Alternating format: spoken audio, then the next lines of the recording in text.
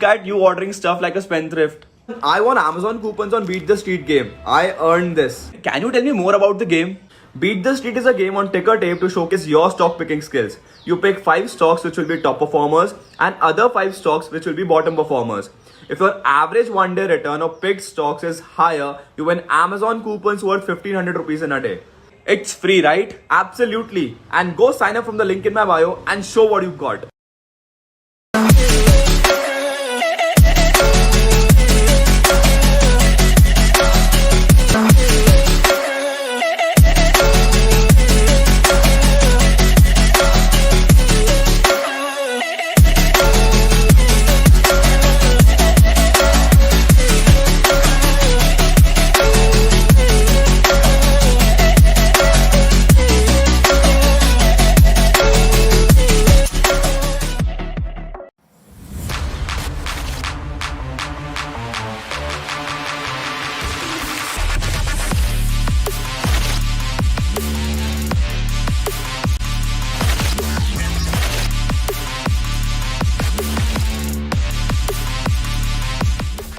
This arrived finally.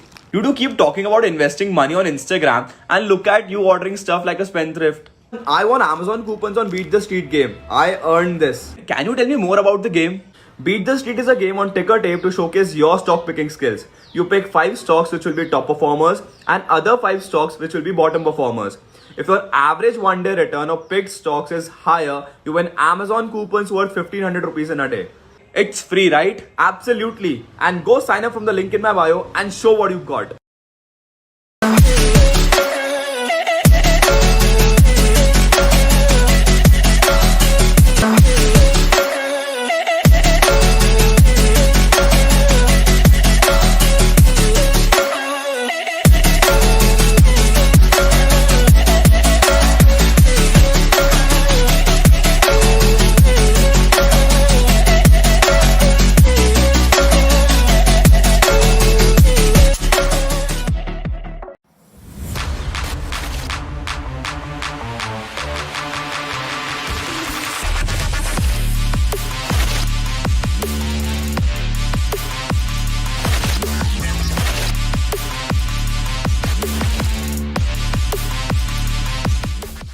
This arrived finally. You do keep talking about investing money on Instagram and look at you ordering stuff like a spendthrift.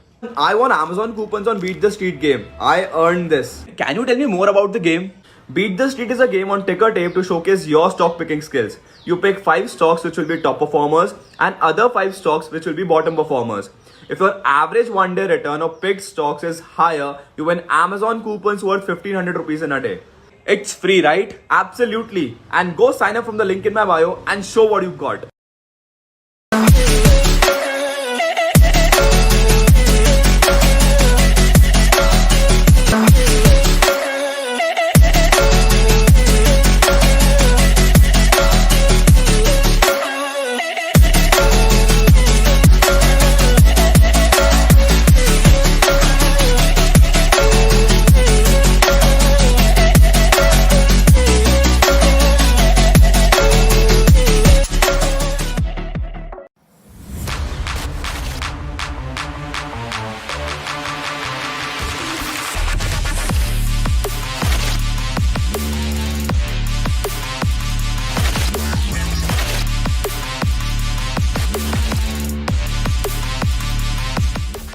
This arrived finally. You do keep talking about investing money on Instagram and look at you ordering stuff like a spendthrift. I won Amazon coupons on Beat the Street game. I earned this. Can you tell me more about the game? Beat the Street is a game on ticker tape to showcase your stock picking skills. You pick 5 stocks which will be top performers and other 5 stocks which will be bottom performers. If your average one-day return of picked stocks is higher, you win Amazon coupons worth 1500 rupees in a day. It's free, right? Absolutely. And go sign up from the link in my bio and show what you've got.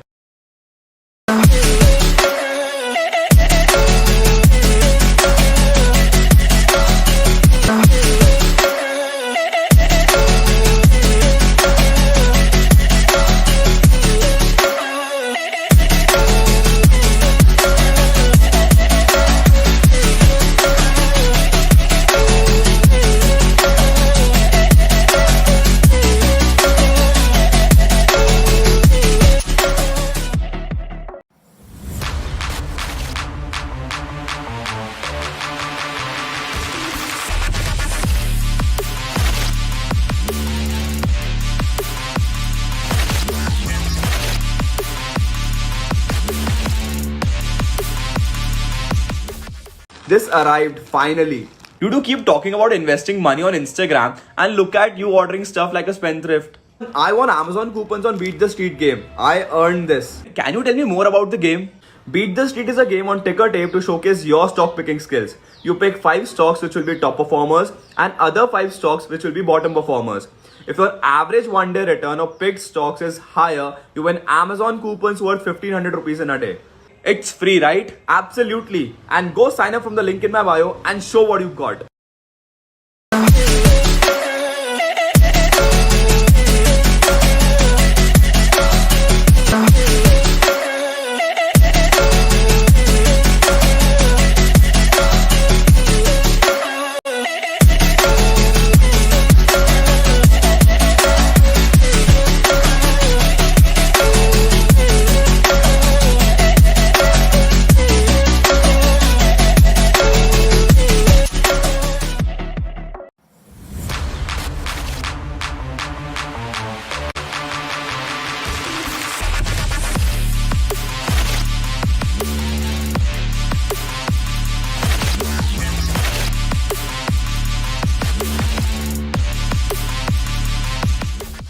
This arrived finally. You do keep talking about investing money on Instagram and look at you ordering stuff like a spendthrift. I won Amazon coupons on Beat the Street game. I earned this. Can you tell me more about the game? Beat the Street is a game on ticker tape to showcase your stock picking skills. You pick 5 stocks which will be top performers and other 5 stocks which will be bottom performers. If your average one-day return of picked stocks is higher, you win Amazon coupons worth 1500 rupees in a day. It's free, right? Absolutely. And go sign up from the link in my bio and show what you've got.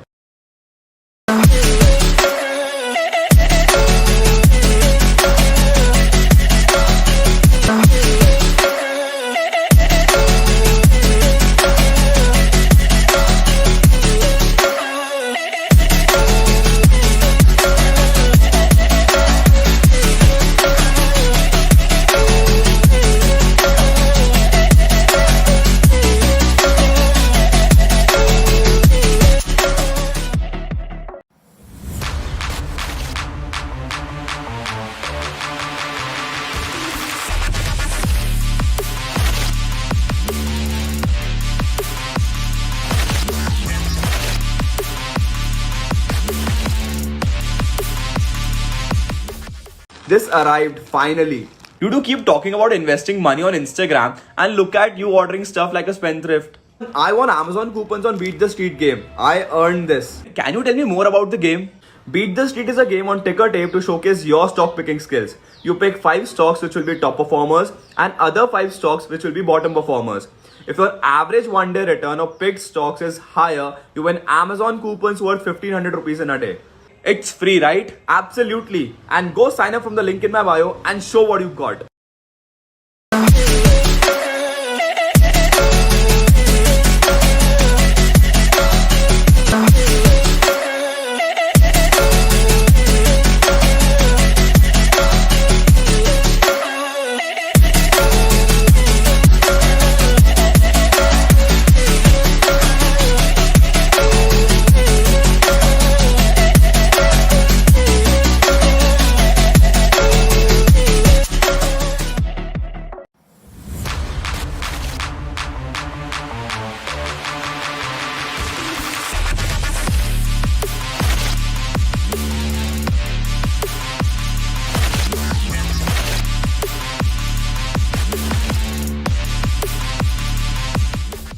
This arrived finally.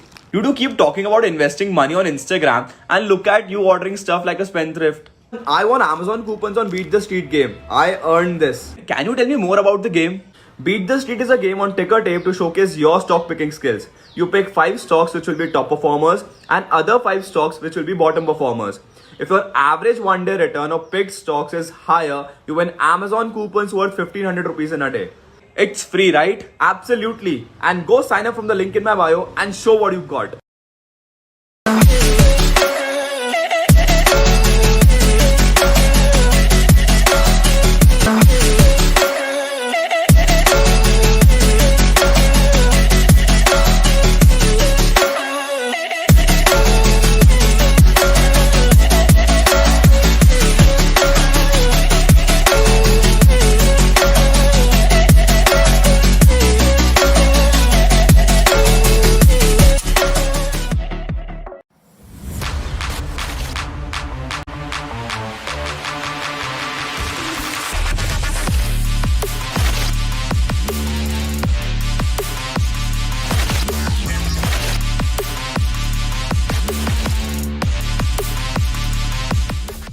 This arrived finally. You do keep talking about investing money on Instagram and look at you ordering stuff like a spendthrift. I won Amazon coupons on Beat the Street game. I earned this. Can you tell me more about the game? Beat the Street is a game on ticker tape to showcase your stock picking skills. You pick 5 stocks which will be top performers and other 5 stocks which will be bottom performers. If your average one-day return of picked stocks is higher, you win Amazon coupons worth 1500 rupees in a day. It's free, right? Absolutely. And go sign up from the link in my bio and show what you've got.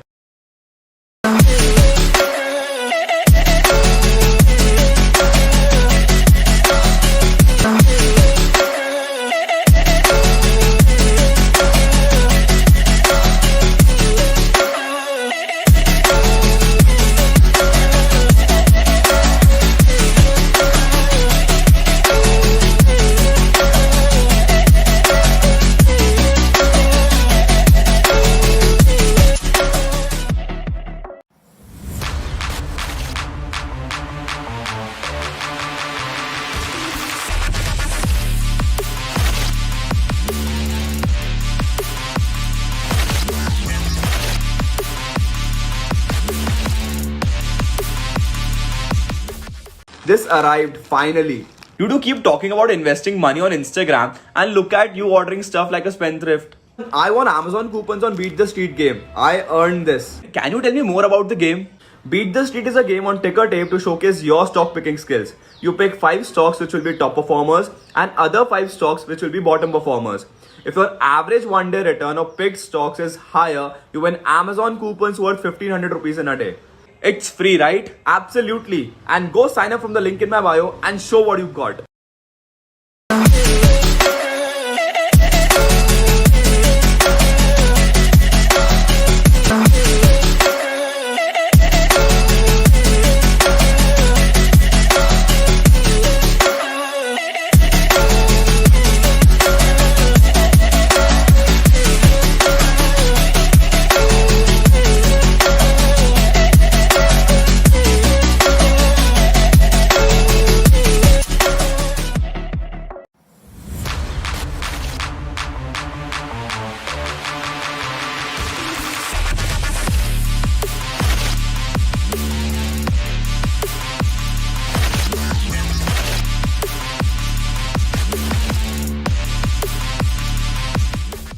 This arrived finally. You do keep talking about investing money on Instagram and look at you ordering stuff like a spendthrift. I won Amazon coupons on Beat the Street game. I earned this. Can you tell me more about the game? Beat the Street is a game on ticker tape to showcase your stock picking skills. You pick 5 stocks which will be top performers and other 5 stocks which will be bottom performers. If your average one-day return of picked stocks is higher, you win Amazon coupons worth 1500 rupees in a day. It's free, right? Absolutely. And go sign up from the link in my bio and show what you've got.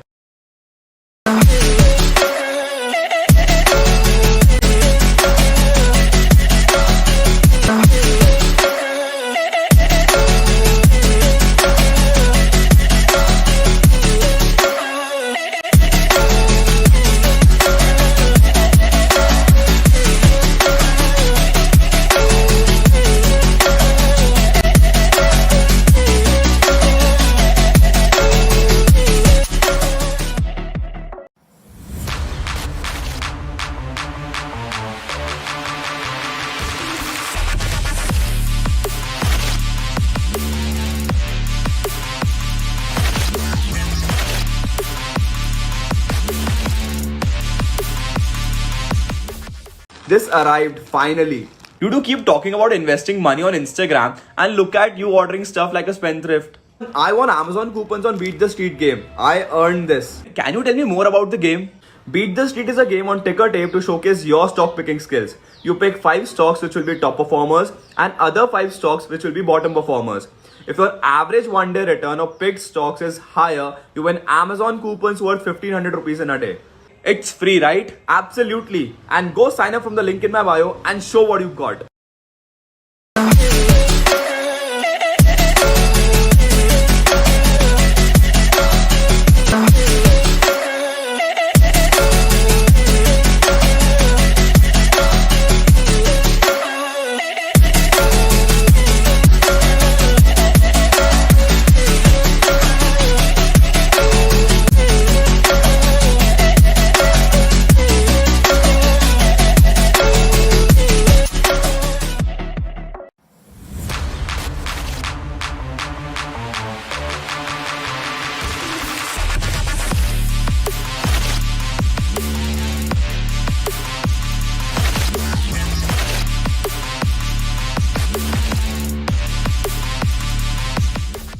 This arrived finally.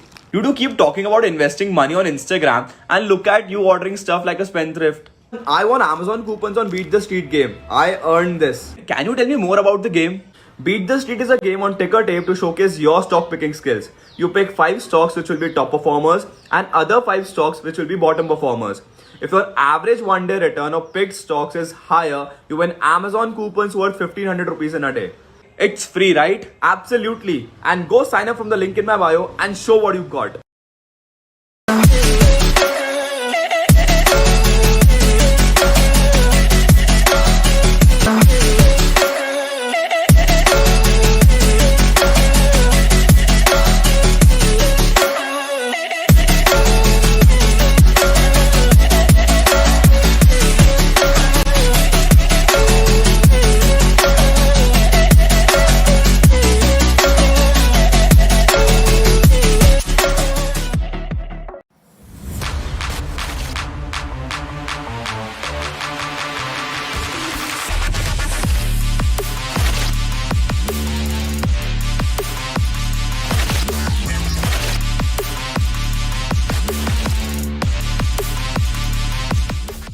This arrived finally. You do keep talking about investing money on Instagram and look at you ordering stuff like a spendthrift. I won Amazon coupons on Beat the Street game. I earned this. Can you tell me more about the game? Beat the Street is a game on ticker tape to showcase your stock picking skills. You pick 5 stocks which will be top performers and other 5 stocks which will be bottom performers. If your average one-day return of picked stocks is higher, you win Amazon coupons worth 1500 rupees in a day. It's free, right? Absolutely. And go sign up from the link in my bio and show what you've got.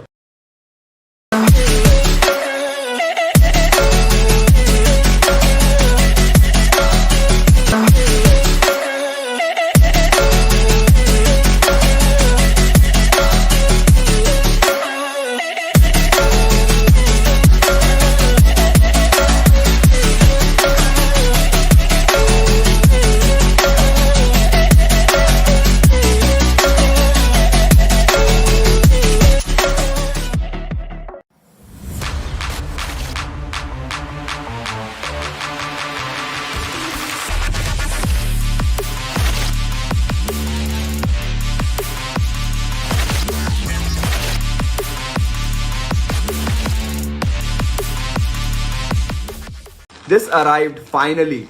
You do keep talking about investing money on Instagram and look at you ordering stuff like a spendthrift. I won Amazon coupons on Beat the Street game. I earned this. Can you tell me more about the game? Beat the Street is a game on ticker tape to showcase your stock picking skills. You pick 5 stocks which will be top performers and other 5 stocks which will be bottom performers.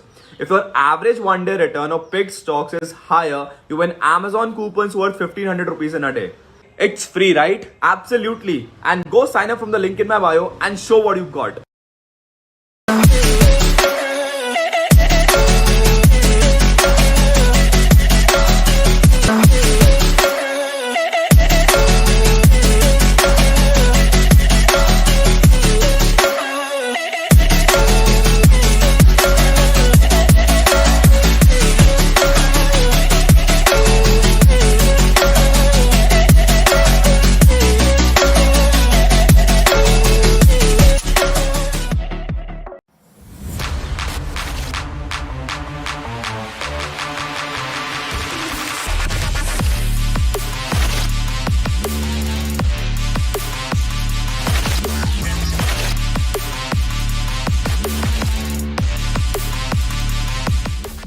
This arrived finally. You do keep talking about investing money on Instagram and look at you ordering stuff like a spendthrift. I won Amazon coupons on Beat the Street game. I earned this. Can you tell me more about the game? Beat the Street is a game on ticker tape to showcase your stock picking skills. You pick 5 stocks which will be top performers and other 5 stocks which will be bottom performers. If your average one-day return of picked stocks is higher, you win Amazon coupons worth 1500 rupees in a day. It's free, right? Absolutely. And go sign up from the link in my bio and show what you've got.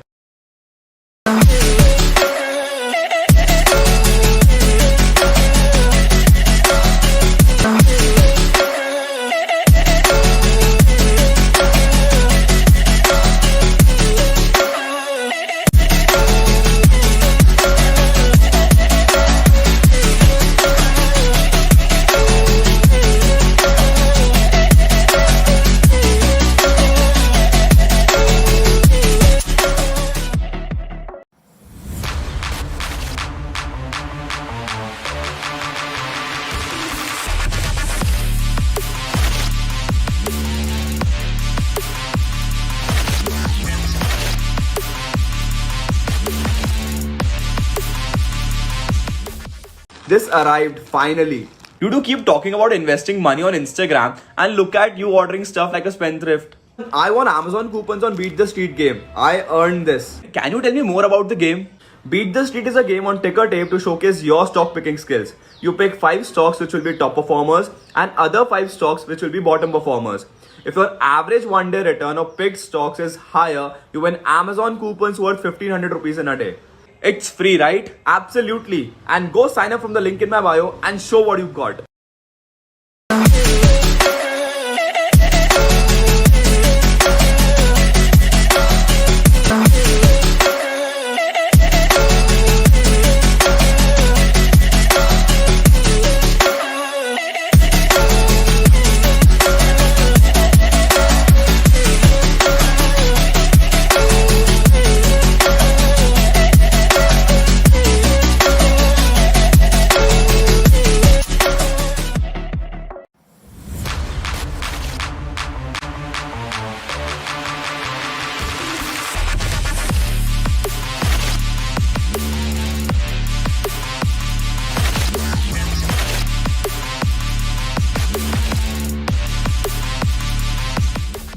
This arrived finally. You do keep talking about investing money on Instagram and look at you ordering stuff like a spendthrift. I won Amazon coupons on Beat the Street game. I earned this. Can you tell me more about the game? Beat the Street is a game on ticker tape to showcase your stock picking skills. You pick 5 stocks which will be top performers and other 5 stocks which will be bottom performers. If your average one-day return of picked stocks is higher, you win Amazon coupons worth 1500 rupees in a day.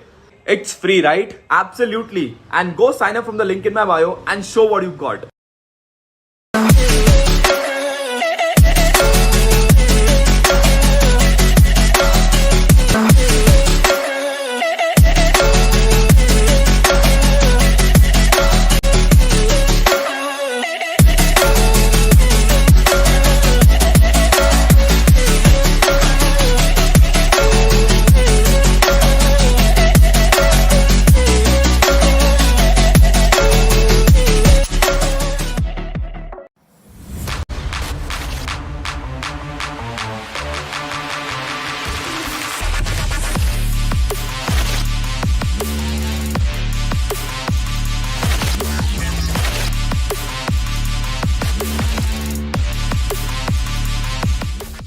This arrived finally. You do keep talking about investing money on Instagram and look at you ordering stuff like a spendthrift. I won Amazon coupons on Beat the Street game. I earned this. Can you tell me more about the game? Beat the Street is a game on ticker tape to showcase your stock picking skills. You pick 5 stocks which will be top performers and other 5 stocks which will be bottom performers. If your average one-day return of picked stocks is higher, you win Amazon coupons worth 1500 rupees in a day. It's free, right? Absolutely. And go sign up from the link in my bio and show what you've got.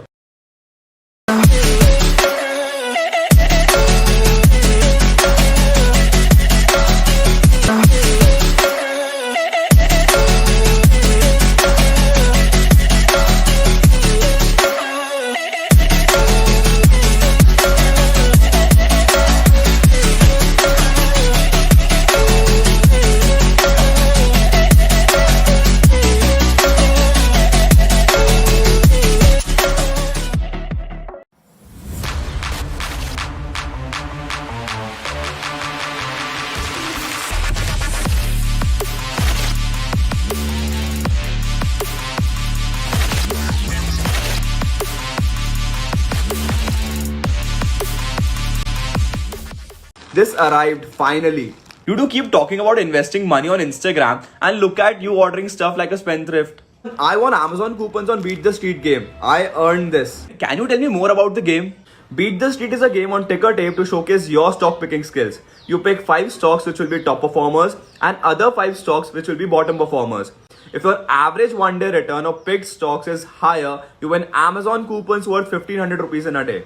It's free, right? Absolutely. And go sign up from the link in my bio and show what you've got.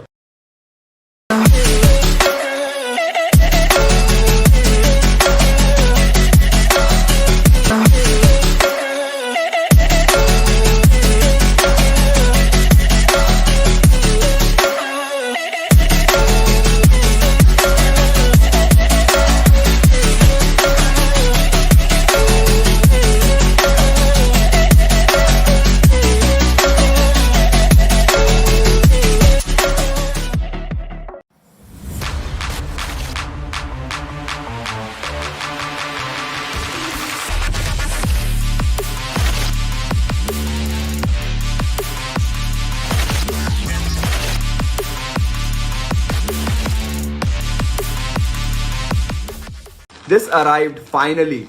You do keep talking about investing money on Instagram and look at you ordering stuff like a spendthrift.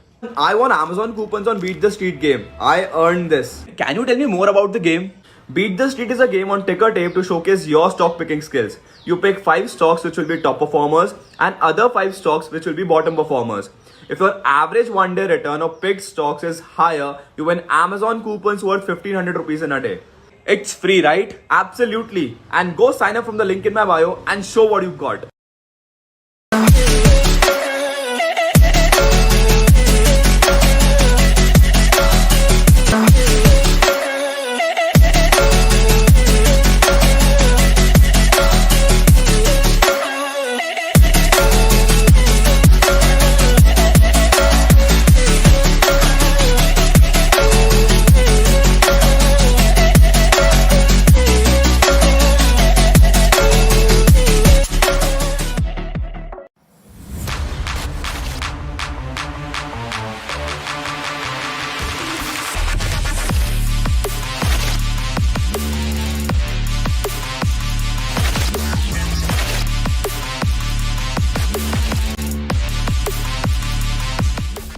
This arrived finally. You do keep talking about investing money on Instagram and look at you ordering stuff like a spendthrift. I won Amazon coupons on Beat the Street game. I earned this. Can you tell me more about the game?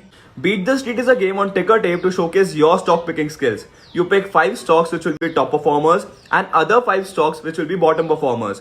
If your average one-day return of picked stocks is higher, you win Amazon coupons worth 1500 rupees in a day. It's free, right? Absolutely. And go sign up from the link in my bio and show what you've got.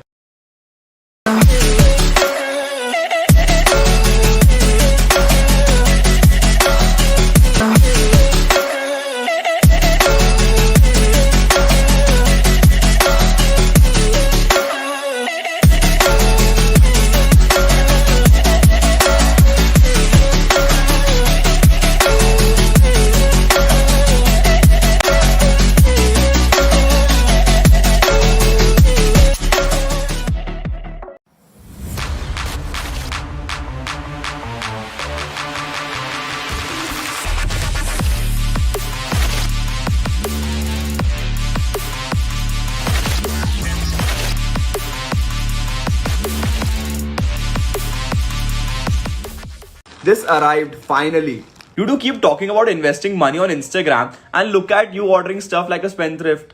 I won Amazon coupons on Beat the Street game. I earned this. Can you tell me more about the game? Beat the Street is a game on ticker tape to showcase your stock picking skills. You pick 5 stocks which will be top performers and other 5 stocks which will be bottom performers. If your average one-day return of picked stocks is higher, you win Amazon coupons worth 1500 rupees in a day. It's free, right? Absolutely. And go sign up from the link in my bio and show what you've got.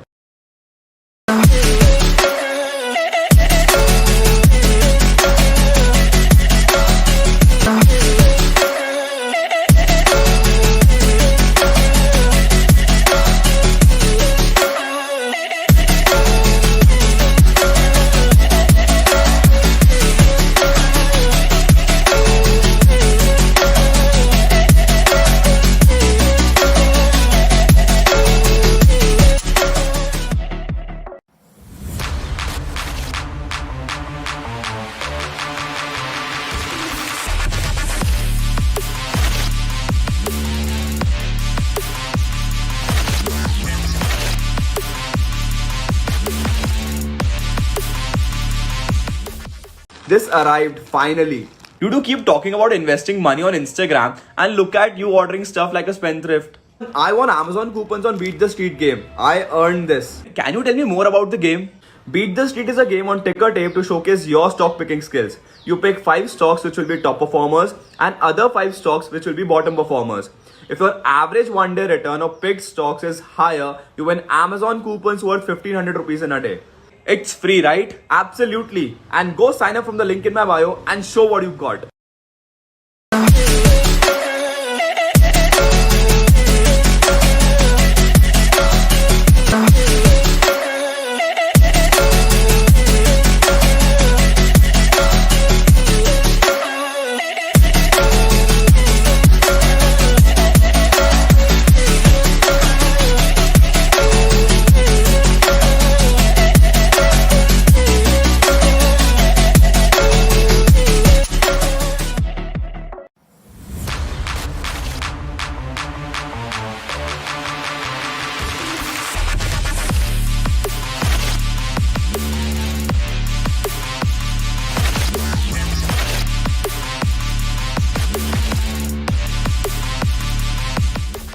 This arrived finally. You do keep talking about investing money on Instagram and look at you ordering stuff like a spendthrift. I won Amazon coupons on Beat the Street game. I earned this. Can you tell me more about the game? Beat the Street is a game on ticker tape to showcase your stock picking skills. You pick 5 stocks which will be top performers and other 5 stocks which will be bottom performers.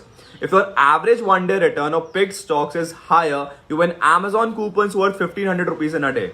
It's free, right? Absolutely. And go sign up from the link in my bio and show what you've got.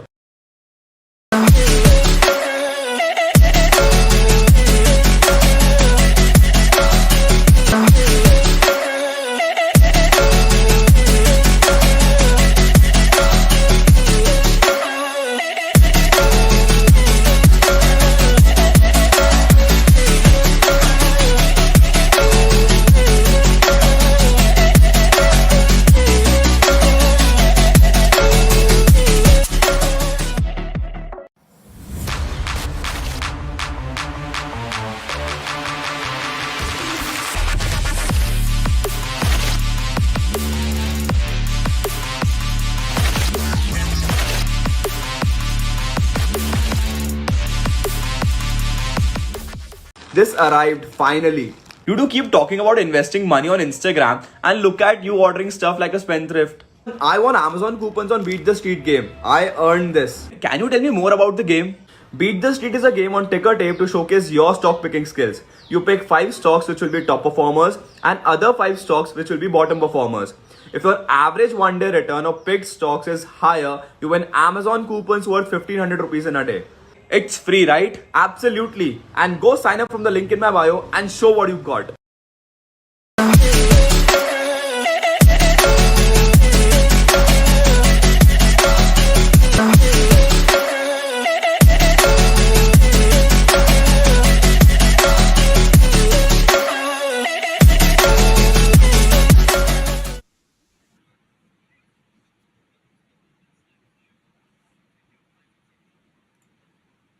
I guess we are live, guys, and welcome back once again with the Upthrust Esports presents India Rising Series 2022. This is day number 6. Well, we are pretty close to getting that champion into our faces right now. We are going to know that which is the champion, who is the team which is going to lift that trophy, and eventually get the bragging rights pretty soon right now. But 5 days of the grand finale have already been passed.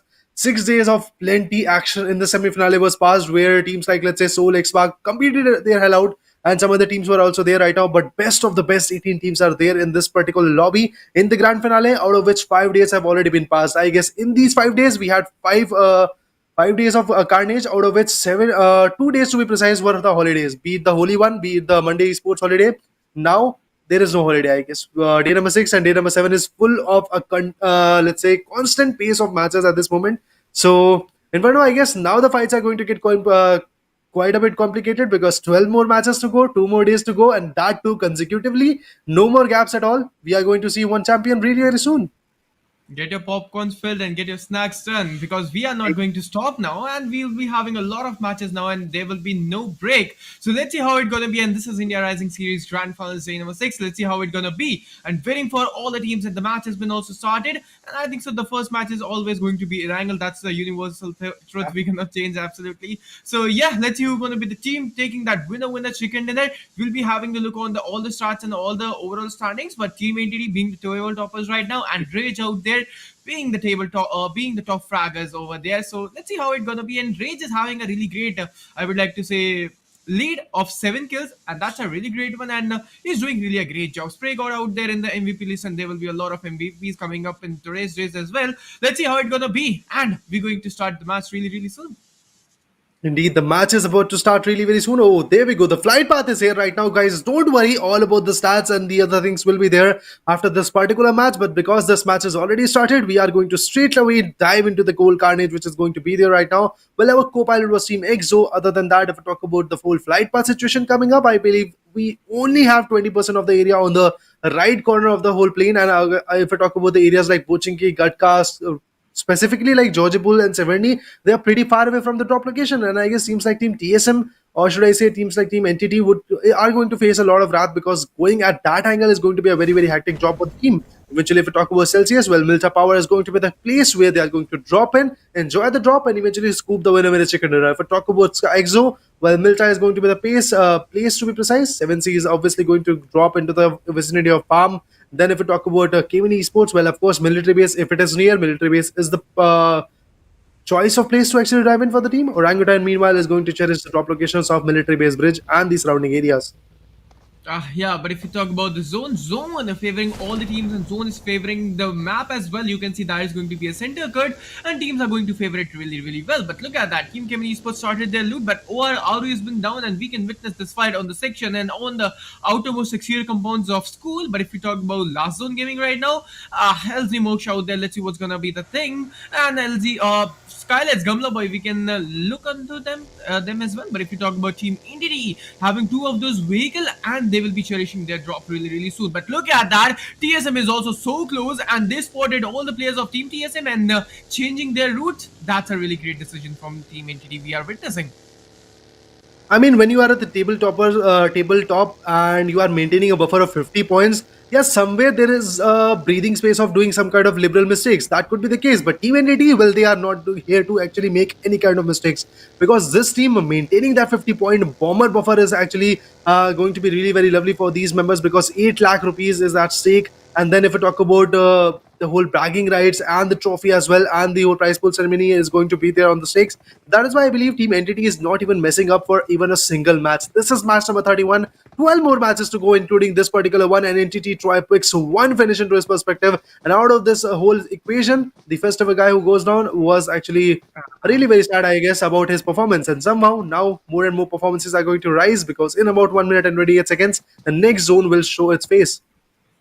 Yeah, absolutely. But if you talk about Team LZ out there, you can see all four of the players are still standing, but they are on hashtag 17, having double 2 points, 133. That's a really great one. But if you talk about Team LZ, I don't know how they're going to make that comeback happen in the point tables, because they are laying down on the second page on hashtag 17. They are the second last team right now, and I think so it is going to be pretty hard for them. But Scarlet's Gumloba is coming in the earliest skirmish. We'll be having a look over there. But Viru out there with that barrel. Team Forever is coming in the fight, and Daljit is also coming over there, and Team Forever having a really great advantage of the first finish and cherishing that first treasury. Indeed, cherishing those blows is going to be the case, but then also you have to be aware, because the situation can easily turn in south really very soon. Because if we talk about LZ official, well, Rex Boy is there, Moke, Shaft Knight, and Snappy is here right now. They are looting a small compound, where if a slamming comes in, you won't be able to retaliate with the utilities that you are actually acquiring. At this point, I don't believe Team LZ official is acquiring a good kind of gun, good kind of utilities, good kind of arsenal and all. So that is why I believe slamming, if a slamming situation comes in, they might easily go down. But I guess every other team is pretty much preoccupied to actually loot their own utilities, that they are not going to move on to them really very soon. If we talk about Skylights Gaming, well, look at that. Pokar is already here with that Mini 14. He's going to loot out the ammo, scavenge it out, and eventually if we talk about the gun combination, it's going to be Micro Uzi as well as an M16A4 into his backpack. Other than that, the zone is about to shrink. As you all can already see, the marker, the elite was already here right now. Team TSM, well, Team Solomid is already here on the Georgie Pool containers, I believe, and they are just going to loot it up. Two good members of their team are here in this container area, and I believe two good members of their team are actually going to be there in the northwestern compounds of Georgie Pool. So yes, I don't know what this team actually plans to do, but Team TSM, they are absolutely cherishing a very huge drop location. Be it Georgipur, be it Georgipur Northwest City, there is nobody to contest them, and they are just going to loot it beautifully. And after, I guess, first or second zone, they might be able to move in. And that is why somewhere around Team TSM is lurking at hashtag 3, and they are pretty close to crushing Team EXO's hope of getting that runner position, or even getting that winner with a chicken dinner into this particular one. So let's see how this day is going to turn for Team Entity, Team EXO, TSM, OR, and came in as well, because these are the top 5 teams which are pretty close to contending the fights. Meanwhile, if we talk about GodL, they are also doing a great job in the lobby, I believe. But if you talk about Team this guy is just a beast unleashed in that battleground. If we talk about the total finishes, that's going to be 39, and if we talk about the finishes per match, that's going to be 1.3 finish contribution from his team. That's going to be 28%. Yeah, finish contribution is less. That's why Team Entity is having a team. TSM is having a lot of finishes in their account. And if we talk about TSM out there, they are not going to stop, man. They are going to make that comeback happen in the point tables. Let's see if they can surpass Team EXO and Team entity as well or not, that is going to be a big question for them, and that's going to be a bit complicated for them as well. But if we talk about revenge esports right now, they are just cherishing their drop on the query section. You can see player, just a lone player on the query, and just cherishing that drop and all the loose out there. You can see this guy is using that scarl with that AKM. That's a really great combination. Scarl in close range, yeah, that gun is really good. But if you talk about AKM, that's the magical tracing, I would like to say, when we use the AKM, and the damage of AKM, all those firing rates of AKM is just so perfect. This gun is the mark of perfection everybody needs. But if you talk about Akshay 5K from the side of Team Revenge Esports, again, he's also using that M4 UMP combination, but they are laying down on hashtag 13. They need to make the comeback happen, but I think so for Revenge Esports, the comeback, now that's going to be a bit hard, and I would like to say impossible kind of thing. But we can expect the things from Team Revenge Esports for making those comeback happen in first page. We'll be having a look on that. Indeed, that is going to be the case. We are going to see a lot of shifts coming up in the leaderboard because this is particularly the second last day of this particular tournament. So as the team has to actually do some kind of amazing stuff, they have to actually retaliate. They have to actually gain the lobby and eventually gain the pace which they are wanting to gain. If we talk about Revenge Esports Akshay 5K, well, he has done a tremendous job of acquiring 28 finishes, and finish per match is going to be 0.9 because 30 matches to be particular have already been passed out of which 28 finishes are there in his bag. Other than that, the finish contribution is 34% for the team, so that's interesting enough. Revenge Akshay 5K is actually making a specific mark in the lobby, and he's creating a great buffer in the lobby. So let's see what can actually happen. If I talk about godlike, well, there we go. Now I believe pretty much the OG lineup is here in the game, and Jonathan, which was missing yesterday, is back in the game because now 2 more days to go. After that, you can put down their break into a perspective, but before that, these 2 days are actually going to be really very crucial for these teams. Absolutely. Let's see what's gonna be happening over there. But if you talk about GodL Johnny, number one, I don't know who he's but Clutch God Z God. I think so he's going to be Neo. But yeah, absolutely. Team God like is getting ready. Johnny out there having that AKM and that Scarl combination. He's using this combination from a lot, I would like to say, time and a lot of tournaments and all, and a lot of matches we have witnessed that Johnny's using Scarl on the name of M4 right now. So that's a really great thing. He's just changing and he's evolving. But if we talk about that small buddy, damn, that's looking so good. But right now, Team Godlike is getting ready for the rotation as well. But they are into the zone. So they are having a really great advantage out there in the first zone as well. But I'm waiting for the rotation crashes from the side of Team Godlike. And actually, I'm crucially waiting for the first zone cutout where the zone is actually going. I mean, a lot of things have to be deciphered at this point. God like Jonathan, well, they are trying their level best to actually compete and eventually get the good close calls. If we talk about 7C, well, we have Sarang going down, but he is going to get that revival. Team Enigma was the one who actually popped him out, but now, of course, he's going to be back in the fight, and eventually 7C Esports knows that now we have some kind of enemy lurking in the shadows. We have to compete with the best of the might that we can actually try to decipher, but from the other corner, the second zone is already there, and it's a pretty eastern one, and that is why teams like Team EXO and Celsius, along with Godlike, along with Team Revenant to be precise, and Team Tard Esports are pretty much out of the zone, so they have to compete from the eastern corner. We can already see bit what Team LZ official could be the case really very soon because they are pretty close to a vicinity, they are pretty close to a fight coming up. But now, if I talk about Team 7C versus Team Entity, well, Team Enigma to be precise, a fight is something which is not going to be panned out. Now, Regal Toss is way too late. You can already see from 8-bit it's going to be Regal Toss trying to his who is just trying his level best to compete, and eventually he has got DP28 and an Info 16. Well, the best of the best combination that he can acquire is already there for Regal. But now he has to rotate. Of course, Team 8-bit decides that not to initiate the fights quite early. Let's just rotate, let's just be in the zone and then eventually fight it up. But now, from Entity's end, it's Global Esports Joker who is going to go down. Yeah, absolutely. Team Global Esports is getting shattered one by one. They need to come back and they need to fight back and they need to stand up. But Mane has been also down, and I think so. Team Global Esports, they're not doing really well. Player 6 is being the Solomon survival over there, and Team Global Esports, I think so, they are on the verge of getting eliminated and decimated. And Team Entity is just not stopping over there. They are just going to push on the Team Global Esports, and Troy being the person, and he's leading the team. And Team Global Esports is on the verge of getting eliminated. He's trying to escape. Player 6 is actually running, but he have to go for the sprays. But no, he just escaped from that person. And I think so, Team Global Esports is going to have a really great compounds and going to hibernate themselves. That's a really great one, and I think so. Player 6 is going to go with that thing. Apart from Team Global Esports, I'm literally worried that how Team Entity is just trying to play at this moment because the number of finishes they are acquiring from the start of this day, they are again going to boost the buffer, and I believe there is a chance that where the buffer can easily go to 100 points. So let's see what is actually going to happen because if Entity gets 1 or 2 chicken dinner today also, while leaving behind teams like Team EXO at has like 16 or 15 in the match was standing. Then I guess EXO and TSM and Celsius Esports, OI Esports came in, godlike. All of these teams went out quite early in the lobby. If that happens, and Team Entity is the one who is cherishing the victory, they are going to maintain a serious buffer in the lobby, and that buffer could easily turn really very ugly for these guys, which are the giants trying to slay the inevitable. At this point, let's see what can actually happen, because Global Esports, after losing three good members of their team, is not looking that sharp. War Esports, after losing one good member of their team, is pretty much underconfident. If we talk about Team EXO, well, Hacker is right here, along with his Tesla. Sensei is just trying to configure, he's just trying to actually rotate and figure out that where the players are lying at this point. Aparts, holding the aparts is going to be a great strategy for this team, but I believe we have never seen teams like Team EXO holding those aparts, even uh, if only the zone is pushing, they might be able to, let's say, go into the parts right now. But before that, this team just holds this kind of ridge from which they can easily learn every other rotation which is going on in the lobby. And you can already see they are just trying to configure. Sensei, DIGL is already here to mark a rotation, and he spots one. Now he's trying to tag any man. Now they have already initiated a fight. Yes, of course, they could have been lying down sincerely right here, just pacifistically, but now they have put down some good shots. And I guess that is why Team America is going to get alerted that yes, there is a team on the northern corner. Why not? Let's take them out. Let's defend ourselves.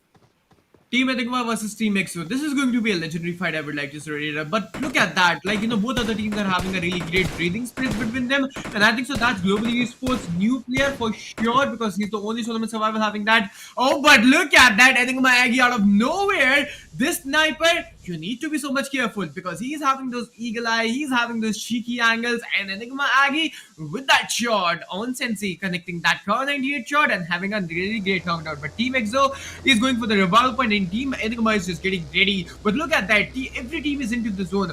Expect you can say, like, Team 30 Esports, they're out of the zone, 8-bit is out of the zone, Juicy is the only person that is out of the zone, Team RNT is coming in the zonal areas. There will be a lot of, I would like to say, gatekeeping scenarios raider, and they need to be so much get ready over there. But TSM is coming in a fight against Team Revenge Esports. Let's see what's gonna happen over there. Team Revenge Esports versus Team TSM. But Ninja Jord has been picked out, and the kill has been also finalized from the back ends, from the back area, from the backlashes area. You can see Team LZ is also coming over there, but Global Esports Knuckle Troy getting picked out. Damn, there's a lot of fight coming in earliest. So indeed, when you are left with 18 teams and they are fighting it out with the best of the best might they can actually provide, Knuckle and New Player 6 is going to be the last two members standing at this moment. Let's see how the 1v1 is actually going to be there. Knuckle is trying to play with the whole sound cues that he can actually gain. If he tries to push in, you can already see how Team Entity is just trying to gatekeep every other player, and that could be the case where Team Entity might be able to tackle them out and might be able to actually put them down. That is going to be the case. So that's going to be there. That's not a massive one, but that will take it out. New player already been taken down at this moment. Team Global Esports not looking that sharp. Well, did a 1v2 onto this fight right now, but again, pressure is going to build. A 1v3 fight is going to be there. Oh, it put 3 down from Team Entity. Now the last man standing is going to be here right now. Let's see. Oh, just like that, Team Entity downstream Global Esports. But dude, that was absolutely lovable, because Knuckle did a 1v3 on Team Entity, and it was a fabulous one. But still, Team Entity survives for another fight. It was really very interesting. If a third party is there, Team Entity is going to go down to the dust right now. But I believe no other team is going to, let's say, expose their position and go do a third party. From the shots, but Revenant gives some of their own blows at this point on Team TSM. So that is why Team TSM has to back out. Team Solomon has to back out. If we talk about L0 official, well, Half Right is the one who's running and chasing the blues. Knuckle. Global Esports Knuckle. This name is in my mind now. This name is not going to get fade off after really soon, because that 1v3, my man. Guys, can we have Global Esports Knuckle OP in the chat? Because that 1v3 was just out of the box. Team Entity was just on the edge of getting eliminated. If that, like Raider, if that 1v3 just happened, that is going to be the history in the name of India Rising Series 2022.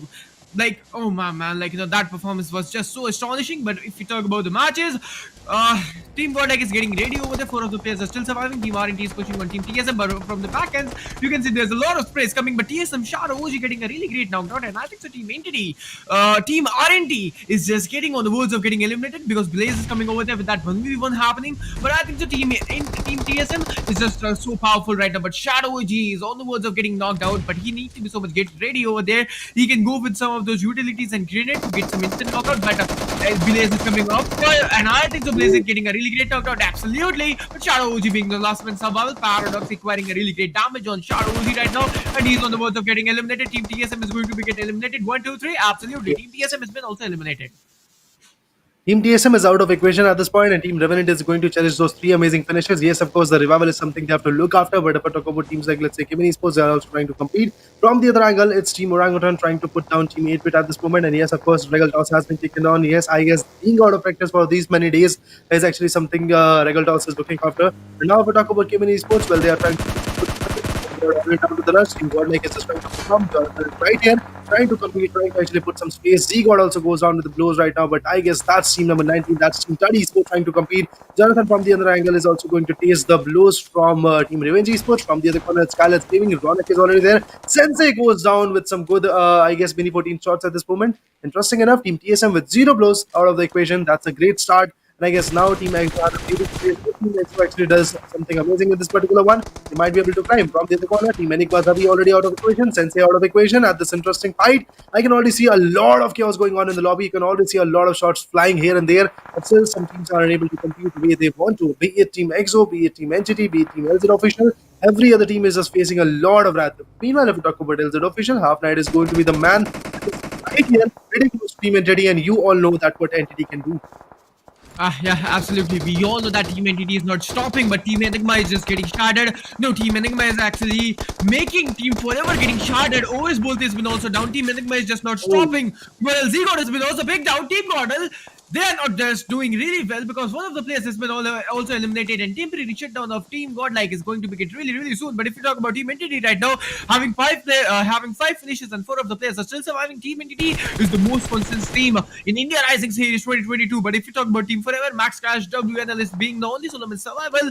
Let's see how it's gonna be. Team Forever versus Team Enigma, Max Cash versus Team Enigma. Let's see who's gonna win over there. SG right there from the back ends. I think so 2 of the players are still surviving, but look at that flexible moment on the side of Pochinki, but LZ Half Night still acquiring that first finish, cherishing that first finish. So Nami is getting a really great knockout from the side of Team Enigma, but look at that, RNT top getting knocked down on Rage, and I think so Team Enigma is on the verge of getting eliminated. Team RNT is doing really a great job from the back, and you can see Mox is having a really great angle. Rage is going to get eliminated. Yeah, absolutely. Rage is out of equation. The top fragger of the lobby is already out of equation, and I guess from that location, there is a chance for other teams to actually gain some momentum. If we talk about Team EXO, from the back end, they're just trying to constantly tag 1 or 2 good members Half Night about to go down in the dust. Let's see what is actually going to happen because Team LZ Official, they are receiving a lot of blow. If we talk about Team Revenant, they are also trying to compete. Some good nades are going to be there. Team Entity, I believe, is already out of equation with only 5 finishes. Interesting thing to watch out. Team LZ Officials, Rexboy is already down. Half Night also going to go down really very soon. Let's see what is actually going to happen because the strats of Team LZ Official is not looking that strong at this point, and Team EXO is just constantly trying to tag them out. But now another zone is going to shrink in really very soon. If we talk about Team EXO, well, they have acquired the center area. Well, the zone is again going to benefit them a lot. You can already see Team EXO is there in the zone. GodLike, if I'm not wrong, is also in the zone right now. They're just holding that kind of small dip, I believe. And if we talk about Team Orangutan, the Church, the only higher ridge compound, only higher ridge area in that particular zone is there into their favor. From the other corner, Team Revenant is just constantly trying to tag 1 or 2 good members. If we talk about LZ Official, well, they are trying their level to survive. Snippy puts one down. Hacker is about to go down. And I guess that's Punko is about to go down. Let's see what can actually happen because Team LZ Official, well, they are fighting a 2-way battle at this moment. And they can easily be exposed anytime soon because the 5th zone is about to shrink in. 17 more seconds to go. You have to push in. You have to do it wonderfully. Otherwise, you are going to go down. From the other corner, it's Revenant's bad out to put down. Oh, easily have to take it down. LZ Official tries to retaliate. Midnight is Half Night to be precise is way too late. He might not be able to survive. Yes, of course, Rexboy goes down. Snippy is going to be the last man standing of his team. He has to do the wonders. Let's see, is it possible for this guy, this giant, to slay the beast? Is it possible for him to get that winner chicken dinner for his team, get that surviving moment for his team? Well, for the period, he's just surviving. I believe Team Revenant is also trying to put up a show. And if I'm not wrong, Team EXO from the other corner is also trying to put up one hell of a show. Some good shots are there. Fierce is there. Hacker is there. Trying to minimize damage from their corner. But Team EXO is about to pick some good tracks now. From the other corner, Orangutan is on their crosshairs. All the cluster is going on Pochinki side right now. Look at that. There's a lot of clusterable movement going out there. Team Orangutan only acquiring only 1 finish point. But look at that. Orangutan Ash has been also casualized. That there will be a temporary shutdown from the side of Team Community Esports. But Team Community Esports, this show, that is an unusual thing that they are coming up forward and they're trying to take that fight up. But they have to go for the revolve point as well because one of the players of Team Community Esports was just shut down. Yeah, absolutely. The revolve point has been also completed. But if we talk about Team Orangutan right now, they're just getting great ready because Team Kevin Esports versus Team Orangutan. This is going to be a legendary fight. Revenge Hunter 1 has been also down from the side of Kyolamo. Skull Regal Toss is popping off. Celsius has been also down. 8-bit is also popping off. Full 8-bit is also popping off. Let's see what's going to happen over there. But look at that. That questionable moment. This is what I was actually talking about. Team RT Play 3 has been also down. Soul Regal Toss is coming with a really great 1v2 on Team Celsius out there. Team Orange Rock getting knocked out on Enigma Aggie. That's a really great one. But Team 8-bit is on the verge of getting eliminated. Two of the players of Team 8-bit has been eliminated. And Madman has been also picked out. Team 8-bit is not doing really a great job. But Encode being a solo survival team, RNT is on the verge of getting eliminated. You need to be that sneaky over there. And I think so this is time to get done on Exofears in Core versus Team Exo. Let's see what's going to be the thing over there. Team Celsius has been also eliminated. Madman revival point has been completed. What is actually happening? My man, in the 5th zone, 10 teams are still surviving. But look at that. There's a lot of tests still going on. I mean, I guess Team Revenant is already out of equation. If I talk about Team Orangutan, a lot of shots over there right now. Ash and Believe is already out of equation. OR Esports is just trying to compete with the best they can. Aditya is on the verge of getting decimated. If I'm not wrong, 9 teams and 22 players still surviving. Team Skylar's Gaming receiving some good blows is going to be the case. Let's see what more can actually happen. From the other corner, you can already see a lot of chaos, a lot of intensity is actually going to rise. We are seeing a lot of teams getting down. Aditya, meanwhile, has been taken on with a beautiful nade by the hands of his god, and now all you have to do is push in and eventually gain that pace right now. Let's talk about what is the intensity going to do at this point. If I'm not wrong, Team EXO is also about to dealing he has tried to do a 1v2, but he's not going to stand a chance of doing that kind of stuff. And just like that, Fierce is out of equation. And Team Skylar's Gaming is going to cherish 5 amazing blows. If we're talking about Orangutan, only 1 finishes on their hand. And now they have to just move in into the zone. If they are not in the zone, something else is going to happen. That the zone is going to punch them really very harshly. If we talk about Team Revenant Esports with 9 amazing finishes out of equation, Kevin Esports giving a comeback by the name of comeback on Orangutan. That's interesting enough. Let's see what more can actually happen. Is it possible for Team Orangutan to survive? I believe so, but now they are out of equation. WizGod has also been taken down. Skylar's Gaming, meanwhile, I believe eliminating Team GodL also out of equation is going to be the case study. Esports C9 UI puts the last one bullet on Jonathan, and just like that, this day is not into the favor. This particular match is not into the favor of Team GodL Esports. But the one team I would like to call out is going to be Team Revenant with 9 amazing blows. Yes, this team actually went out quite early, but the number of frags they have picked is absolutely going to make a mark in the lobby and eventually create a good motivation for this team. Now, if we talk about Skylar's Gaming, Ronak is all about the loots, all about the utilities that he can gain. Now we can already see the win predictions and the player stats at this moment. Gaming Esports, Studying Sports, cherishing the highest number of percentages and getting that winner chicken dinner. And if we talk about 8-bit, well, they are looking a bit bleak. And now if we talk about Skylar's Gaming and OR Esports, the only 2 team with the 2-man power is still standing in the lobby. OR Esports, you already know what happened. WizGod tried to pop one good guy, that was Aditya. But still, OR Esports is somehow rising back like a phoenix in the game. That is why we call it the map of phoenixes, because this is the birthplace of every other competitive player, and they are absolutely trying to decipher some good close calls, and that is the case. Now, OR Esports trying to replace from this corner. It's like a blessing in disguise. The talent is already providing a cover. 14 players, 5 teams, and 1 champion. Let's see who's gonna be of Erangel. But CES Testo has been also picked up. Comeback has been also down. And Team Company Esports is on the verge of getting eliminated. The win prediction was in the favor of Team Company Esports, having 28 prediction. But right now, I think so the prediction and the numbers and the stats are going to change in the favor of Team 8-bit, because 2 of the players are still surviving. They are having a really great chunk in the zone around there. Celsius, Company Esports, Delta PG being the ultimate survival. Beast has been also down. And I think so Skylets is just not stopping over there. They're just popping off. Team Skylines, I think so now they are going to make the things happen, and they are taking that winner chicken dinner away from their home. But if you talk about 3v3, Team Skylines and Team 30 Esports, both of the players are still surviving over there. Look at that. Team Skylines Esports having 3 players still surviving, and Team 30 Esports still 3 players are still surviving over there. Let's see what's going to happen over there. But maybe Team 8-bit out of nowhere making that third party done can make that chicken dinner happen. Same goes for Team Celsius, Delta PG. But this guy is being the Solomon survival. Let's see how it's going to be for him. But like, the positioning is revealed, and there will be a lot of utilities gonna come on him, so he need to dodge over there. But look at that, this lad is having 5 freaking finishes, and whole team is having 8 finishes. That's a really great number. But if you talk about Soul Rega and 8-bit Juicy, they have to go for the zonal in as well. Regal Toss, man, this guy is having 3 finishes. That's not a small number. Indeed. Apart from taking a break at this moment, he is the one who is actually retiring every other player which is there in the lobby. He's the one who is just trying to take out every other player from the lobby, and that's interesting enough. He is still surviving in the fight, and that's the best part.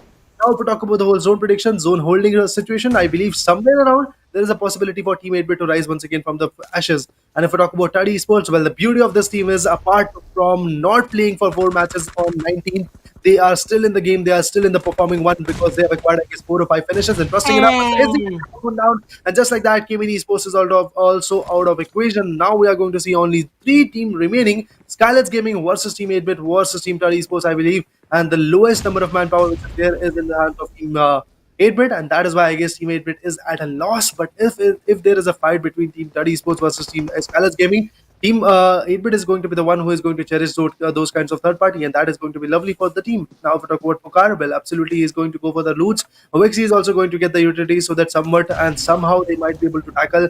But now the zone is something which is actually again going to be a bit tackier. 8 finishes for Team Esports, and they're out of equation. From the other corner, some predictable space are there from the hands of QLMO, but still nobody got connected, and that is why Team 8-Bit is still breathing a space, still actually breathing a chunk. And now look at that. I guess one good name from the hands of Team Scarlet Gaming was there, but still 8-Bit is surviving. Is Juicy along with Regaltos is going to be the man, the myth, the legend who is going to survive for Team 8-Bit. Let's see, is it possible for 8-Bit to survive and eventually gain the pace which is required in the lobby?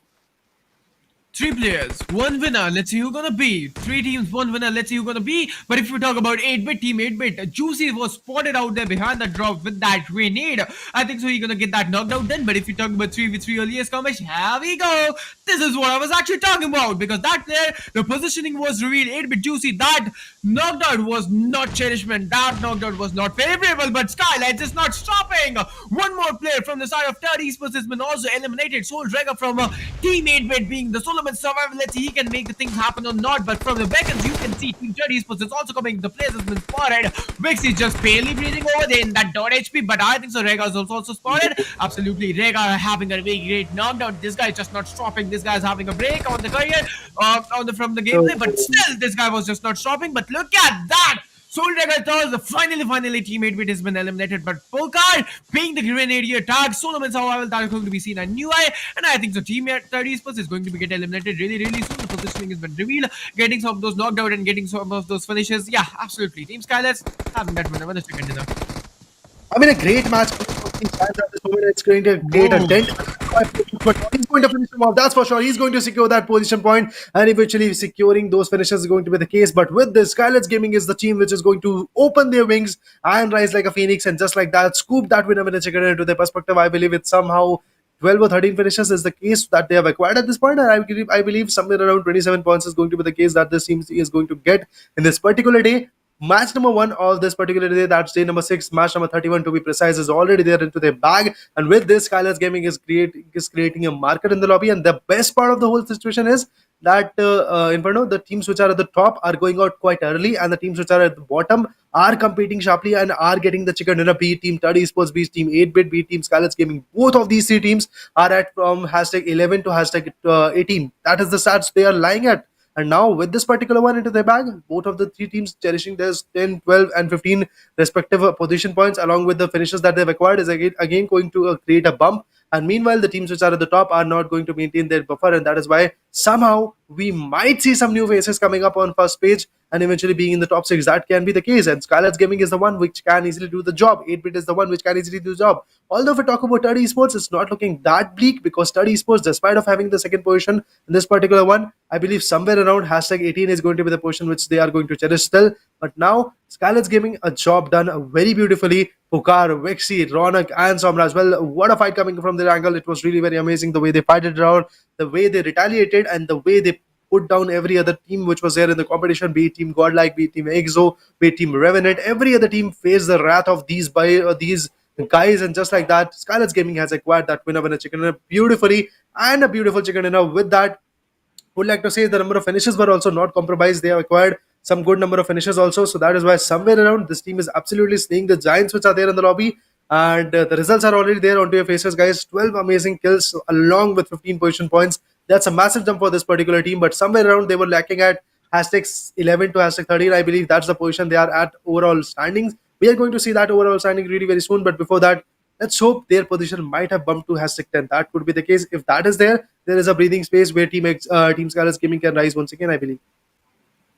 Let's see what's gonna be the thing over there, and we are waiting for all the strats. But Team Skylights, Congratulations, boys. Because I was actually feeling that vibe. I was actually feeling that Skylight's eagle in them, that they are not going to stop over there and they're making that chicken dinner happen. But one name I would like to just rise, that is going to be Global Esports Knuckle, and one team that is going to be Team 8-Bit, because Rega and the team 8-Bit Madman, 8-Bit Madman and Rega, what an amazing duo combination. But over there, if you talk about team Global Esports Knuckle, that guy, that 1v3 on Team Entity, damn, that was just so smooth. That guy was just making the things happen so smoothly. I was not feeling that he was able to make that 1v3 happen when, Team Entity Troy was coming over there and, Troy was charging on him. But no, he just picking that knockdown.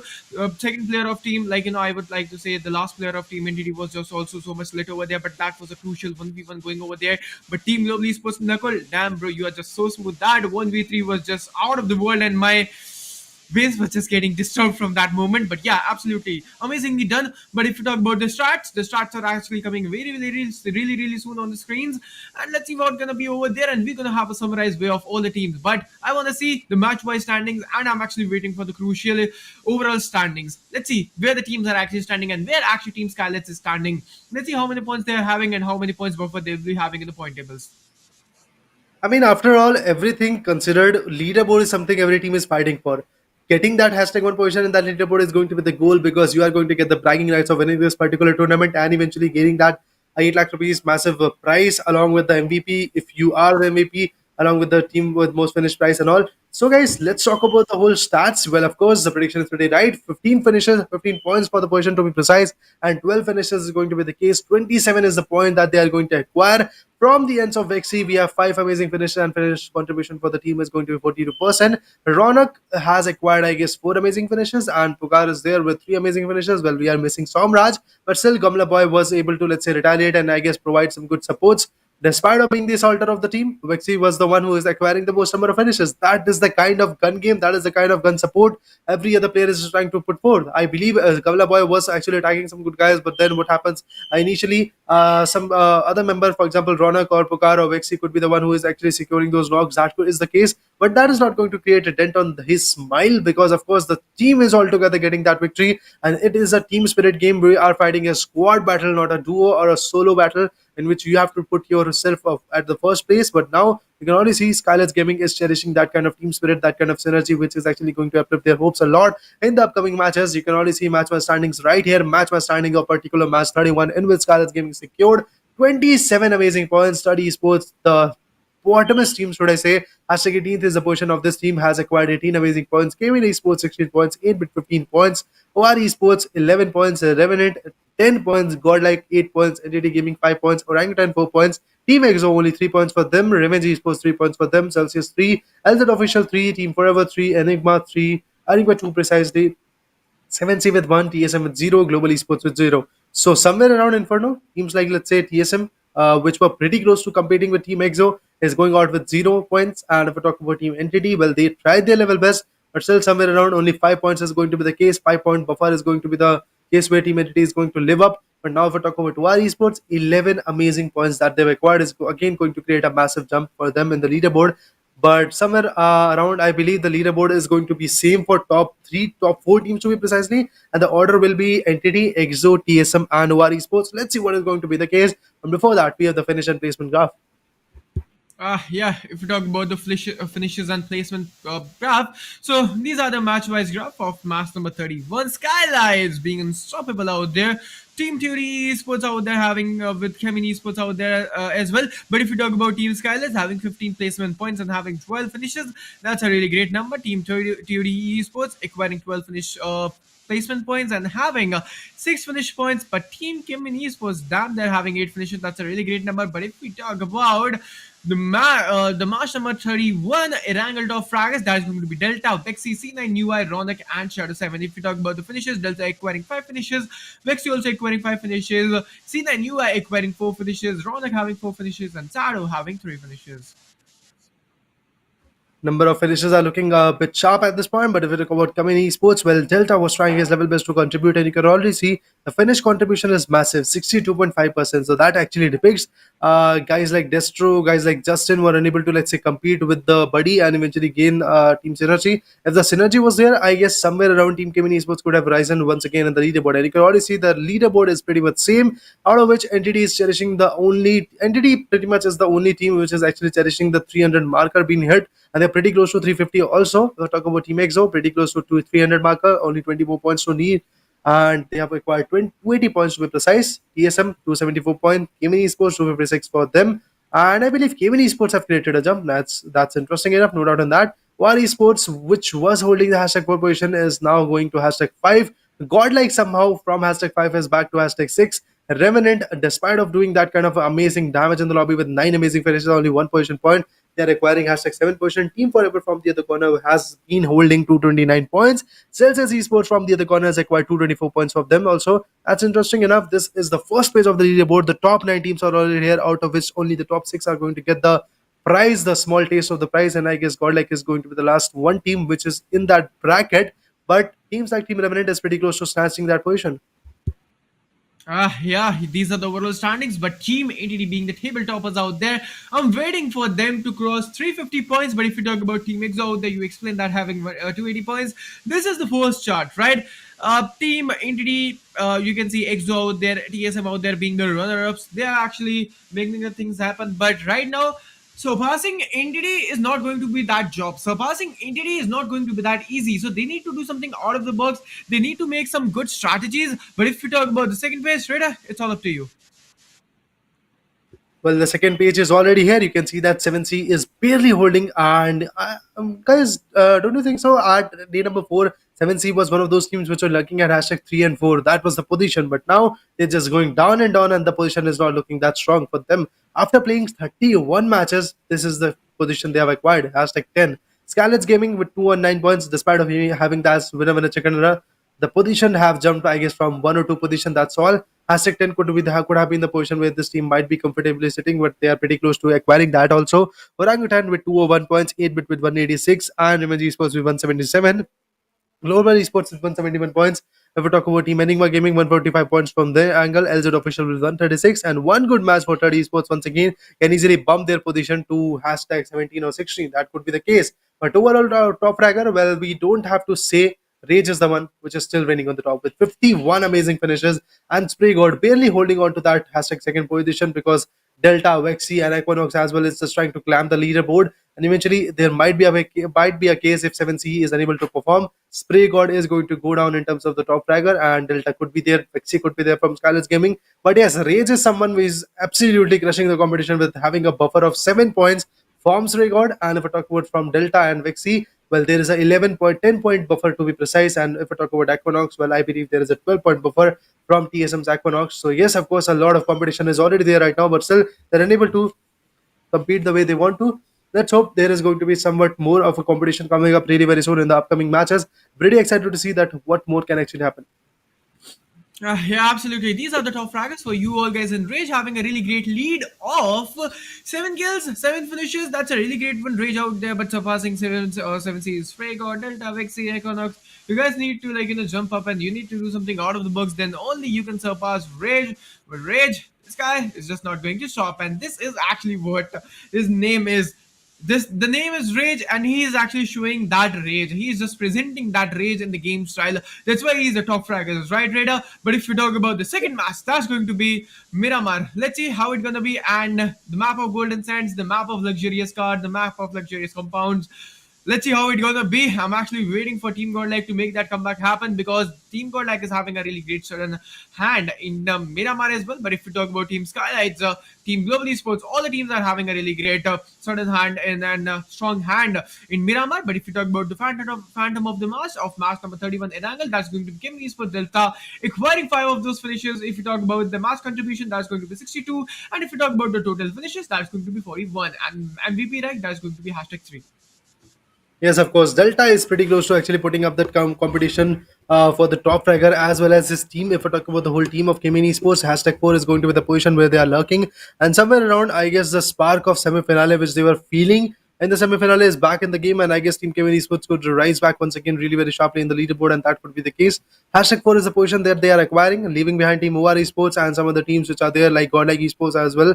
So it is really very interesting how the game is going to pan out. Be it Team Revenant Esports, be it Team Forever, everybody is putting one hell of a show in the game, and I believe somewhere around these teams are going to put up one hell of a show really very soon in the upcoming matches, because 11 more matches to go, including this particular one, which is going to start really very soon in the map of Miramar. After that, we are going to see the champions. And why am I emphasizing on this corner really very sharply? Because yes, the match is about to go down really very soon, and just like how past 11 days went by, you are going to see these 2 days also getting flied from the hand, and eventually the winner will be there right now, and just in no time we are going to get that victor, winner chicken dinner, and the victor will be here really very soon. We are going to see the top fragger, we are going to see the teams with more finishes, we are going to see the guy, the man, the myth, who has acquired the number of finishes that was required in the lobby, and eventually gaining that position is going to be the case. But before that, let's talk about the map of Miramar. It's an 8x8 map in which the fights are actually going to be massive. The casualties are going to rise really very soon, and the gun game is something which is actually going to be lovable, because in the map of Miramar, the hiding spaces are way too low. As compared to Wrangle, you have the compounds where you can just pan out and heal back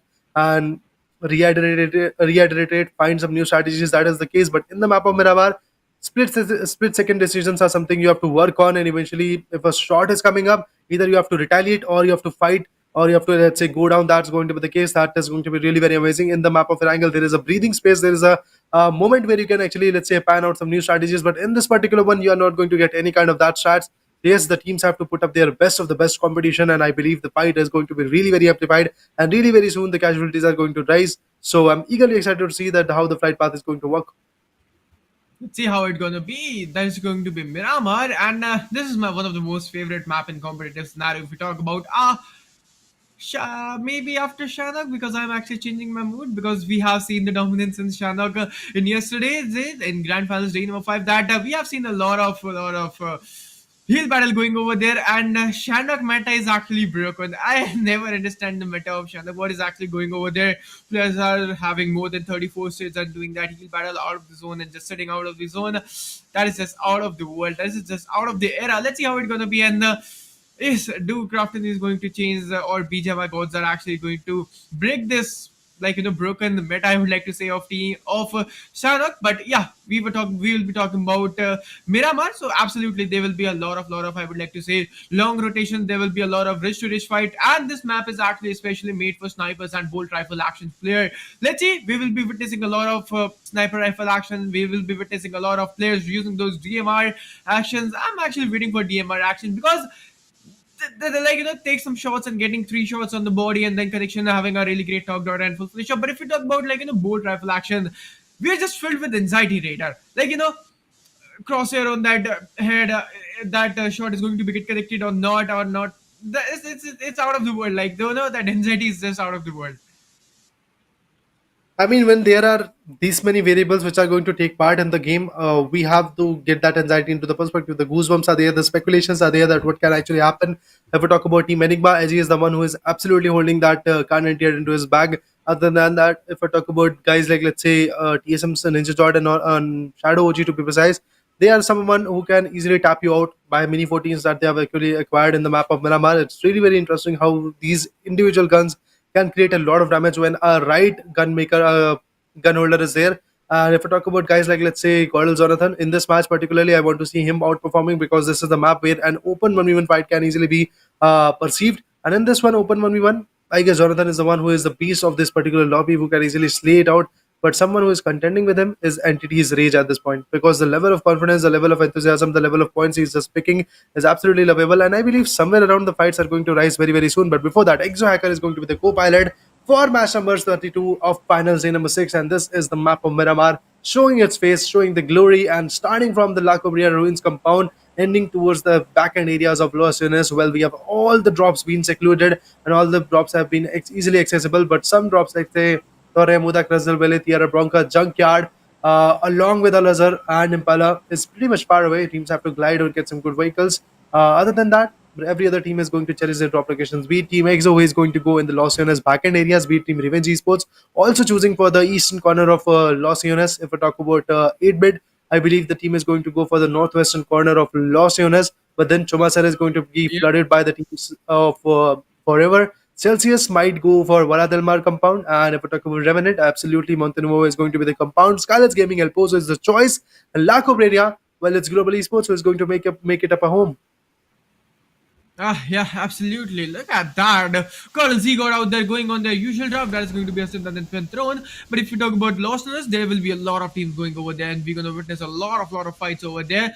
But teams are actually so whatever we can say, teams are very so friendly to change their drops. They're just so friendly, I would like to say, to do that friendly dude. But if you talk about the zone is going to go a bit eastern side, and the zone is going to be getting converted into the eastern side. Look at that, the teams are going on their split drops, and team Orangutan having a Ruiz drop that is just so far away. But BGMI gods are actually making things happen. The zone is so close for them, so they need to make some of those short rotations.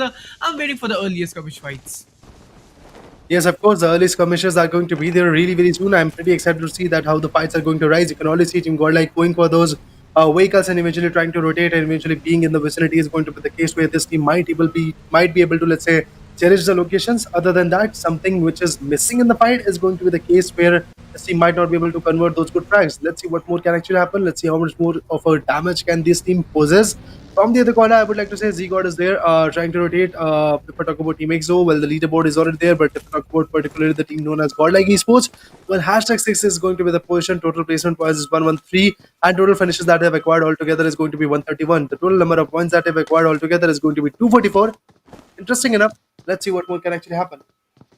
Because yes, the teams are trying their best to compete, and the level of enthusiasm is going to be lovely. Z-God with that SKS and UP45 is right here, trying to configure right here, trying to manage the fights, which can easily uplift them a lot. From the other corner, I believe it's Hassan El Patron compound, in which Team Godlike is just trying to load it up. Jonathan gets that Thompson, that is beautiful enough. If we talk about Neo, well, the total finishes he has acquired altogether is going to be 32. Finish per match is going to be 1.0. If I talk about finish contribution, is going to be 24%. That's all he has acquired at this moment, and he's looking forward to see that what more can actually be done, what more can actually be the performance be. And if we talk about Z-God, M16 and UMP45 is going to be the meta he's going to explore in this particular one. 18 teams, 72 players, still surviving, still breathing along with them and trying their level best to compete, trying their level best to actually put up a show in the lobby. So let's see what is going to be the case. And right now, if we talk about the next upcoming clash, the next upcoming carnage, there is going to be a case really very soon. If we talk about Team EXO, they have acquired 0 finishes at this moment because this is the initial zone, and we have seen Team EXO and Team 8-bit making a pact. I guess let's say it's just a joke. It's just a joke, guys. Nothing serious. There is a friendly pact, I believe. Gun discipline is there between these two teams that we are not going to mess it up in the initial few zones in the map of Los Unes and the area of Los Unes, so that eventually you can also get the loots, we can also get the loots, and eventually we can easily cherish some good locations from which we can retaliate, and that is going to be the case. Like, so if I talk about that, we have Hacker, PS, Sensei, and Snax, where Hacker and Sensei are a bit too damaged, and if we talk about PS and Snax, they are looking sharp in the lobby. The OGs are back in the game. Let's see what is actually going to happen, because today's day can easily decide the team which is actually going to get that victory, because 6 more matches will be left after this day gets end. But particularly at this time, 10 more matches are left if we exclude this particular one. But still, I believe somewhere around the number of matches which is going to be here right now is going to be 11, including this one particularly. But the first zone is about to shrink, in which you can already see some good teams trying to rotate, some good teams trying to actually put up a show, and they might not be able to tackle really very soon if they want to. The case might easily go really very bad for the team. If we talk about global esports, well, we have new player Manya and Joker trying to retaliate, trying to be in the zone, trying to re-agitate those shots, which can easily help them a lot. From the other corner, some more shots, some more retaliation, some more gun game can actually be there. The teams are trying their level best to enthusiast. In the particular match of Erangel, the match number 31, we saw how Team Global Esports, Joker, and Manya were taken down. After that, what happened? Nakul was the one who did a 1v3 on Team Entity. In this particular one, Nakul can easily do that kind of same stuff. But particularly if I talk about new player, he is looking a bit sharp in the lobby. He has got Scarrel along with the AKM. Let's see what more can actually be a damage with. And other than that, Entity is still running on top with 326 point. Man, oh man, the buffer is absolutely lovable. The number of points that they have gained is absolutely lovable, because now if any team wants to compete with them, they have to acquire 46 point altogether to just be in the close vicinity of Team Entity. That is going to be the case. And I'm talking about Team 8-bit. I'm talking about Team EXO particularly. From the other corner, it's Team EXO. It's precisely Team 7C who is trying to tag Team Enigma. You can already see Avi's vehicle is way too late. Avi has to just drop down at this compound, or he might just flee from the situation. I mean, Avi is just constantly trying to flee out from this situation because if he tries to stop at this particular compound, Team 7C's backup will be there, and eventually he might be taken out really very sharply. So that is the case where you don't want to actually land. And other than that, some of the teams, some of the fights, some of the casualties are going to rise up really very sharply. So let's see what more can actually happen. From the opponent, Alubar trying to add one good number of Team Enigma. I believe that is one good guy of Team Enigma, I believe. Enigma Gaming, along with Enigma ENG, is also there on that back end compound, but still they are unable to actually provide any kind of cover. Yes, they're constantly trying to loot it up so that eventually, when the loot is over, they might be able to secure some good blows. But Enigma Rex already been taken down by the hands of Spray God. Well, of course, Spray God. Unstoppable right now. Let's see what's gonna be the thing happening over there. 7C started the rotation. Team Enigma is actually so close to them. There will be some of those fights, so they need to be something ready. Yes, of course, that is going to be the case. But before that, the first ever pick from the lobby is in the hands of 7C Spray God. From the other corner, it's Skylar's giving a small mistake was there. That was blindly, but they have put down Ronak, they put down Trigger at the moment, and this is the initial pick that they're going to cherish. That's interesting enough. Kamlakoy is going to put up that last bullet into his head. But other than that, I guess Ronak is the one who's going to cherish that finish. But from the other corner, it's Orangutan, some good members trying to rotate, and I believe they are just trying to flee from the situation because now, if they try to be here, if they try to compete, they might not even be to survive. Now they might not be able to survive at this point. That is going to be the case. From the other corner, if it's Enigma's Avi who is trying to retaliate, and get the good close calls from the corner. AG is already there. Enigma Gaming was already there because we have seen Rex going down to the dust. AG the one guy who can actually hold up a car 98 in the match in the fights of the competitive situation because his sniping skills are absolutely on another level at this point. But now, if I talk about 7C, well, they have actually got some good scopes altogether. M4 section 4x is there. AG is holding Mini 14 because he has not acquired, I guess, the M4 section, the carnative which is actually demanded in the lobby. From the other corner, Avi is also holding the same gun combination, M4 section and Mini 14 as well. They are trying to figure out from which location the shots can come in. If I talk about Anywhere Gaming, well, Micro Uzi and M4 section is going to be the case that he's holding. And believe me or not, it's a mid range, not a mid range to be precise, because I don't think this guy has any kind of scopes on his M416. Red dot could have been there, but I guess apart from that, 3x, 4x scopes are not there. If that scope is there, he can easily scope in and eventually he's close. And yeah, there we go. The 3x is there, but the zone is about to shrink in, and you can already see somehow barely teams like Team EXO is just trying to be in the zone. If you talk about Wari Sports, a long rotation is there. Celsius, a long rotation, as well as Cayman Esports also going for those long rotation points. But look at that, the zone, the perfect centralized zone we have witnessed right now. It's the mark up to the perfection. But if you talk about Enigma right now, the Rex has been also casualized in the fight, but Team S7Cs is getting ready to get some of those picks of Team Enigma one by one as well. But if you talk about Team Forever the players are still surviving, having zero finishes. But Team, I think so that is going to be 7Cs again. But let's see which team is so close to them. But right now, Team Forever is just getting ready in the fight right now. But that is going to be Team Revenge Esports, and Revenge Esports who are taking that shot at. But Madman has been also down from the side of TSM Shadow. Multiple fights are happening in the same moment of time. Sonic Fox has been spotted, but 8-bit sold Regal Toss, and Madman has been also picked out. Two of the players of Team 8-bit has been casualized. Tsunami and Juicy are the being only doom in survival. Indeed, that's the case. Yes, of course. If we talk about Juicy, well, the vehicle is going to go into the flames, and just like that, Juicy is out of equation. Now, Regal Toss is about to go down, and yes, he has been confirmed. Tsunami is going to be the last man standing in the previous one. Yes, they got some good points in terms of the position and in terms of the finishes, but now Regal Toss and Juicy, the only two members which were surviving in the previous one, are already out of equation. It's Tsunami is going to carry the game for some further equations.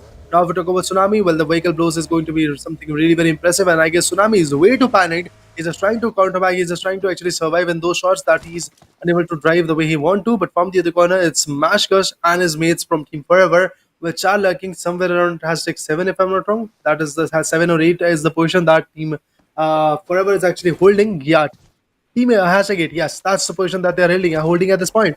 Total placement point 121. Total finishes that they've acquired is 108. So yes, in the terms of placement, they are looking a bit strong. But when it comes to the finishes, it's not that the case. That's not the case where they are actually holding some good points, because 108, that's all they have acquired, and this is the only team which has acquired the most number of winner chicken dinner. Because if you talk about them, 5 winner chicken dinners are already there in their bag. It's like every day they are getting one chicken dinner. And now, if we talk about the total finishes of Daljit, the MVP of this particular team, 33 finishes. Finish per match is going to be 1.1, and the finish contribution is actually going to be 31 total percentages. That is going to be impressive enough. But Team Forever, let's see what more can actually happen for these guys.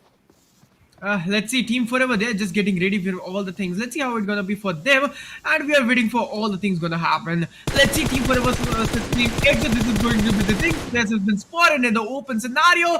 Let's go, Team Forever. They're just getting ready. 0 of the finishes they'll be having. 4 of the players are still surviving, but Team Exo, they are playing a big chop over there.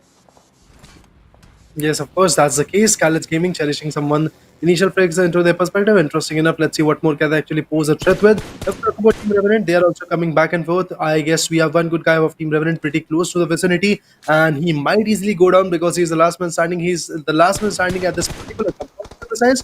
From the other corner, Paradox and Encore are already trying to provide some good covers, but is it possible? No, that's not. Player 3 is about to go down, and yes, he's down to the dust. He's not going to survive, that's for sure. The crate has already been opened by the hands of Vexy again. Yeah, Team Skylines acquiring 2 of those finishes. Let's see how it's gonna be. And we'll be having the zone cut as well. Let's see where the zone is going. But look at that radar having the northern shift, and most of the teams are out of the zone. We're gonna witness a lot of fights now. Look at that. Team Celsius is going with the zonal area as well, but Team Global Esports is getting ready to make that gatekeeping scenario happen over there. But Team Skylines, they have to go for the zonal areas as well. Let's see how it's gonna be for Team Skylines, and they are actually getting ready. They are ready with their corners egg, and I think so they will be starting and rotating into the zone. Indeed, that's the case. So let's see what they can actually do with it. How much of a performance they can actually post. That is the case at this moment because 20 seconds more to go. After that, the zone will punch in Gamlapo and Vexy. The only 2 giants which have actually, I guess, acquired some good finishes and acquired some good damages are here right now. But with this open top Mirado, I guess the threat is going to rise inevitably. From the other corner, it's Team Exo trying to rotate with that pickup truck and the other vehicles that they have acquired. I guess they are just constantly going for those vehicles. But now Clutch God with that arm has put one down. Just like that, the arm is there in the game, and now the game is going to get brutalized because getting that arm in the backpack and getting connected and connecting those shots is precisely something very dangerous. Look at that. Clutch God X GodL is already here with one of his amazing tags going on. So let's see what more can actually happen. Well, they are trying to park their vehicles. I guess there is no much space to be precise, but Neo is pretty much persistent that yes, I'm going to park right here. Yeah, absolutely. But if you talk about GodL, Clutch God right there, he's ready with that AWM. Now we're gonna witness that sniper rifle action. But right now he's using that 4x. I wish he is having that 8x or 6x. That will be more convenient for him. But if you talk about Team Orange Rock right now, acquiring the first finish and having a really great knockdown on Broken T-Rex as well. And I think he's going to acquire that knockdown and full finish up really soon. Yeah, that is getting that and grabbing that knockdown and full finish up really soon. Still 4 of the players are still surviving. In the third zone, we are acquiring all the 18 teams still surviving, but 65 players have been converted. Well, the finishes are there. OR Esports, after cherishing those 2 amazing finishes, well, they are looking a bit bleak in the lobby. But now, if I talk about Third Esports, well, there we go. The damage is there. Meanwhile, if I talk about EXO, well, they are going to head out into a battle with Team TSM. You can already know that Team Solo Mid is one of those teams which can easily crush the competition. From the other corner, it's Team Forever tasting the blows. Team TSM's plays OP puts one down from Team EXO. I guess that's the IGL who is going to go down. Team Forever is already fighting another battle. You can already see how Team EXO is just trying to configure some good rotations, trying to configure some good amazing blows. Sensei is about to go down to the dust. He might not be able to survive, but still, somehow he's just holding the grasp. I can already see Team TSM is about to get their revival, and they are going to be back in the fight really very sharply. If I talk about Fierce, well, he's just trying to patch himself, trying to be in the game. That is going to be the case. From the other corner, it's Hacker trying to put some good nades, but then also he has to rotate. He has to actually be in a closer vicinity of the zone. Otherwise, the zone is something which is going to punch him really very harshly. Snax on the other corner is way too away from the zone. He has to also move in out of the zone. If we talk about Waze Bolte, well, the vehicle is in the flame, and I guess Team Forever is somehow about to go down. Yeah, Global Esports, new player out there, hands out those players and spotting some of those players in the open region. Exofierce out there has been also getting picked out. Team TSM is getting shot, is trying to shatter Team Exo out there. Yeah, Fierce Sensei has been also down. Daljeet out there picking out TUD, EC9, U9. That's a really great one. LZ Dexploit picking out TSM Shadow OG. That's a really great nailed out and picked out. But if we talk about Exo Hacker, Punk out there being the duo in survival with the Exo Snax. Snax has been also picked out, and Iron Raider. Exo, the game is going to be get over really soon for you all guys. Indeed, that could be the case. You can already see some good shots are there, some good retaliations is going to be there, and these massive tags can easily turn it really very ugly for you. If we talk about Global Esports, well, Joker is there right here trying to enact, trying to put up a spray, and if we talk about Team EXO, they are about to go down, that's for sure, because LZ official is pretty much pinning him down, and from the other corner, some other team can actually be there. EXO Hacker, the last man standing of his team. Let's see what more can actually do. I believe it's actually going to be really very impossible for the guy to actually bail out from that situation because the number of space is going to be massive. You can already see Team LZ putting up a show from the other corner. It's Entity Destroy who is going to go down. That's interesting enough. Team Entity is about to crush the hopes. And I believe Rage and Troy are already out of equation. Noob and Shadow 7 are going to be the last two men standing. Yes, they have got the compound into their perspective. So Hacker puts one down. And Lex, I believe Rex Boy is about to go down into the rest right now. Let's see what is actually going to happen. A 1v1 shot is coming up from the other corner. He's just trying to put up the space. Hacker is way too late. He's just trying his level best to compete. He's trying his level best to get the good post positive perspective. But Hacker puts one more down. He's going to go down in the dust right now. Hacker has to just patch himself. This is the moment when he has to heal himself. Otherwise, the zone is actually not going to help him a lot. You can already see he patches himself. Mox is also down to the dust. He's going to acquire two amazing finish points from the other corner. Some good plays are there. He's just going to peek and fire.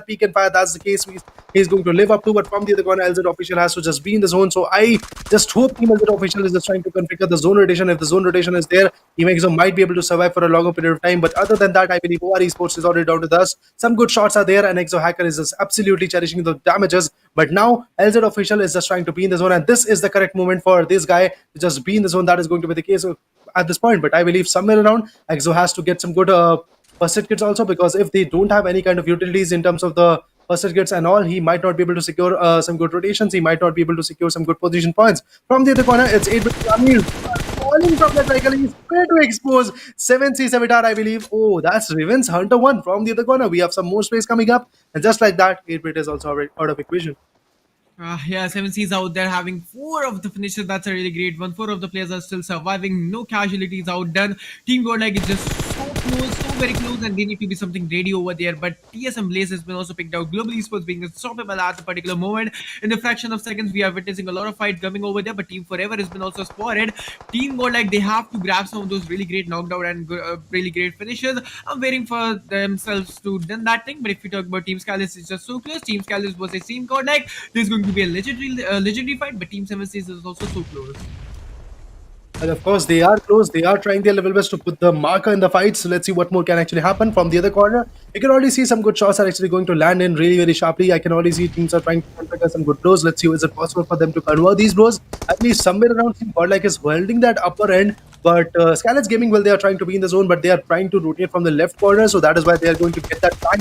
EXO Hacker puts one down once again. But just like that, LZ official Snippy was the last man standing who puts him down. Otherwise, it was a 1v4 situation coming from Hacker's end. That was interesting enough. But still, he was able to actually put 2 down from the lobby. And just like that, at hashtag 13 position, I believe, his team is down to the dust. Yeah, Global Esports out there. Oh, sorry, Team GodL is just being unstoppable. SprayGod has been also down. They are going over there. Spotted 2 of the players. Player 1 is just being unstoppable, making that 1v2 instantly. And I think the Solomon Savada is going to be Sarang, and Team 7 is going to be get shattered really soon, and they'll be getting eliminated really soon. Sarang being the Solomon Savada, and I think the Team GodL being unstoppable, and they are actually the sovereign person right now. Indeed, they are just trying to put up the damage which is there. They try to copy. From the other corner, Sarang trying to retaliate. Sarang was taken down completely, I believe. Now GodL Esports has acquired 4 amazing finishers.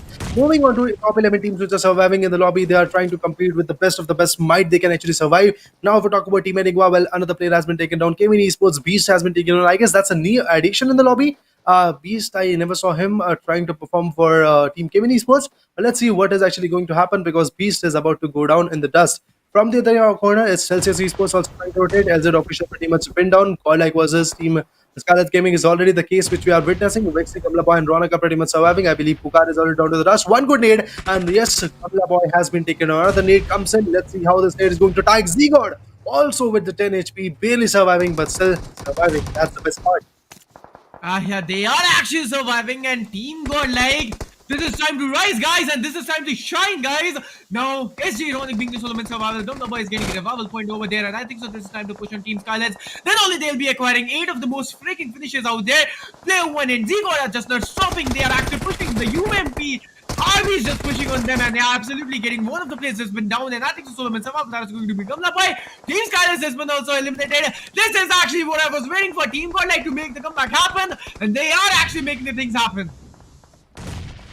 Well, of course, that is actually going to be the case right now. If we talk about the whole situation, I believe somewhere around GodL is just absolutely crushing the competition, and they're just getting the close calls into their perspective. Interesting enough. Now, if we talk about the next upcoming close calls, which are going to be there really, really sharply. I believe somewhere around Team Revenge Esports can easily tag some good shots from the other corner. It's godlike Esports trying to configure some good rotations. Let's see what can actually happen, because Jonathan particularly has acquired 3 amazing finishes, and out of the teams which are still in the lobby, 7 teams are there in the lobby, to be precisely said.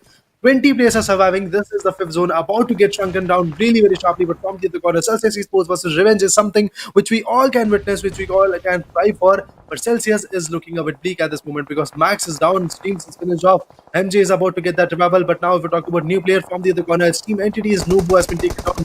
And Global Esports, and I believe Entity is something which is going on in the lobby for a sharper period of time. Gaming Esports, despite of having that lead in the previous one, in this one, they are not going to get any kind of points. That's it. That's all they have acquired. That's all they have conquered. Now, Godlike in this particular one is looking a bit sharper, and they are just holding the ridges, holding the grounds that they can.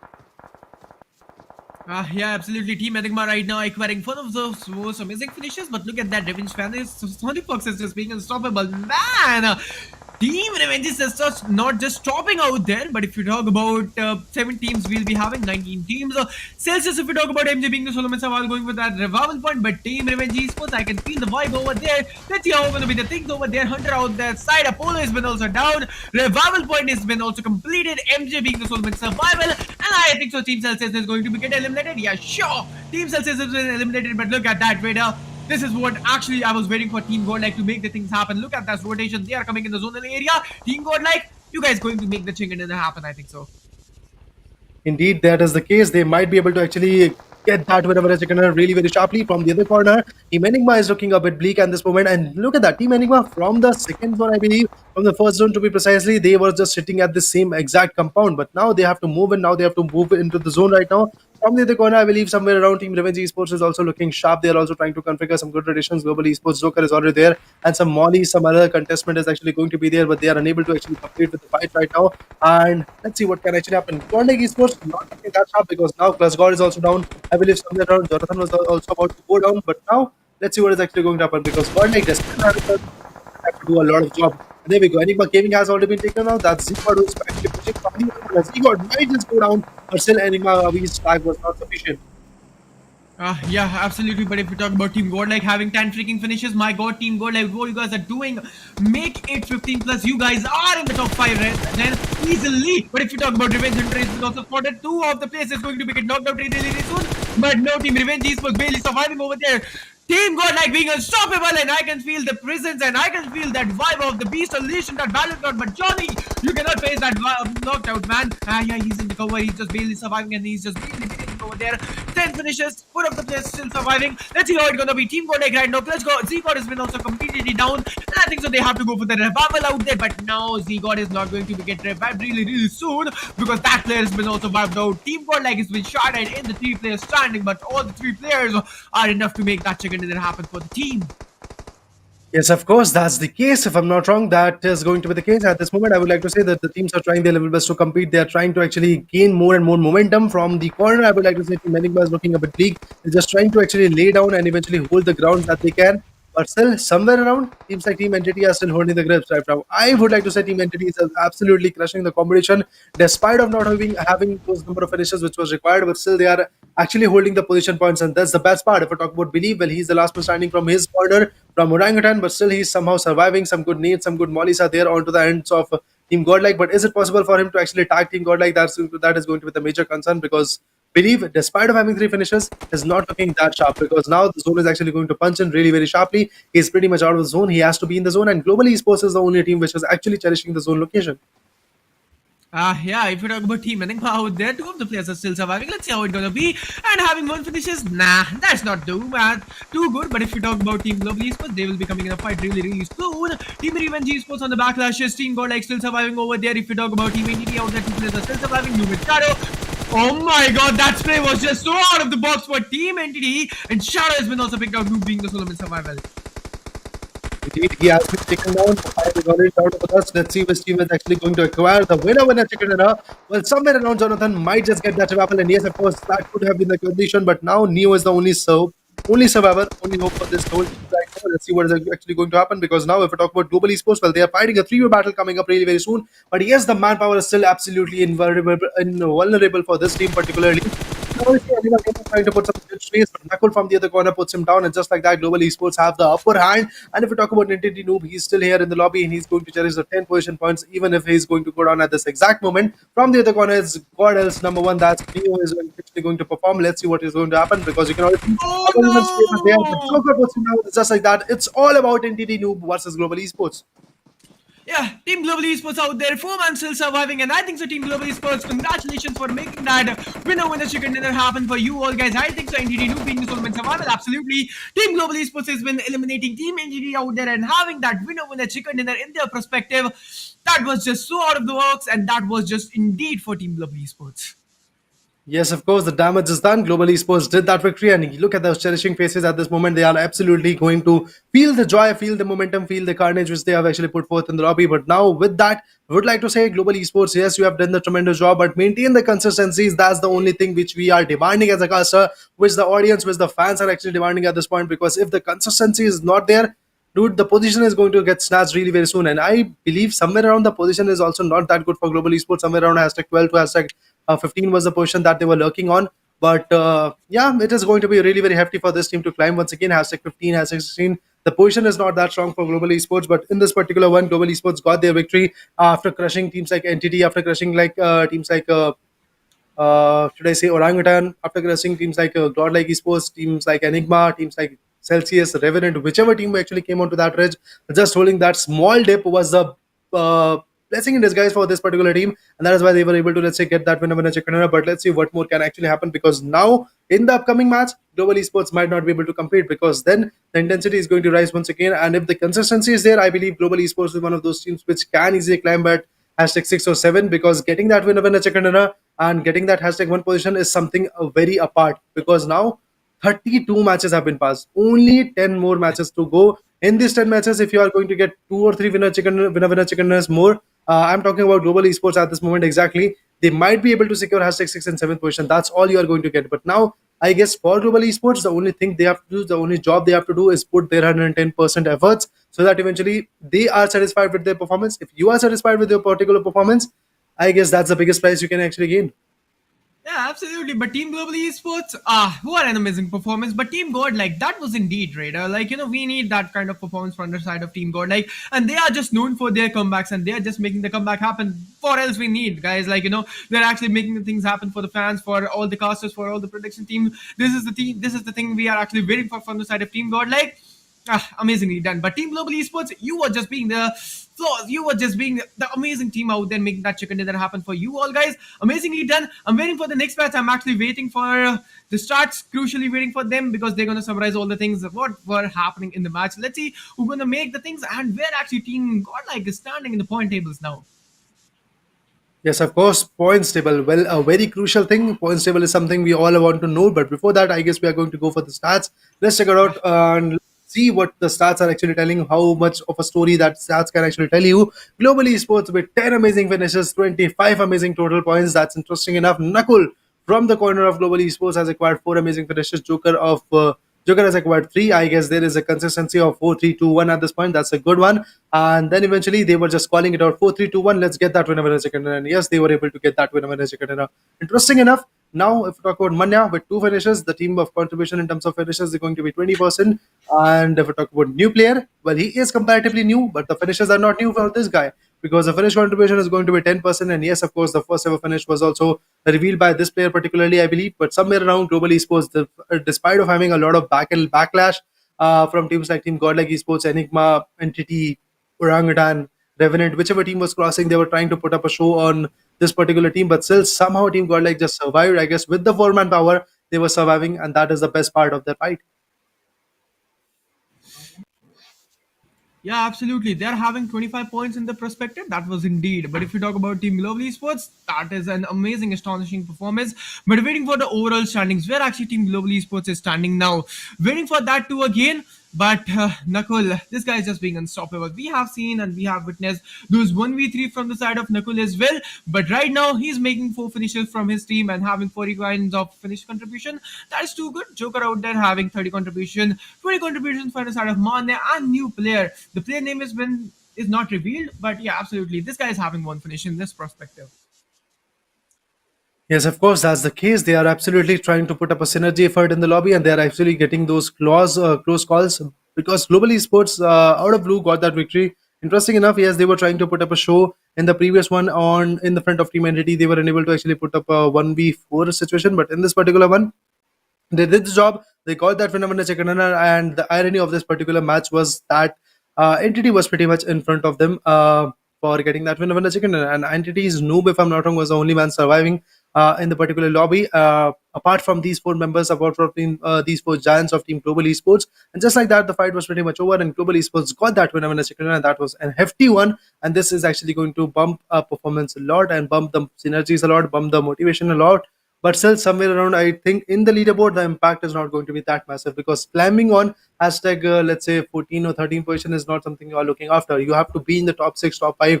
That is going to be the close call for Global Esports. That is going to be the close call for every other team. Yes, of course, you can see that the stats are here. 25 points for Global Esports, 22 for GodL. Entity Gaming secured 17 of their own. Revenge Esports 13 points for them. Enigma Gaming 11 points. If we talk about team Orangutan, 7 points for them. Team LZ Official with 5 blows. 7C Esports, 5 blows of their own. TSM with 5 amazing finishes. Celsius with 4 amazing points. And if I talk about the whole situation for Scalus Gaming, 3 finishes, 1 fourth position. That's total 4 points. Ready Esports, 3 points for them. Revenue Esports, 1 point for them. OR Esports with 2 points of their own. And if I talk about teams like, let's say, EXO, only 2 points. Gaming Esports, 1 point. Team Forever, 1 point. 8-bit goes out empty handed. And that's the sad part, to be exact. Yeah, absolutely. Team Global Esports out there having 25 points. That's a really great one. But God, like, finally they are coming on the tail right now, acquiring 22 points. Team Entity having 17 points. And that's indeed like having 17 points. That's a really great number. But if you talk about Team Revenge Esports having 13, you can see all the overall standings from hashtag 5 to hashtag 18. But right now we are going to talk about only and only hashtag 1 to 5 because they are actually making the things happen in the point tables. They are going to change a lot of things in the point tables. Let's see how it's going to be. But Team Global Esports, congratulations on having the win over the second dinner of a second match. That is going to be Miramar. But if you talk about Team Globally, Team Godlike, this was indeed like, look at that Raider having 12 finishes. That's just so out of the box. That is just so amazing. Indeed, yes, of course, that is the thing. 12 amazing finishes. I guess that's a great job done by Team Godlike Esports, and yes, they have maintained their consistency in gaining the position points also. Interesting enough, now finish and placement graph is already there. You can see that Global Esports is the one who is cherishing that victory with 15 position points and 10 for the placement. Godlike Esports, a part of getting in the third position, they have acquired 22 points because the number of finishes were way too far from Team Entity. And if we talk about Entity Gaming, they have acquired, I guess, 5 for the finishes and 12 for the position. Interesting enough, Revenge Esports on the other corner, maintaining the balance of 6 and 7 points in the terms of position and finishes, respectively. But if we talk about again of Team Global Esports, Team Godlike, they're just on head to head. Look at that. They are just on their tail right now. Team Entity, they are actually losing their pace. They are actually losing their pace. I don't know how they're gonna make the balance out then, but let's see how it's gonna be. But if we talk about Revenge Esports out there, acquiring 7 finishes, having 6 position point. Team Enigma out there having 3, having 8 finish points. If we talk about Team Orangutan, look at that balance of having 3 and 4 finish points and position points indeed. But if we talk about Team LZ, they are just getting shattered one by one. They are on the second page. I don't know how they're gonna make the things happen. But if you talk about Team 7Cs, no, this match was not good for them. If you talk about Team TSM, nah, this was not good for them. But if you talk about the top fraggers of Miramar match of match number 32, Nakul joining the faces in that golden frame out there having 4 freaking finishes. If we talk about Z-God out there having 4 finishes, Believe out there having 3, Spraygod having 3, and Shadow having 3. You can see the contribution from the side of Nakul from Team Global Esports. That is going to be 40. If you talk about Z-God having 33 finish contribution, Believe having 100% of contribution. So he was the only Solomon survival, I think so, in that battleground. That's why he was not able to make the things happen for his team. But if we talk about Team Spraygod, Team 7C, Spraygod having 75 of the finish contribution and TSM Shadow having 60. So this was Miramar for you all guys. I'm now crucially waiting for top fraggers, and I'm now crucially eagerly waiting for the overall standings. Yes, of course. Our standings are going to, let's say, eliminate us and eventually gain a new strategy and eventually gain us. So, actually, get us with the new kind of faces which are actually going to climb. I believe Global Esports did a tremendous job. Godlike is actually going to get that hashtag 3, hashtag 4 position could be the case where Team Godlike is going to lay down. Other than that, if I talk about Believe from Orangutan, well, they were also trying to climb it once again. And you can already see hashtag 4 is the place where Godlike Esports is going to lie down. From the other corner, Entity Gaming very close to 350 marker is the case for Team Entity. with 343 points to be precise. Exo with 282 points. That's all they have climbed in the previous two matches. The points they have gained is going to be 5. That's all they have gained in the previous two matches. TSM is pretty much close, and they can easily stash that hashtag 2% really very soon in one good match. 279 points for Team Oh, TSM. That's all we nice. have acquired. GodL Esports with 266 of their own. And if we talk about Tuar Esports, 258 points for their angle. Cayman Esports, 257 points for their angle. Revenant Esports with 241 points of their own. Team Forever with 230. Team Celsius Esports with 228. That's all we have acquired in the top 9. You can already see these are the top 9 teams. Global Esports, despite of having that winner second runner, is nowhere near to being the top 9 teams. Godlike precision. Finally, they are coming from the second page to the first page and having hashtag 4. Damn, this is just so good. If you talk about Team TSM out there, look at that on hashtag 3. But Team Entity out there, they are the table toppers right now. And I think so, surpassing them, this is going to be a bit hard job for every team out there. If we talk about Team EXO having 282 points, this is first page for you all guys. TSM out there having 279. That's a really great one.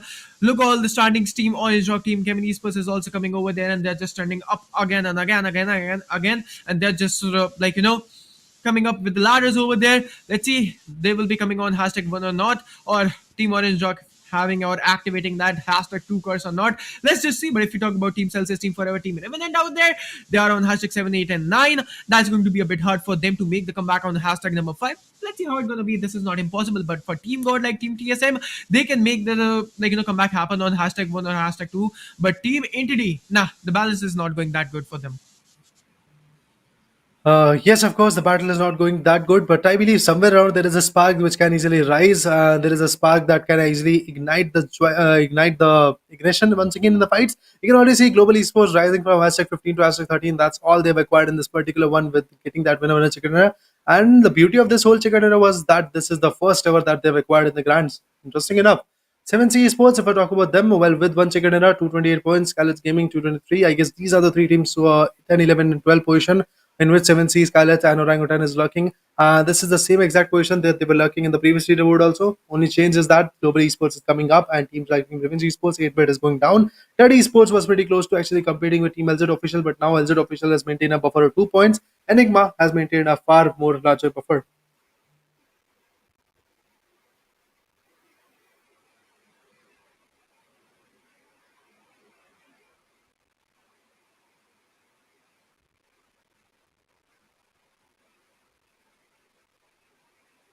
I believe there is some kind of issue by the ends of Inferno. But anyway, guys, yes, you can already see I that was the lead muted. board is already I here. was muted.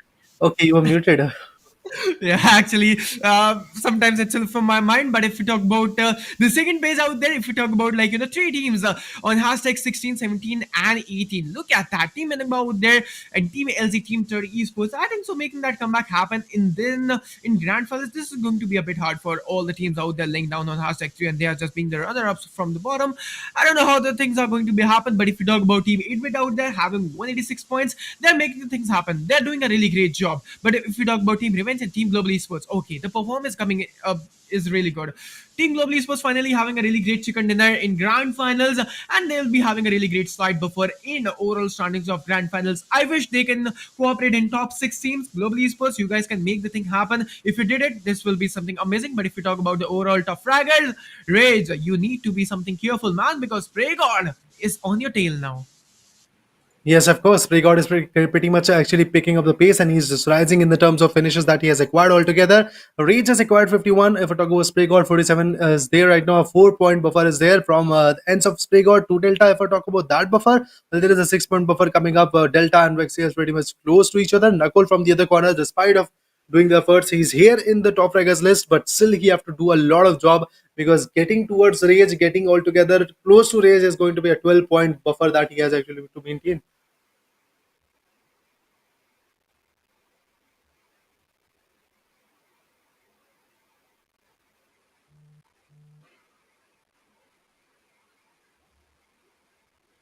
Again, I guess you're muted, buddy.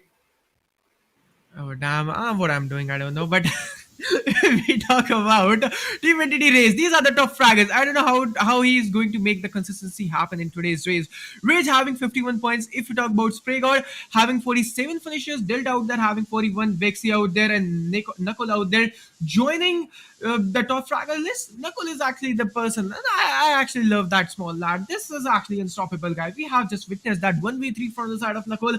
If he did that 1v4, that was a history in India Rising Series 2022 presented by Upthrust Esports. But right now, you can see Rage acquiring that golden frame and having 51 finishes. Rage out there in that golden frame, and why don't he deserve that? He absolutely deserves to be in that golden frame. Amazingly done from the side of Team Entity and from the side of from Rage as well. I'm waiting for Spraygod to make that comeback happen. But next match, that is going to be Irangle. Let's see how it's going to be, Raider.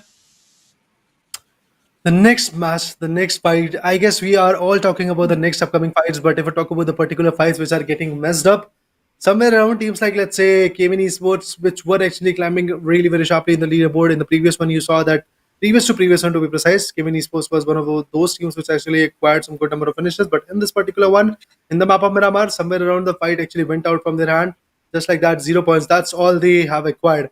So again, I believe somewhere around teams like Team Kevin Esports have to actually rise once again. Teams like 8-Bit have to do this job.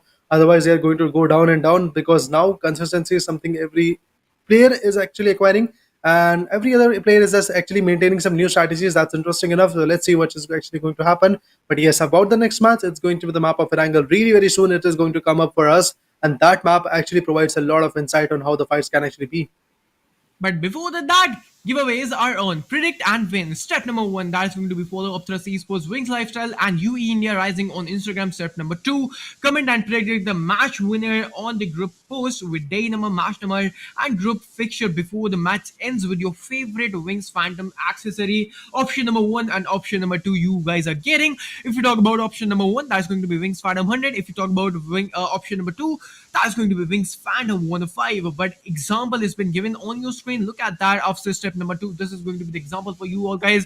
Before match ends, this is an important and crucial step. And guys, if you guys are going to share the story on your Instagram post, on your Instagram story, the win prediction, the win percentage, the percentage for your giveaway win will be increasing. So please make sure that you guys are going to follow the step number 3 as well for making that win happen and for making that confirmed win happen. So let's see how it's gonna be. But you can buy and board these Wings Phantom accessories from Flipkart and from Amazon as well. So have a look from there as well, and just get these great amazing accessories from there.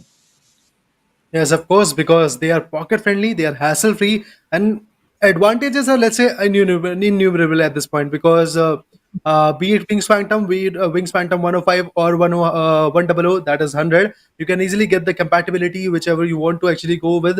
Because some people try to prefer the AR bud experience, and some people actually try to prefer without the earbud. So yes, you have got the compatibility. The latency is very low. That's 40 ms, if I'm not wrong, 45 ms to be precise. So yes, that is going to be the latency you are going to get. So that is why every other footstep that you are going to hear is going to be pinpoint precise, and you can easily learn the position of every other enemy which is going to climb onto you. So that is why somewhere around this is absolutely lovable, and it is pocket friendly also, because somewhere around after using that pink note, that's 2,000 rupee note, you can easily get this CWS into a perspective. Other than that, this is absolutely lovable. The hassle-free experience of not even having any kind of wire is absolutely lovable. The case is actually going to get you 60 hours of, I believe, the playback time, and eventually you can easily enjoy it for 2 days straight away. Because on paper, 60 hours is looking lovely, but I believe after using intensively, you can easily use it up for, let's say, 48 hours. That could be the case. But then also, guys, you can see that easily you just have to comment it down, because 2 more days are there, if I'm not wrong, for the giveaways. And I believe somewhere around 9 more matches are there to actually enjoy the giveaway. So 9 more winners can easily be here. So make sure to guys comment down winner chicken dinner, grand finale day number 6, match number 3, Team EXO, Wings Phantom, option number 2. That's my call. Don't exactly write it up. Just actually choose your favorite team and eventually write and eventually put up your favorite option to be precise. So yeah, my option is going to be Wings Phantom 105. What about you guys? Because we already have it, we are not going to get it, so you can just easily enjoy. So casters are out of this competition. You are going to enjoy it. So make sure to guys go ahead and enjoy the whole giveaway.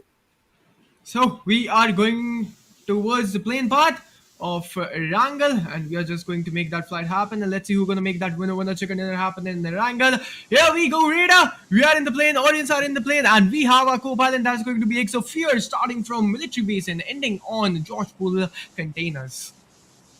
Indeed, that is going to be the case, but let's see what is actually going to happen and how much more of an intensity can this play zone can actually provide. Starting from military base backends, it is going to dunk in the Georgia Pool northwest corner. So let's see what is actually going to happen because drops like Milta, Farm, School, Rozak. Well, I guess School and Rozak are pretty much accessible, but if I talk about the drop locations of Milta, Milta Power, Prison, yeah, Snap, Oliana, for God, like Severny, well, they are pretty much away, I guess, and that is why this team has these teams have to actually precisely gain some kind of good rotations and eventually be in the zone. Because if we talk about the teams which are going to drop in that location, we have Team EXO, we have Team 7C going for the farm location, we have Celsius going for the Milta Power location. We do have teams like, let's say, GodL Esports going for the Yasna Apollo drop location, where a lot of contestment is possible. Because they can easily be contested, and if that contestment is there, they can easily go down, and that is why I believe somewhere around these teams have to do a tremendous job. And if that is if that is something that's going to choke on, they can easily go out of the equation. They can easily go out of the lobby because teams like I believe somewhere around teams like Global Esports are going to be pretty close to that vicinity. They can easily put them down. And look at the zone. Well, zone is something which is actually playing with the players at this moment because zone is pretty much a northern one, out of which you can see that a clash is going to rise really very soon. And teams like Revenge Esports, 8-bit are pretty much scattered. Orangutan is actually holding their own drop. Cayman Esports already holding their own drop. And I believe somewhere around Team Revenant can easily go for the Novo Ripnoi loots areas. But then after seeing the zone, there might be some new strategies. Yeah, let's see how it's gonna be. But if we talk about God, like how they started their rotation, and I think so they need some of those vehicles to drop and hop on Yasna upon Lana. But I think so the zone is not going to favor anyone out there. Look at that, the zone is favoring some of those northern side, and there will be a lot of water bodies because of which the play area has been subtracted, the play area has been decreased. The teams have to be so much careful over there. But if we talk about Team Entity, they are just so consistent. This is the real synonym of consistency. I would like to say Team Entity is just not stopping, guys. Can we have Entity OB in the chat because they are just being the table toppers right now, and they are just so close for the win. But how much time? Because they need to be somewhat more constant, and they need a good winner chicken dinner. Let's see what will be the strategies in today's days. But if you talk about out there, look at that, they are on #1 right now. Yes, of course, the stats are actually something really very unexpected at this point for Team Entity Gaming because the performance is absolutely lovable. A race from day number one, absolutely putting one out of a show, and he's actually providing a lot of comfort for every other competitors in the lobby. And if we talk about Noob, Shadow, Dark Lord, well, they are the one which are actually supporting Rage a lot to actually get those finishes. From the other corner, it's all about 1 minute and 22 seconds to go. After that, the first zone will start shrinking, and then the teams have to actually dive in. And you can already see the guy, which is the MVP of the whole tournament, MVP of the whole lobby at this exact moment is Rage with 51 finishes, and finishes per match is going to be 1.6. Finish contribution is going to be 31. That's interesting enough. This is match number 33 particularly. Out of 33 matches that he's played, he has acquired 51 finishes, and in this 33rd match, the match is just started. So I guess in this particular one, he might be able to get 2 or 3 or more. Yeah, let's see how it's gonna be. But if we talk about Team Community Esports, enjoying that only and only military base, and I think so they will be cherishing that drop because there's a high density loot area, I would like to say, and that's a really great advantage for them. Let's see how it's gonna be. But if we talk about CESP out there, so yeah, Team Community Esports acquiring that Info 16, Beast acquiring that Info 16 and AKM, the traditional drop, that traditional combination he's using right now. All right, that's the case. So we are going to see all more fights coming up really very soon. And I was talking about Team Gaming Esports consistency, the consistency that they are lacking at this point, because I believe somewhere around Gaming Esports was at #4, but now you can see that with one bad performance, they are dropping down at #6. So yes, somewhere around the price pool is also getting affected. Somewhere around the positioning is also getting affected. So yes, Gaming Esports in this particular one have to do the job in which they might be able to get that chicken in about 2,340 meters away from the zone. I guess Delta PG is pretty much far away, but he's going to get a vehicle. He's going to get up a rotation really very soon so that eventually he is in the zone. I believe somewhere around Team Kevin Esports knows that what is at stake, and that is why the performance is there. Total finishes he has acquired is 41. Finish per match is going to be 1.3, and the finish contribution for his team is going to be 33%. Yes, of course, Kevin Esports is not looking that sharp in the leaderboard, but I believe Delta PG is the one who is making his own name. Yeah, absolutely. Or Orange Rock. Right now, they are on their traditional drop. That is going to be the school and the Vatsman region. And if you talk about Team Orange Rock right now, the loot has been not completed right now, right? They are just trying to get some lethal and good weapons. And yeah, here we go. Player 8 is not taking that AKM out there. Just he is just ignoring that AKM. Why, man? That AKM is just more amazing gun. Like, pick that. But I think so. He's just trying to make that combination of UMP and M16. That's a really great one. Use that M16 on the long range and one taps, I think so, and look and use that UMP in the close range. That's a really great strat.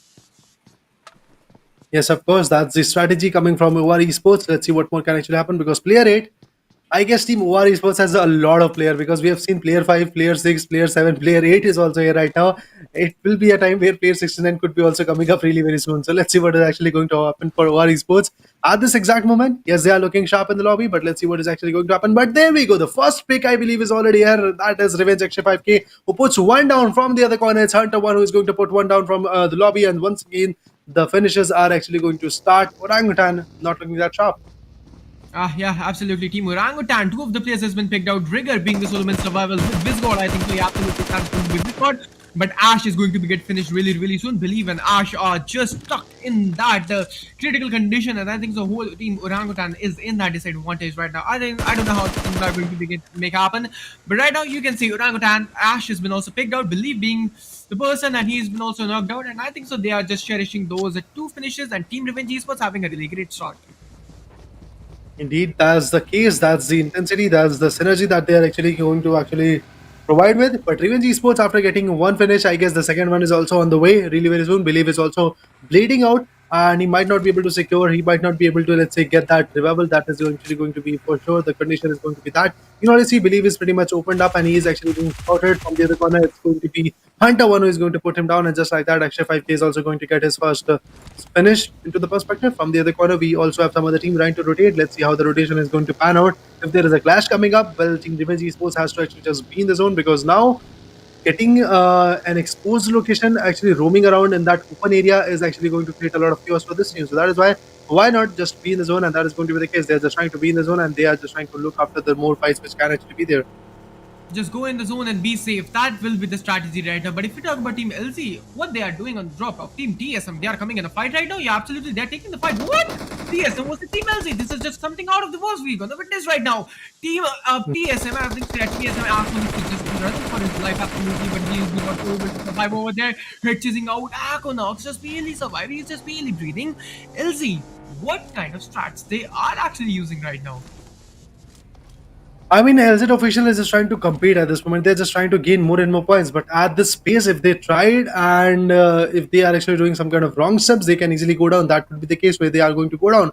At this point, LZ official, Snippy, Riggs Boy, Mox is already here into this area of Dodgepool compounds where Dodgepool containers, to be precise, where Team TSM already loots. So, yes, of course, they are going to cherish some good loots. And after that, there might be a possible situation of a fight coming up really very soon. Yeah, let's see how it's gonna be. But if you talk about R&D Paradox, Team Revenge Esports right now acquiring 0 of those finishes, but from the back end, Team 7Cs is taking some of those sprays, and they need to be so much ready over there. But if you talk about Team R&D, they're just not stopping. They're just so focused with their rotation, and that's a really great thing. Go in the zone, hibernate yourself in some of those compounds, and the damage predicted on yourself, just restore that. That will be a really great thing. But Team R&D in core has been also down. So this will be something disadvantage, and this will be something backlash for them.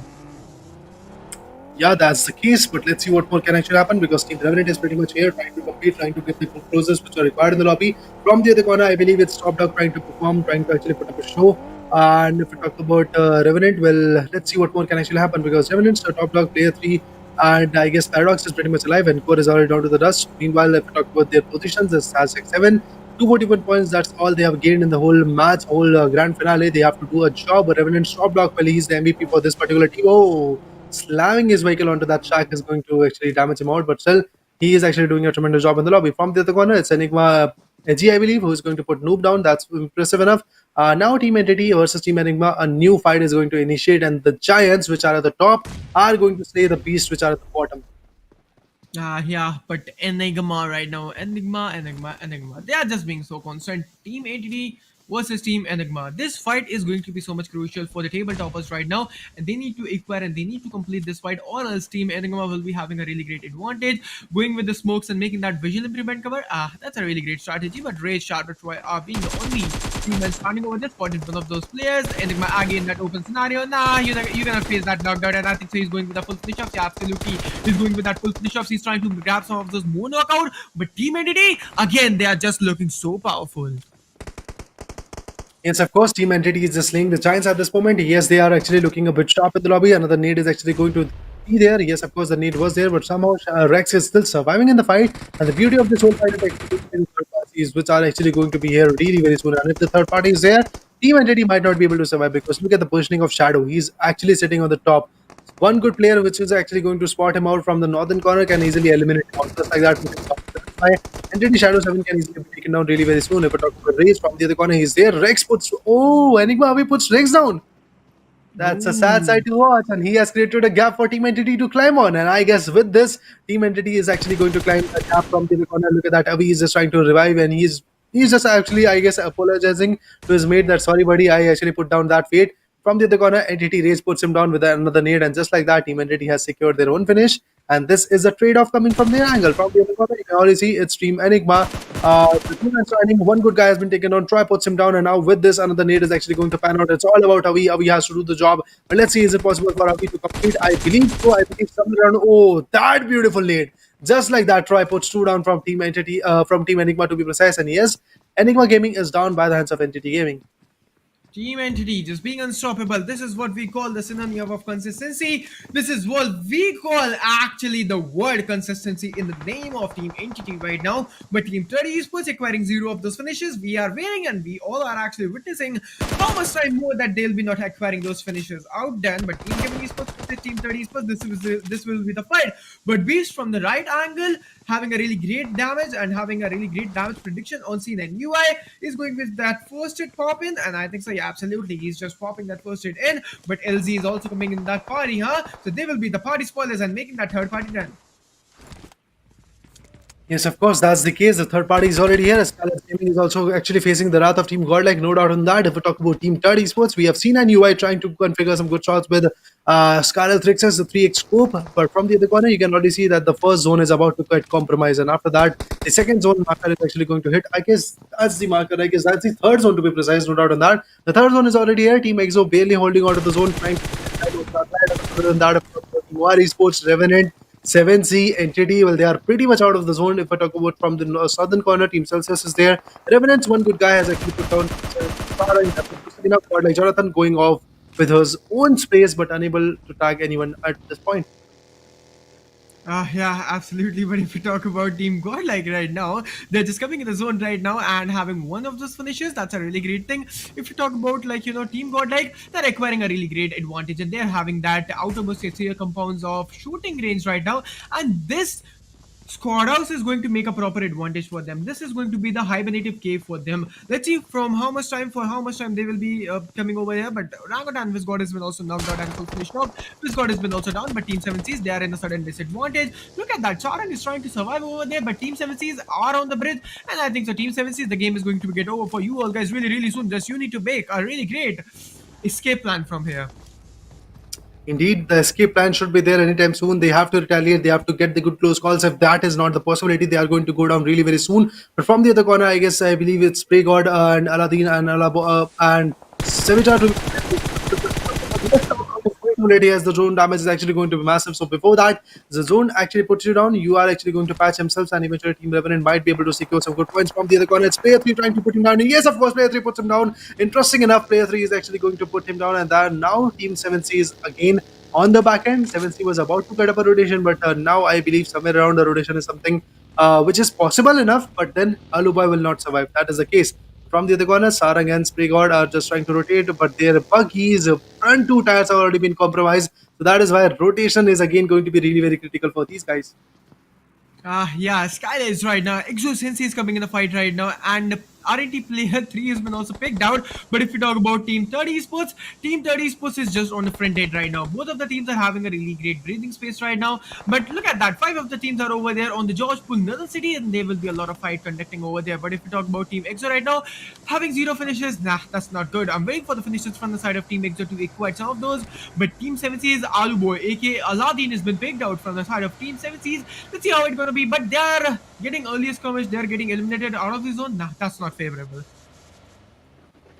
Yes, of course, they are actually trying to actually play a very safe battle. I believe somewhere around Team EXO was trying to tag Scarlet's Gaming, but then also they have to actually decipher the shots, because in the previous one, in the previous match of an angle, you saw that how Team Scarlet's Gaming can easily change the tides of these match to be precise. But if I talk about Scarlet's Gaming, well, we have Pokar trying to conflict, Pokar trying to actually figure out some good shots. Let's see if it's possible for him. Snax, Fierce, Sensei, and Hacker are already there trying to compete from the other corner. Some more rotations are actually going to be there.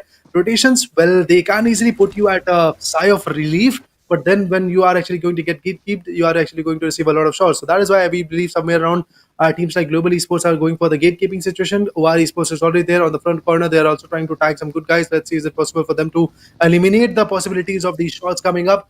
From the other corner, we have some more teams trying to compete, some more players actually trying to be in the zone. EXO is there. Sensei is actually going to compete. Well, there we go. I guess Team EXO is completely trying to be in the northwest compounds of Georgia Pool, in which they are actually going to receive a lot of shots, but still Team EXO is actually going to cherish that kind of location. From the other corner, I believe somewhere around Team EXO's one good member, that could be Hacker and Snax, to be precise, which are actually going to hold that kind of area. From the other corner, it's Team Forever going for the fights. GodL got puts one down.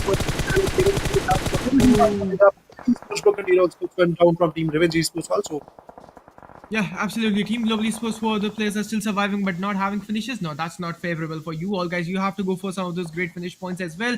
But Global Esports Joker going with some of those mini taps, I think so, absolutely. But Knuckle has been put down and new player has been also picked out. Man, Team Orange Rock, out of nowhere, 2 of the players have been casualized of Team Team Global Esports. That's not favorable. Let's see how it's going to be. But if you talk about Team 30 Esports versus Team Revenge Esports, this will be the fight. Sonic Fox has been also casualized out there. Look at that. Multiple fights are having in the same fraction of time. Yes, of course, that's the case. You can already see Team Broken T-Rex, or should I say Team 30 Sports, is actually holding an upper edge, and they're actually trying to provide a lot of damage, which can easily boost their motivation, boost their enthusiasm. From the other corner, it's Max, who is actually putting down 8-bit Madman. That's interesting enough. Max is actually going to finally eliminate 8-bit Madman also. Team 8-bit from the other corner is not looking that sharp, because they're receiving some good blows. They are actually going to go down really very soon. From the other corner, it's Team GodL Esports again maintaining their own kind of intensity, again maintaining their own kind of gun game. At this moment, you can already see Regal Toss also goes down, and I believe somewhere around Team 8-bit is not going to get secured a lot. EXO Fierce seals a finish of Regal Toss. Oh, nice, interesting enough. And I guess Team EXO is also there to do a third party and also trying to steal the finishes. Making those third party happen, huh? Like, doing some of those great third parties and making the party spoilers out there. But if we talk about Broken T-Rex, I am actually witnessing Broken T-Rex from a lot of period of time. Like, he's trying to steal some of those plays, but he is not able to do that. But if we talk about TSM out there, Shadow OG is being casualized in the fight. 3 of the players are still surviving over there, and they're actually scavenging for some of those great knocked out and full finisher. But having 2 finishers, that will be the advantage out there. But look at that, Celsius MJ has been spotted in the open region. 2 of the players has been spotted. Max has been down. Look at those tap, one more tap out there. MJ has been also down. 2 of the players of Team Celsius has been converted into the death out there, and 2 of the players are still surviving. That's going to be Celsius Dreams, and 1 more player out there of Team Celsius. But if you talk about Team TSM right there, acquiring 1 more good finish. Yes, of course, have a finishes. Digale ki koshish. I guess they are trying their level best to actually compete and gain the finishes. I'm really sorry, guys. The excitement was on top, and I was going on my Hindi genre. I'm really very sorry about that. But now from the other corner, Team EXO is holding a 2-way battle. Let's see how much they can actually compete with. If I talk about Team GSM, well, they're also trying to configure some good shots. If I talk about Blaze OP, with that Mini 14, he has acquired 2 amazing finishes. As the expert option is already available for you guys, you can easily go ahead on Twitter and ping Upthrust Gaming, and you can ask a question which is viable for you as an esports enthusiast. He will be able to, let's say, answer it out, and on the Hindi desk, you are also going to get the answers. So, yes, that's it. That's all I wanted to expert concept. But from the other corner, I guess this is Team GodL Esports trying to retaliate. Well, they are again going to get gatekept really very soon. Skylar's Gaming is trying to hold the zone. And eventually, if we talk about Clutch God, he is the worst man who is actually going to compete in the zone. Let's see, is it possible for him to get that zone location? I believe somewhere around Skylar's Gaming Pokar is actually going down. Not able not able to, let's say, put up the 4th damage which is required in the lobby. 16 teams to be put in, still damage is immense.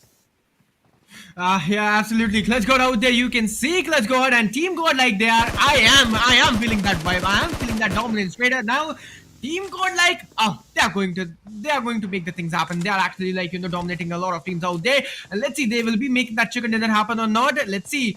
Lala, Clutch God, it's all up to you, man. Let's see how the IGL is going to work over there. But if you talk about 30 esports right now, in the same compound, they're not even changing the compounds, man. Like, look at that. That's a really great start. But now they have to move on because the compound is out of the zone.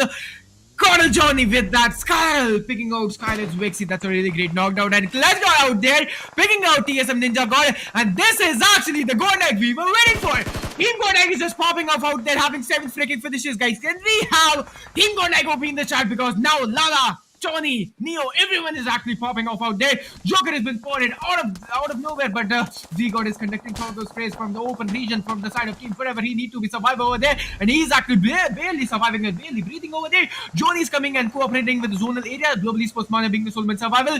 Johnny spotted that open player, I think so. Orangutan trigger. No, he didn't spot it. That is going to be something crucial for him. You need to be something great ready. Let's see how it's going to be. But because he's just barely surviving over there. Trigger has been spotted. He's just barely surviving. 4 HP. Golden HP out there, and I think so. Trigger, the story is going to be get end really, really soon for you, my man. Indeed, that could be the case. From the other corner, Z-God is already down to the so Team KV Esports, well, they are climbing sharply at this moment, and interesting enough, they have acquired some good level of finishes. That's interesting enough. I believe Tadi Esports is somewhere down to the rust. Really very soon, that could be the case. Let's see what is actually going to happen. If we talk about NTT, Troy is already getting knocked out. Global Esports Joker is managing to put 2 down from Team Entity, and I believe Joker is actually finishing him off. I believe somewhere around Team Entity is going to go down to the rust really very soon. If we talk about Team EXO, well, they are holding their sharp edges, and EXO Fierce goes down at that point. Eventually, LZ Official is also trying to compete with some other teams which are there in the lobby. But if we talk about Global Esports trying to be in the zone, Jonathan is about to get knocked by the zone. Oh, he barely survived. He is barely in the zone, and that's interesting enough with the jump. But from the right corner, it's Tadi Esports Keolava who is going to put Jonathan down to the sleep, and just like that, the giant has been slayed down. And now we have 17 20 players trying to configure some good shots. Let's see if it's possible for Team GodL Esports to again put up a show that they did in the previous one. But in this one, the intensity is again getting choked off by their hands, because now 2 more members are left. Number 1, that is Neo, and the Clutch God is already there from Team GodL Esports. But other than that, the rest of the members from Team GodL Esports have already been slayed down. Be it Z-God, be it Jonathan, already down to the rest. That is going to be the case for these guys. If we talk about Team EXO, holding that eastern edge is going to be the case. They are trying their level best to be in the zone, but somewhere around, these rotations are looking a bit massive. You can already see that Mox from the right corner puts him down, and just like that, LZ Official is actually gaining more and more villages. And if we talk about 30 Esports, well, they are losing the grounds.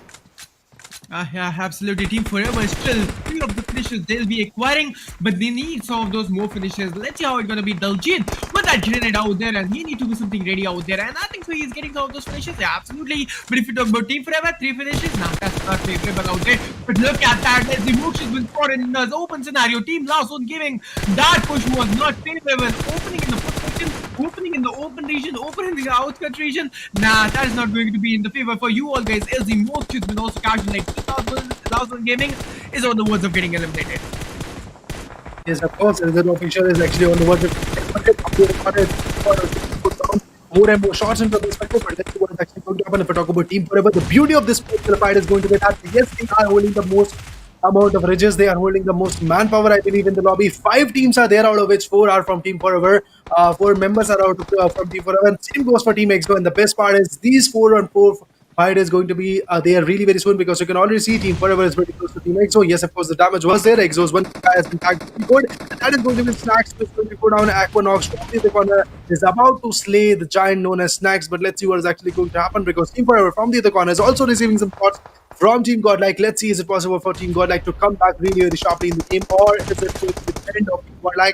From the other corner, Team TSM holding on to their life. The bare-handed guy known as Aquanox is also trying to compete. From the other corner, always positive of his nades. He's trying to pop on one or two good members from Team EXO also, and EXO returning the favors. Well, the nades are already there. TSM Aquanox with the nade again puts down snax. I don't know what this guy is just trying to do, but the solo man standing is absolutely crushing the hopes of Team EXO at this moment. But Fierce goes from one, Fierce talks it out, and just like that, MG3 machine gun lot of shot was there. But Panku is managing to put Team TSM down. That's interesting enough. Team Solo, made to be precise, is out of equation. From the other corner, it's Ankur trying to retaliate. Some shots are there right now. He's enabling his team to actually maintain that buffer. He's actually giving that team, his team, breathing space from which they are actually landing some good shots. But Daljit, if I talk about this particular guy, he's trying to compete. He's trying to put up a show. He's trying to put up a damage in the lobby. Hiker from the other corner is also trying to compete with the fight. Let's see, is it possible for them to actually put down Team EXO? I believe somewhere around there is a case scenario coming up, but from the other corner is going to put sensor downs. Well. EXO will not be the trap in the lobby now. Team EXO is getting eliminated, but look at that. Team GodL wearing 13 finishes. This is the comeback we were waiting for. Team GodL is this something like, you are adding something kind of climax in the tournament in the Indian Rising series. Damn, you are actually doing it so well. But if you talk about Team GodL right now, 13 freaking finishes. 2 of the players are still surviving. That is going to be Clutch God and number 1. It is going to be Neo for sure. But if you talk about Team GodL, so they are not into the zone, and I think so they are grabbing that zone edge. Yeah, absolutely. Having that zonal edge, I think so they are going to play on the edge right now. We have our top 3 teams, one winner. Let's see who's gonna win that. But I think so I'm feeling that vibe that Team EXO is going to win because they are having that manpower equation right now.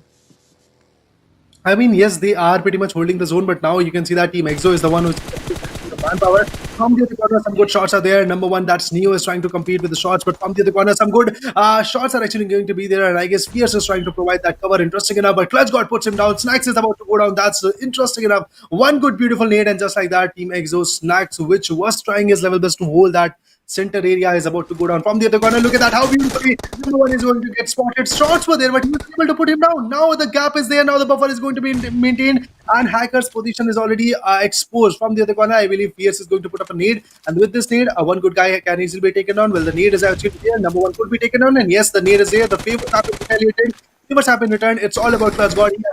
He has to do the favor, he has to do the job. From the other corner, Snax has been confirmed, and Clutch God actually from Team GodL has also been taken down. It's all about LZ Official versus Team EXO. Let's see, is it possible for Team EXO to get this particular victory into his perspective? I believe so. Yes, they are pretty much close to getting that victory, but from the other corner, I believe Pierce is about to get the taste of some serious. But from the other corner, Rixboy also gets connected. It's EXO, Pierce versus EXO at this point. Fierce, if I'm not wrong, is trying to rotate from the right corner. Yes, he has spotted the guy. He's going to put up the spray, and just like that, Team EXO with 10 amazing finishes got that winner chicken dinner. Once again, they're back in the show, they're back in the game, and back in the business is going to be the case for Team EXO. And with this victory, this charm is going to be back in the shop, and the fights are actually going to be back into their perspective.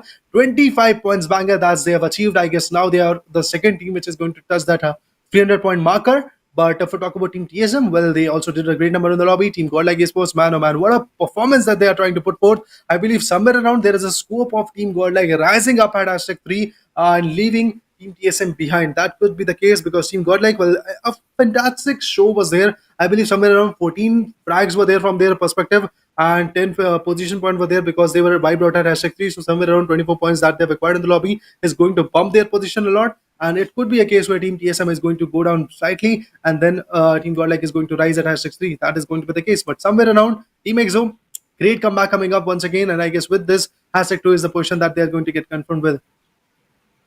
Let's see how it's gonna be, and I'm waiting for all the overall standings, and I'm waiting for all the overall stats coming up from the production team.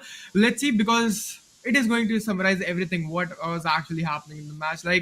There was a lot of chaos we have just witnessed. There was a lot of chaotic environment and nature in the match. This was actually outstanding match, I would like to say. But waiting for the starts, let's see how it's gonna be. But one name in my mind, that is going to be Team GodL. What an amazing comeback! 13 finishes, isn't it amazing, Raider? Now in the last day, now in a few days, yeah, absolutely. In the last couple of days, they are making that comeback happen. If they made up to #2, this will be the historical comeback from the side of Team GodL.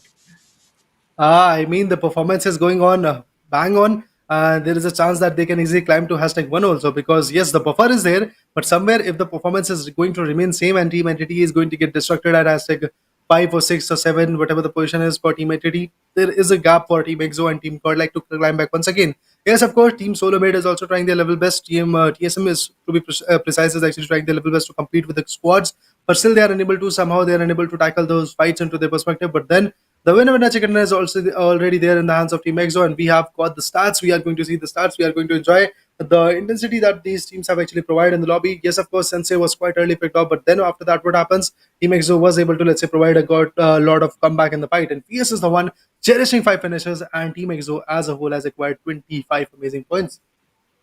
Yeah, like look at that. How amazingly they well played. Team X out of nowhere coming up with that winner chicken dinner on total having 25 finisher, 25 total points. Finish points that is going to be 10, and if we talk about the position point, that is going to be 15. Fierce Punk Snax Sensi being unstoppable, Sensi being the idol of the team, Snax acquiring one finish, but the main players of the team they were Fierce and Punk out there. Fierce acquiring 5 finishes and Punk having 4 finishes. Fierce acquiring a really great. Contribution for the team that is going to be the 50, and if you talk about the punk having 4 finishes and having 40 contribution for the team.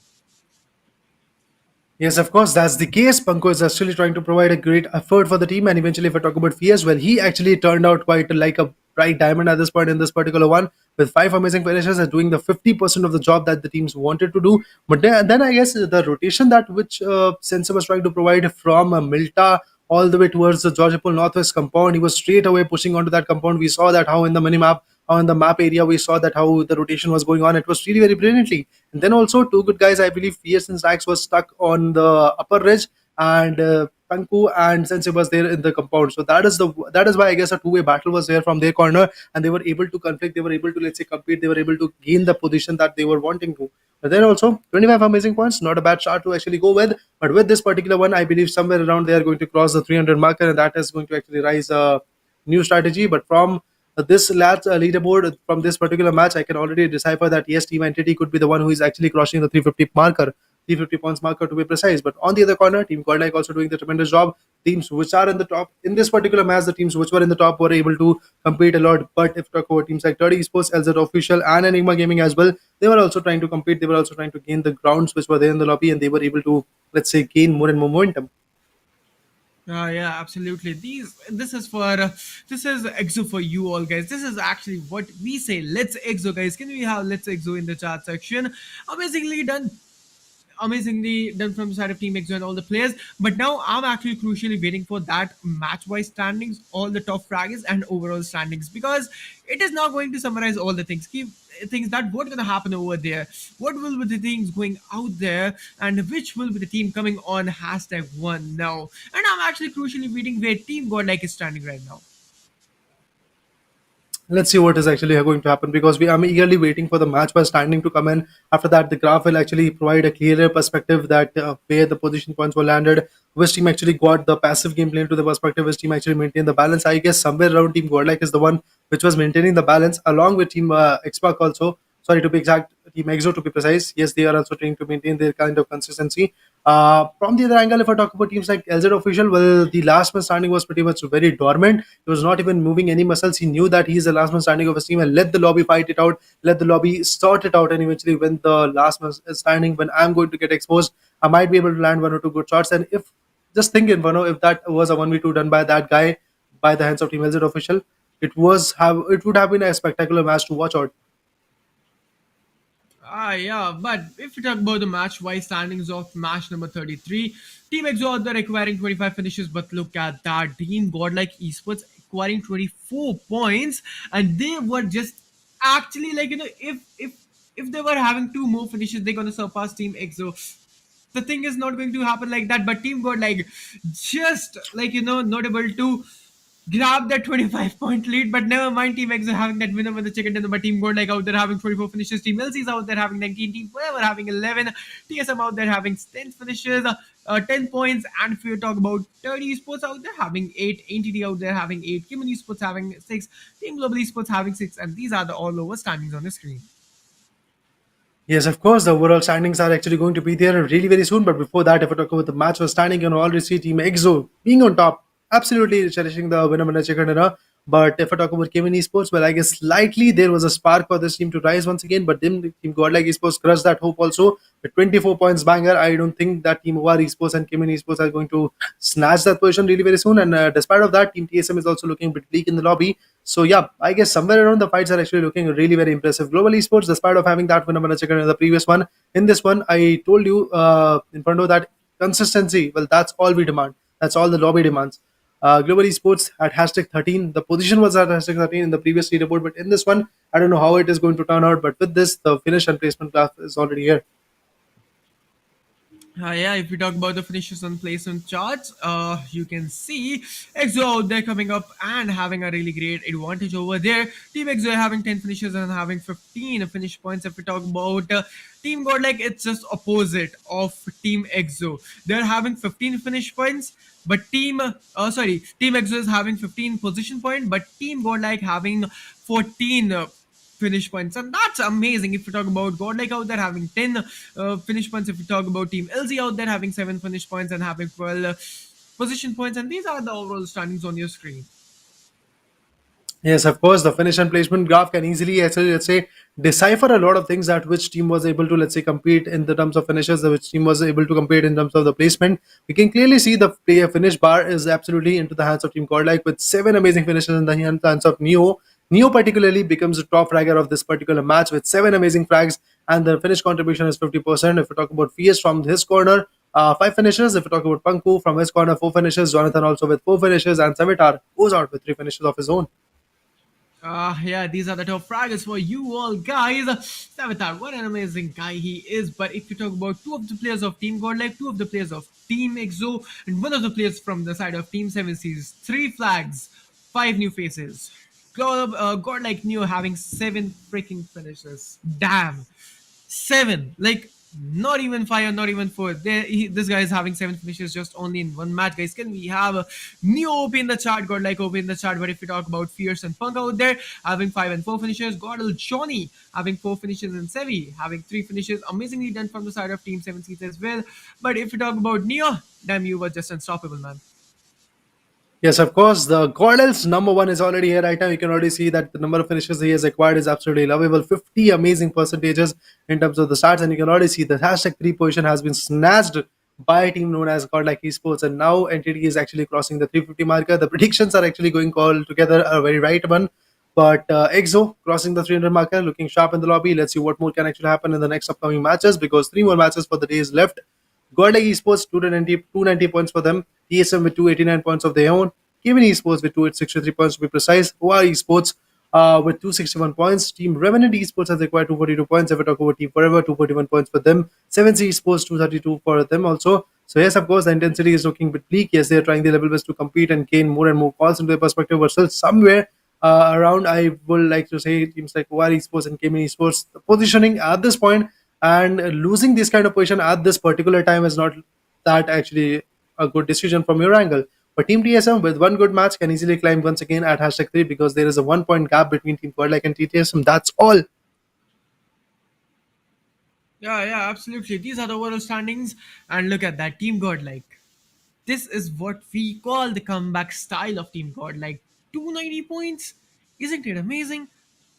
Okay, that is just too amazing. That comeback was indeed, and TSM is getting thrown from the side of Team Godlike, and they are actually surpassing. But if we talk about the second page, Team Celsius out there having 231 points. These are all the teams on the second page. I don't know how they're gonna make the comeback happen, but if any one of the team coming in top 5, I'm going to cherish them in my career, in my whole life, because come back from the second stage to top 5, this is going to be so hard. But yeah, this is not impossible. You can make the thing happen. But if you talk about Team Skylights out there having 224 points, Team Rangotan having 210, Global Esports having 205, if you talk about Revenge having 192, and you can see all the standings on the screen. Yes, of course, the damage is there right now. 30 Esports was slowly but steadily climbing back once again, but then what happens? Team Enigma is there down to the hashtag 17th position. 30 Esports with only 147 points is there. 1 or 2 good matches can easily bump them to hashtag 16 or 15. That would be the case, but at this point, I would like to say 30 Esports is doing a tremendous job. Yes, of course, they are maintaining their consistency, but LZ official with, I guess, 17-point banger in this particular match did a great number in the lobby, securing that position point and eventually gaining 2 of 3, 4, 5, I guess, finishes were absolutely lovable. Team 8-bit somehow is not looking that strong. Revenge Esports is not looking that strong. Global Esports is slowly but steadily holding their hashtag 13th position. But 10 points of a buffer is there between Team Global Esports and Revenge Esports. One good match, Revenge Esports is going to climb back in the ladder, and once again, Global Esports could go down just like that.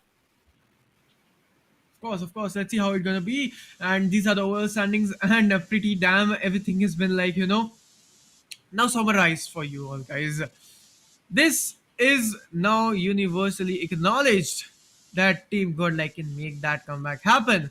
And now Team EXO, Team Entity, be ready for that. If we talk about overall top frags of match number 32, after match number 32, Entity Raid still surviving on that spot and in that golden frame, having 52 finishes, Prey God having 48 finishes. If we talk about Delta out there having 42 finishes, Sevitar having Sevi having 42 finishes, and Punku out there, my man, my guy from Team EXO having 42 finishes. 5 new faces, 4 new flags, and representing only and only the dominance in their blood. Yes, of course, the dominance is there. Rage from team entities is absolutely creating a chaotic match for everybody in the lobby. If we talk about Spray God, well, I guess if Team 7C could have survived for a bit longer, Spray God could have been the one which can easily cherish 50 points in terms of the finishes. But now, if we talk about Delta, one ahead right now, once again, with 42 finishes. Sevitar from Team 7C again is going to be here right now with 42 amazing finishes. Well, despite of seeing these two jolly faces on the leaderboard, they are unable to compete at the position that they want to because 7C Esports is just going down and down. And if we talk about EXO, well, Panku with that banger of 4 or 5 finishes, I believe, is here back in the game. And with that, we also have a giveaway going on, guys, which we talked about quite early. And you can already see we have two options. That's Wings Phantom 100 and Wings Phantom 105. The predict and win feature is going to be there. You just have to follow some steps which are going to be as follows: that you just have to follow us on Upthrust Esports, Wings Lifestyle, and Upthrust Esports India Rising 2022 on Instagram.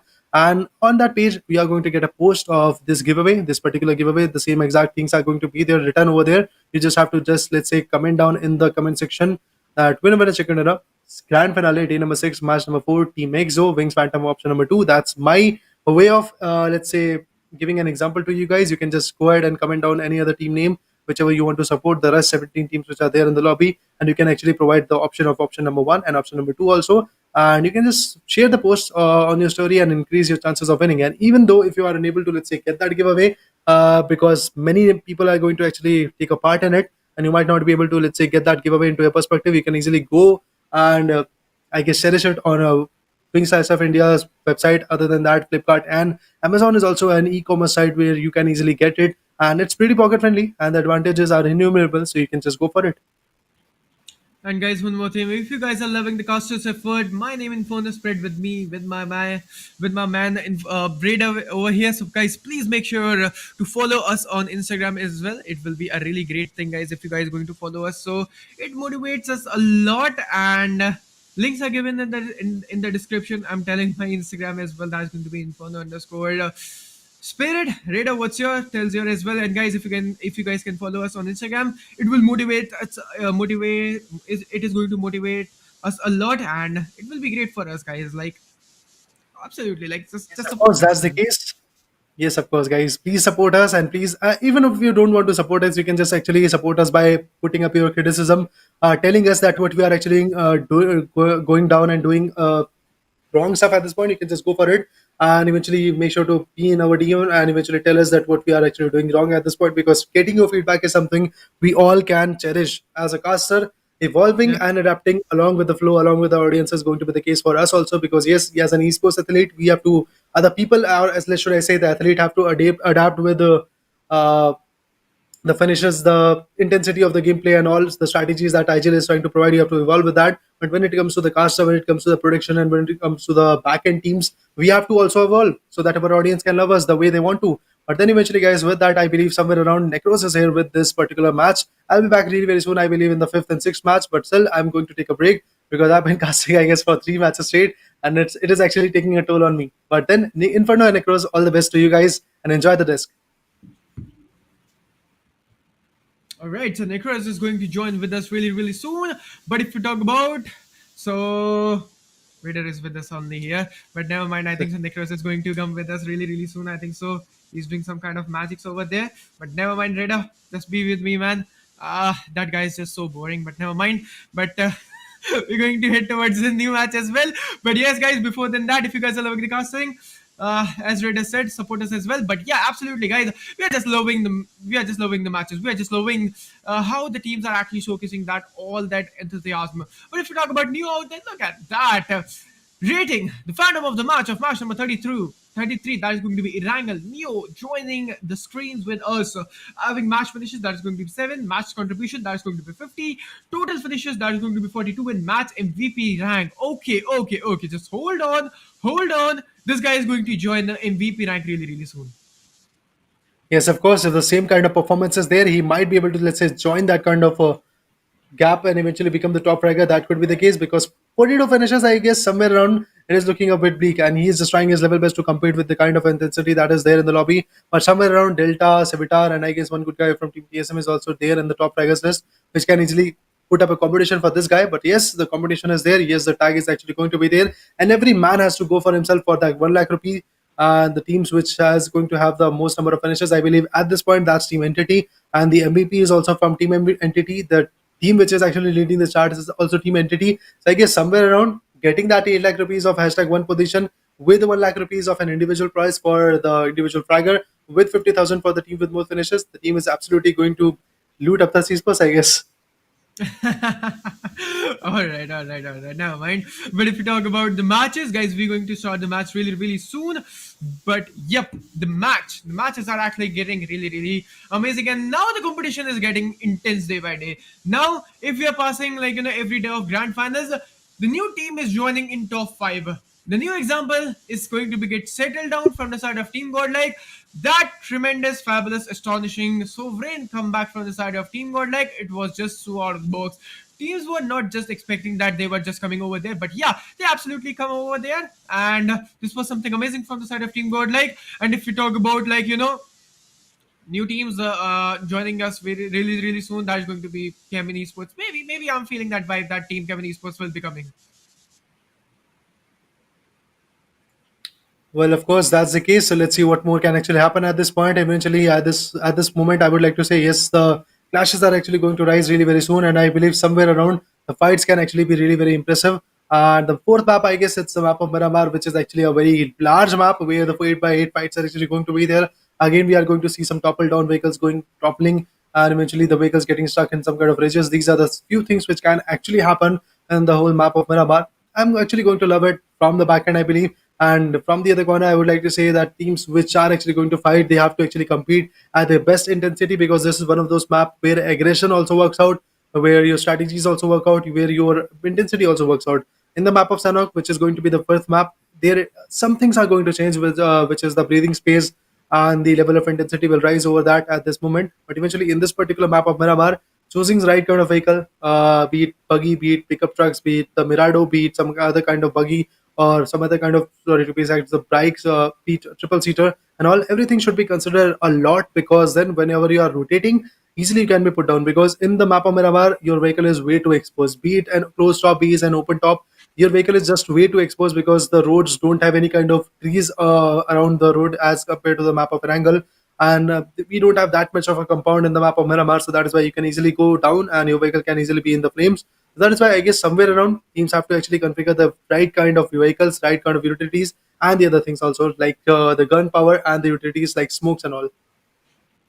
Now the match is going to get started. This is going to be Miramar. And let's see, there's a lot of teams having a really great strong hand in Miramar. If we talk about Team Global Esports, Team Entity, God like TSM, EXO, 7 Seas, all of the teams are having a really great hand in Miramar. Let's see how it's going to be. But we are waiting for the comeback and we are waiting for all those things happening.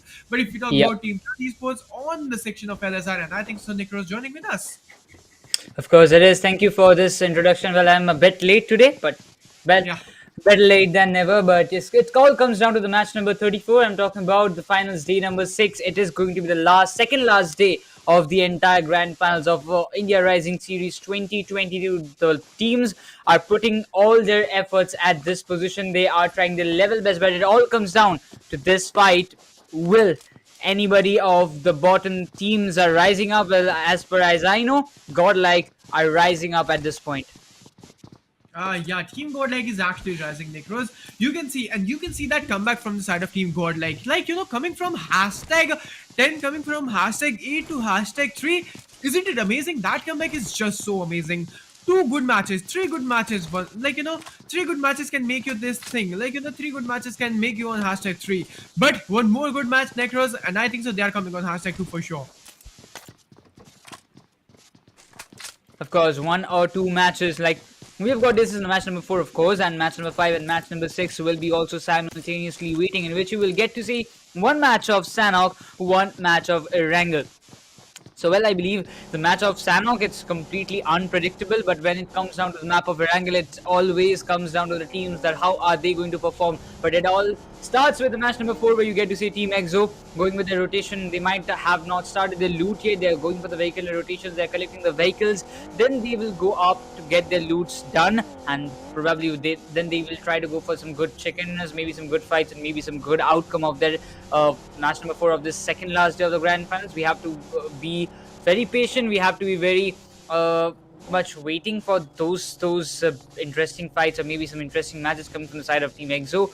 But yes, of course, this final day is just like second last day is just coming up with some wonders, I expect. Yeah, absolutely. Punk out there, you can see Team EXO is actually making the comebacks happen. Team EXO is playing really concerned in that point tables in all the matches. But right now, Team EXO, Hacker, aka Punk over there with Fierce, snax, Cincy out there, Immortal, we have the single man. But right now, Hacker Punk is getting 2 Scarlet on the same places. Amazing. But on the Lost Linus, we know that there's a lot of loot, and this is high density loot area amongst all the Miramar. Let's see how it's gonna be and how Team EXO is going to play and implement all those strategies amongst everything, because the time is running and they're gonna change all the strategies, all the playstyle. But right now, EXO Punk for you all. Well, yes, of course, these are the performance coming up from all the teams as we get to see this final day is. I bet it was a great day for some of the teams. If you talk about even global esports, they had a good match. They had a decent match till now, and I expect they can also bounce back a bit. They were in the second chart till the very end of the day number 5. Then after that, when you come down, well, it all comes down to like the final 2 days are it is crucial. But yes, of course, like the final 12 matches you're going to play, you have got some pressures, but still now you just are left with 6, 7, 8 more matches in your entire grand finals, or maybe in this current situation, and in which we get to say right now the teams are bouncing back for sure. But I'm a bit disappointed by the performance of, you talk about Orange Rock and maybe performance of TSM. They are falling a bit backyards. The teams from the others like Godlike, or maybe the other teams like Kemini Sports, they're bouncing back tremendously. But now there should be some of those technical issues that rumor has stopped the current match, and I think so the match is going to begin restart really soon for you all guys. So be ready for the next rematch again.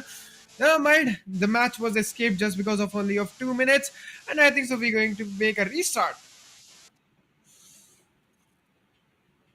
When you get to see the giveaways are already on, and it will be continued till the very end of the India Rising series, both the tournaments. Maybe this is a BGMI which is going to end tomorrow, and after that you get to see the Pokemon Unite also coming up from the 25th of this month as well. So this giveaway will still be on. You can still participate, but for the BGMI sector, you have got certain steps. For Pokemon Unite sectors, you have got some different steps coming up that will be revealed on 25th of March. But for now, the way you want to participate, how can you actually participate in the giveaway? That is going to be follow Upthrust Esports, WINGSLIFESTYLE, and UE.India Rising on Instagram. Comment and predict the match winners on the giveaway post with day number, match number, and group fixture before the match ends with your favorite Wings Phantom accessory. And at the same, you get to see an example, which is a bit changed, which will be a bit changed, because there you can get to see a winner chicken in a grand finals, day number, match number, team name, and alongside the in bracket you have to write down wings like option 1 or option 2, which one you will decide to take as a giveaway winning accessory. Then you can choose it, you can comment it down, then you have to share this post on your story and tag these 3 pages, and when you tag it, it actually increases your chance of winning that giveaway.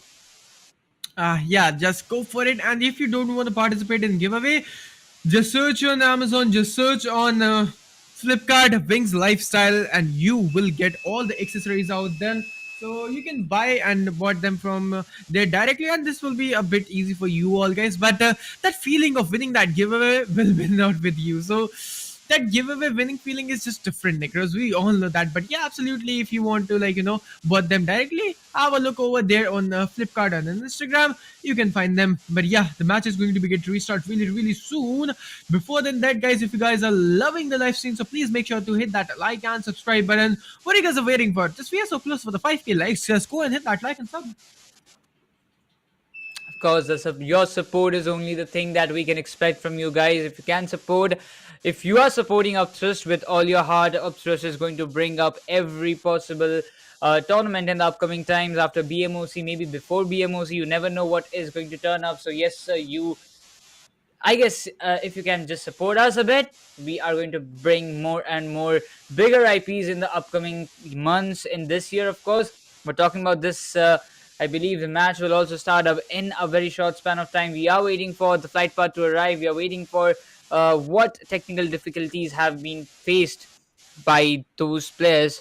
We have to just wait. We have to just wait. And right now, because each and every match is counting at this point, Inferno. When you talk about you cannot afford any game glitches to ruin your grand finals match. So the management are also trying not to go through this kind of phases. So they're restarting this because if any player have faced any kind of game glitch by which they haven't got a chance to enter the match or maybe in the circle. So like that kind of things, for just coping up with that, they have done the restart, and I guess it will be fixed very surely because there's just 8 more matches after this one.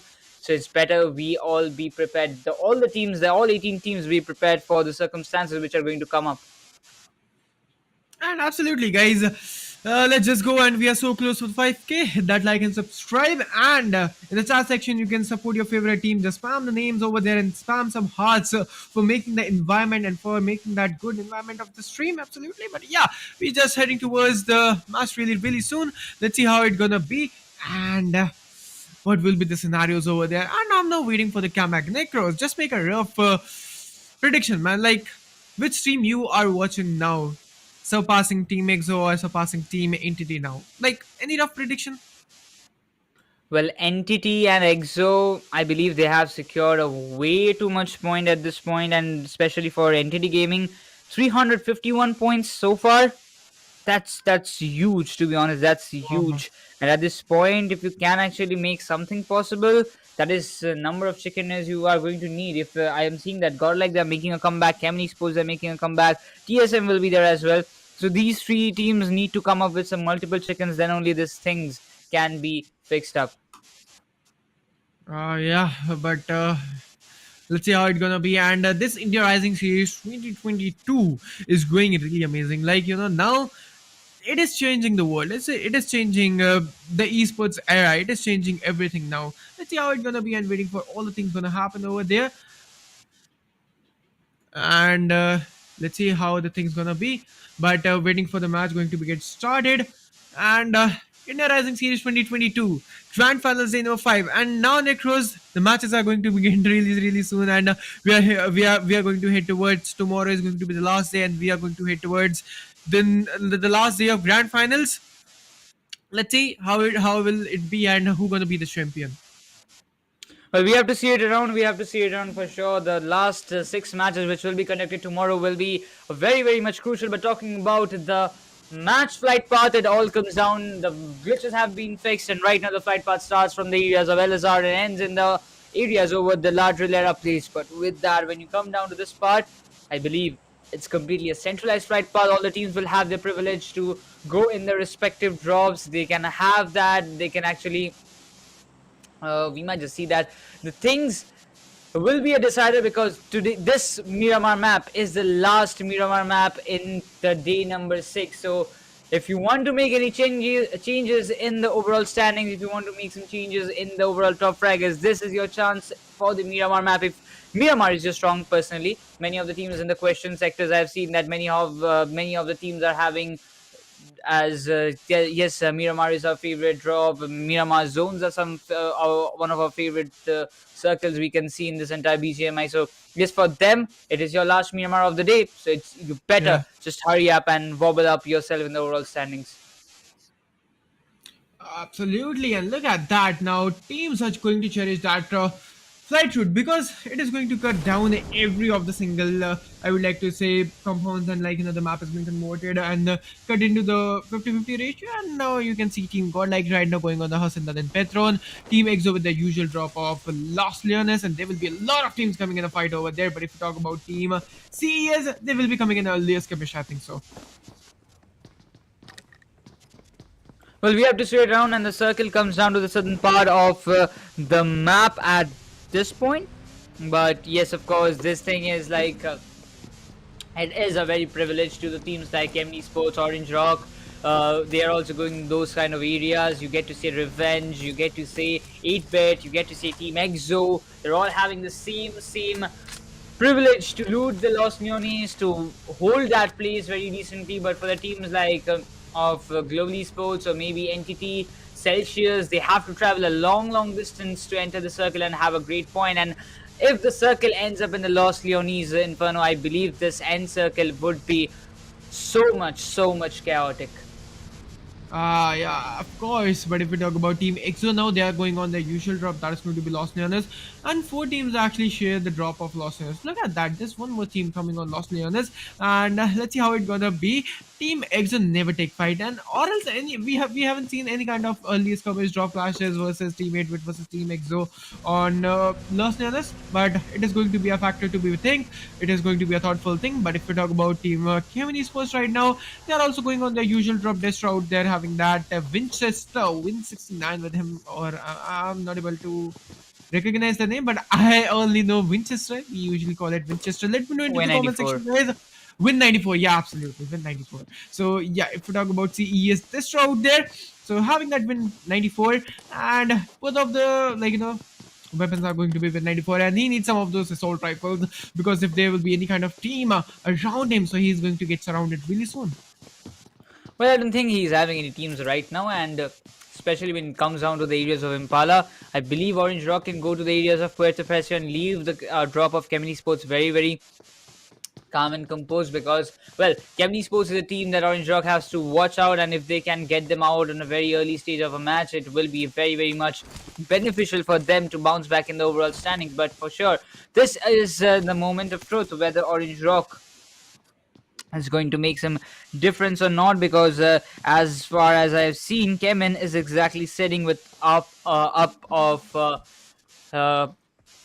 Orange Rock with almost a 4 points buffer, and that 4 points are really crucial at this kind of stage, because all those 4 points, 1 points or 2 points, they are going to make a difference in the overall points, like prize distribution, as well as in the overall standing. So it's better if you can get Orange Rock out. Yes, there is a price to pay. There might be some early casualties from both the end, but as far as we have seen Kevin Esports, they were playing way too split, so it was not even possible for even Orange Rock to just complete out the entire team in just a blink of an eye. Coming down to the players of TSM, we get to see they are also in the top 3, top 4 margin. They are actually trying the level best to make a comeback, but that comeback might be just getting stopped if GodL is going with the same flow that they are continuing in the last 3 matches in today's game. Yeah, the future is here. TSM, Lecturers, one of the most amazing beast team is here. They're just amazing individual fraggers. 4 of the players are just so beast. But if we talk about Enigma Gaming is coming in the fight, the tabletoppers team Entity Dark Lord has been also picked out, and that is not a good news for them. Entity Troy has been also picked out, team Enigma. Damn! 1v2 has been completed over there. Troy has been also finished down. Some early casualties indeed. It's coming from the side of Entity.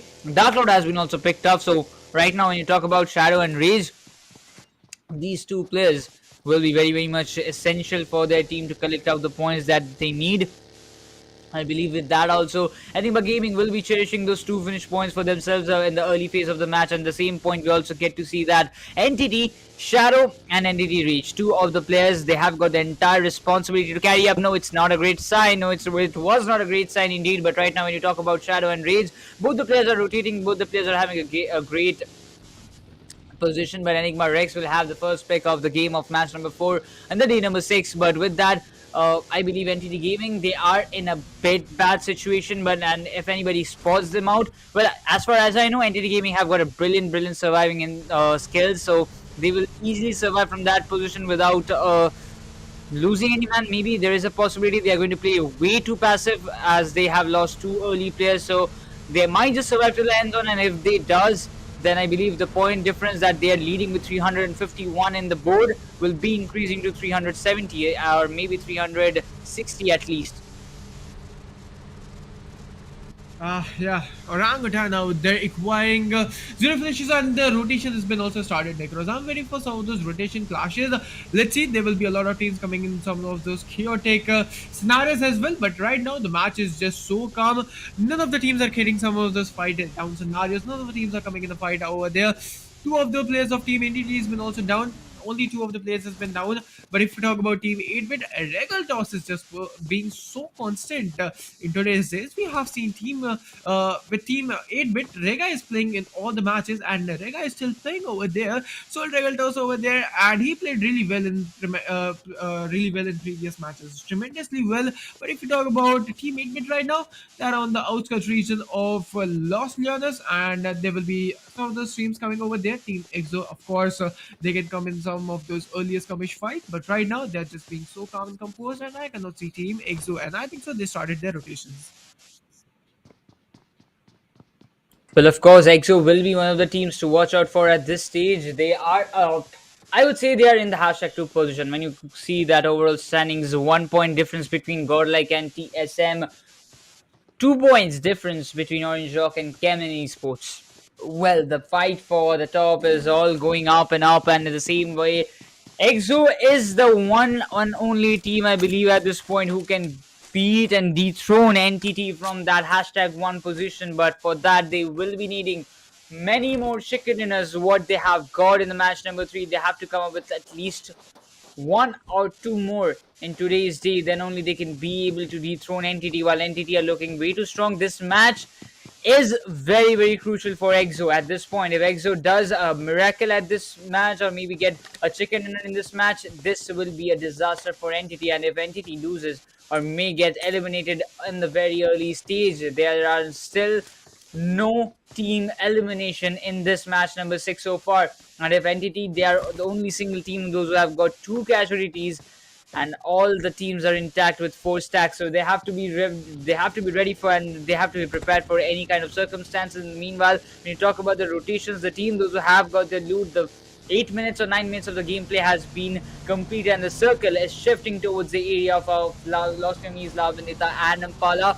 TSM will be holding in the areas of La Benita. As far as I see, Godlike, they're entering from the area of Impala, where they can face 30 Sports, and from the backyards you get to see Global Sports also arriving.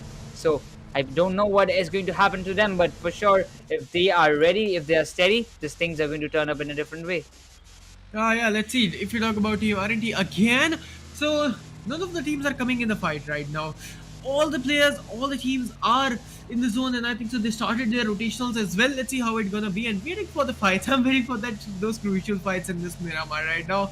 But teams are just playing so calm and composed. R&D Top Dog started the rotation, Paradox over there, and Team R&D, and it's all about the calm before the storm, right, Negros? Look at that. Second zone, still, none of the teams are coming in a fight over there. None of the teams are coming in a fight, rotation clashes. Let's see how it's going to be, and waiting for some of those fights is going to be happen. But Team Revenge Esports, they are just so steady, and they are just playing so tremendous in this whole series. But look at that. Team Revenge Esports in sport, Team 7 is out there, but Exo Snax has been also down. Team Camry Esports is coming in a fight. Kevin Esports, they want to dethrone at least TSM from their position. The point difference is almost around, if we talk about like 19 or maybe more than like 26 points, 26 points. It is going to be like somewhat of like that. I'm not that good in maths, but yes, of course, like I believe in that kind of difference. It is turning up, but Kevin Esports, they like, if you talk about the trap they have laid, the team forever are there in that backyard. So Waze gets taken down by Delta PG. Destro is having a great height angle. Delta PG might just get another one. This nade is being cooked up. Viro has been taken down by Kevin Sports Beast at this position. I don't know what's gonna happen, but UMP gets another one. Team Forever loses another, and at the same spot, at the same pace, we get to see that Kemen Esports are getting multiple finish points at the very early phase of the game, and that's great for them as well. Delta PG is in a very low HP. He will be getting that healing as fast as possible, but with that, when you talk about Orange Rock, they are around the corners. The start that Kemen Esports needs are exactly in front of them. The one thing they have to just continue, the one thing they have to carry out is just getting the knockouts and the openings that they need to get this fight done and dusted. Yeah, but right now Team Gemini was coming in the fight. 3 of the finishes has been converted. That's a really great thing. Team Orange Rock versus Team Gemini Spurs. This is going to be something a legendary fight we're gonna witness really, really soon. But Team Orange Rock having a really great sudden advantage in this fight. But Team Gemini Spurs, they are just not stopping. Beast is on the golden HP, all the golden pixels, surviving. Or Aditya has been picked out for a side of Delta PG. That was something tremendous trinity we just witnessed. But look at that, Orange Rock Atanki. That angles was so cheeky. But no, such as Gemini Sports Beast has been also picked out, and I think so. Kevin Esports are on the verge of getting eliminated from side of Team Kevin Esports, from side of Team Orange Jockey Esports, but out there, that trade was just indeed. Well, we never know what is going to happen, but of course, Beast has been compromised. Aditya is there, Aru is making the flank. If Delta PG gets spotted, he's just done. He's so done. Aru gets spotted, some sprays will be taken. Delta PG gets some grenadier attacks, but if Kevin Esports gets eliminated, Orange Rock will eventually try to bounce back. They are exactly in that particular position, but when you talk about one player has been compromised, the 4 versus 3 situation, it is all turning up. As you can see, Team Forever is just striving with one sort of player, but in the same way, Aru has got a 1v2 situation coming up. He will be taken down by Delta PG. This fight is just getting into worse situations. As we talk about Delta PG, he's just going on and comeback gets taken down, and as well as Delta PG will be taken down. Destro is the last player we get to see. Orange Rock, they're charging in with whatever the things they are having at this point, but will Destro be able to clutch it out? The question stays same, but Orange Rock, they're going for the revivals at this point. Yeah, that's true. He have that guts we all know, but TSM Blaze has been also down from the back ends, from the back area. Destro taking some of those sprays down on Orange Rock player 8, but the knockout, nah, that's not going to be the favorable thing. But if you talk about that grenade, that can be something connective. Yeah, absolutely taking a really great damage of 22, and I think so. But if you talk about Destro, he's going on the back end right now, and I think the Destro can make the 1v1 happen over there. But 3 of the players of Team Orange Rock is pushing on them. Orange Rock Atanki taking the last pick and last nail in the coffin of Destro out there. If you talk about Team God, like right now, they started their rotation, then they are in the zone right now. In the third zone, they're making the rotation done, and we are just waiting over there. But they're going on that triplet. Okay, so this is going to be a bit difficult for them if any of the team spotted them making that rotation in that triplet, so they can make them down. But Team 8 versus Team 7 says the fights are coming over there. Well, we have to see it around. At the same point, when you talk about Stray God has been also taken down, and at the same point, yes, of course. Which team it is? It is 8-bit. Revenge Esports gets Skylar's Gaming Ronak confirmed, and this need might just finish off Savitar as well. Yes, it is. Savitar gets taken down. Juicy gets 2. This is a very bad start for 7Cs in this match number 6. But for now, Spray God, I don't know whether he will be getting that revival. But LZ Mox has been taken down by TSM Shadow. This Molotov is going. Sarang will definitely get a good blow. This Molotovs are just so deadly. Sarang is definitely not going to make out from that position. Juicy also gets a good amount of damage. Sarang is still surviving in the corner, but eventually if we talk about Z-God gets TSM Shadow taken down. Madman will be getting Sarang knocked out. Aladdin, the last player surviving. Maxkash gets Entity. Shadow Entity are down to a single person which can actually save him. Aladdin is just surviving. Spree-God gets confirmed by 8-bit. Juicy 8-bit are just going on with the aggressive mood, as it Mox will be confirmed by Global Esports. Knuckles such as Dreams will be getting Mania knocked and confirmed. And what is happening? This fight, this match is turning up with multiple number of finishes, multiple number of fights. But at this position, when you come down, Aladdin is just patiently waiting. Global Esports new player will be getting LZ Snippy taken down. The multiple fights happening at this point. Global Esports versus LZ. While you talk about new player will be taking down Snippy. Rex Boy has been knocked out by Dreams. From both ends, LZ are in a devastated position. Absolutely, but if you talk about GodL from the back ends having that 1v2 scenario, Team Celsius is getting on the verge of getting eliminated. 8-bit Juicy getting out, 7C's Alu Boy. Celsius Apollo has been also down. Globally for Joker has been also down. Out of the zone, multiple players are getting out of the zone. Oh man, what's actually happening over there? But new player has been spotted. 4 zone damage. Look at that damage going out. Then Max is going to pop out that first hit. Absolutely, he's going to go pop out that first hit. But Team Globally Esports, they are out of the zone. They need to be something careful over there. But Dreams and Max being the Solomon survivors. Well, at the same point, when you talk about like Global Esports, two of the players are remaining at the same point. TSM Ninja gets another one taken down. That is going to be Global Esports Knuckle at this point. But when you come down, TSM, they have lost 2 again. This is not a great start indeed. They are getting the finish points, that's for sure. But in front of them, you get to see the players of Celsius. Then you get to see Max, you get to see Dreams, new player. I don't know how much HP that player, the single player, is having at this point. But definitely with that, new player will be getting Dreams taken out, and Celsius are down to a single person. TSM, what will be their move? They need to move inside the circle. The zone is shrinking. The smokes have been done. Aquanox is getting the buggy down. And with that, I believe he will be just moving on to the circle. While Ninja, he is still in a danger area. If new player just turns around, if he gets a chance to blink an eye, I believe that will be enough for him to take one of the players taken down. But 8-bit, they're still in those edgy areas. They're in the edge of the circle so far. But GodL, they've got 2 finish points. TSM, Aquanox, TSM, Ninja, they will be coming from that direction. I don't know what will happen, but if player number 1, GodL number 1 will have a chance, I bet he's going to go for those finish points. Oh! Oh, TSM out there. Oh, GodL versus TSM. This is going to be something a legendary fight. But the number 1 AK New has been also picked up. That grenade was just outstanding. Aquanox, you man, you beauty. The grenade attack is going to go with him as well. But from the back end, you can see Global Esports is also coming over there. And Global Esports is going to make some of those bad happens for Team GodL versus Team TSM. This is going to be the fight we're going to witness really, really soon.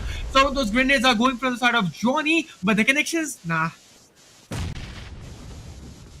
Well, it's not going to happen, but definitely the needs from the side of Jonathan. Will it make that connection which is required at this point? But I don't know why, but I missed the previous helmet of Jonathan at this point. The previous helmet, the previous complete outfit which Jonathan always wears. But yes, Rago did believe will be getting Global Esports new player confirmed. And with that, you get to see Juicy has been spotted. The headshot arrives, but K98, the level 3 helmet, will just deal a 90 or 80% damage. You won't be able to sustain that much of a headshot to get the knockout, that much of damage to get knockout as far as we can see. But right now, Akshay, what will be your move? Are you going to stay? Yes, this person is going to stay in this situation. He is going to just stay up, and with that, I believe when you come down to this point, GodL, 2 finishes for now. They're in the edges. TSM are taking the fights. Aquanox has been spotted. The space will go. Aquanox very breathing in a pixel HP. Global Esports have got eliminated with a total of 5 finishes they have acquired so far. Kevin Esports are out of the game.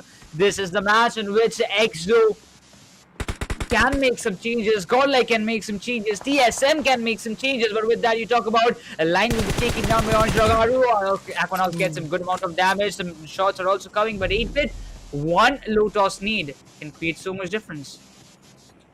Madman going with the low toss grenade, I think so, or else he's AFK. I'm not able to understand, but yeah, absolutely, he's gonna go with that low toss grenade out there. Teammate bid having 5 of those finishes. That's a really great number. A life contest going to be 38. Absolutely, he was AFK, I think so, but he's back again, going with some of those grenade, and I think so the connectivity, nah, that's not going to be the thing. It bit Lucy going with that SKS EMR taps on Orangutan. Believe the connections are not that much of sustainable to get that knockout done. But if you talk about Orangutan, started going with the zone, and they are making those rotational happen. From the backends, you can see Team GodL is also coming over there. I think the Team GodL is going to gain a fight really soon. But Team Esports, Broken T-Rex being the Solomon survival. Well, you never know, but he might get spotting. But Clutch gets taken down by Orangutan Trigger. He's in a very close area. Jonathan is the last player surviving. I don't know what is happening. But this is a disaster we can expect from the side of Team GodL. They were making so much good comeback at this match. If TSM is having 4 total points, is still surviving. If TSM gets eliminated, I believe GodL might be in a safer spot. But the way they're playing, I don't think it is going to happen. They're going to get more and more finish points. 8-bit might be getting eliminated. Maybe not. 2 of the players have been taken down. Exophius has been completed. Broken gets eliminated by believe. Orangutan are making disasters for the side of Team Skylights Gaming, but in the meanwhile, Jonathan gets spotted. TSM wants out GodL. This is a turnover, 7 finishes, and with that, I believe TSM dethrones GodL from that position of #3. What was that? That was a disastrous accident for Team GodL out there. Team GodL has been eliminated, and both of the players of Team TSM getting shattered one by one. But Team GodL eliminated, having 2 of those finishes. Not favorable for them. But if you talk about Team Enigma has been spotted behind that shack out there. Orangutan still surviving. Orangutan is going with that one too again. Believe and Trigger being The duo win survival over there. Enigma out there going with some of those Molotovs and using some of those utilities.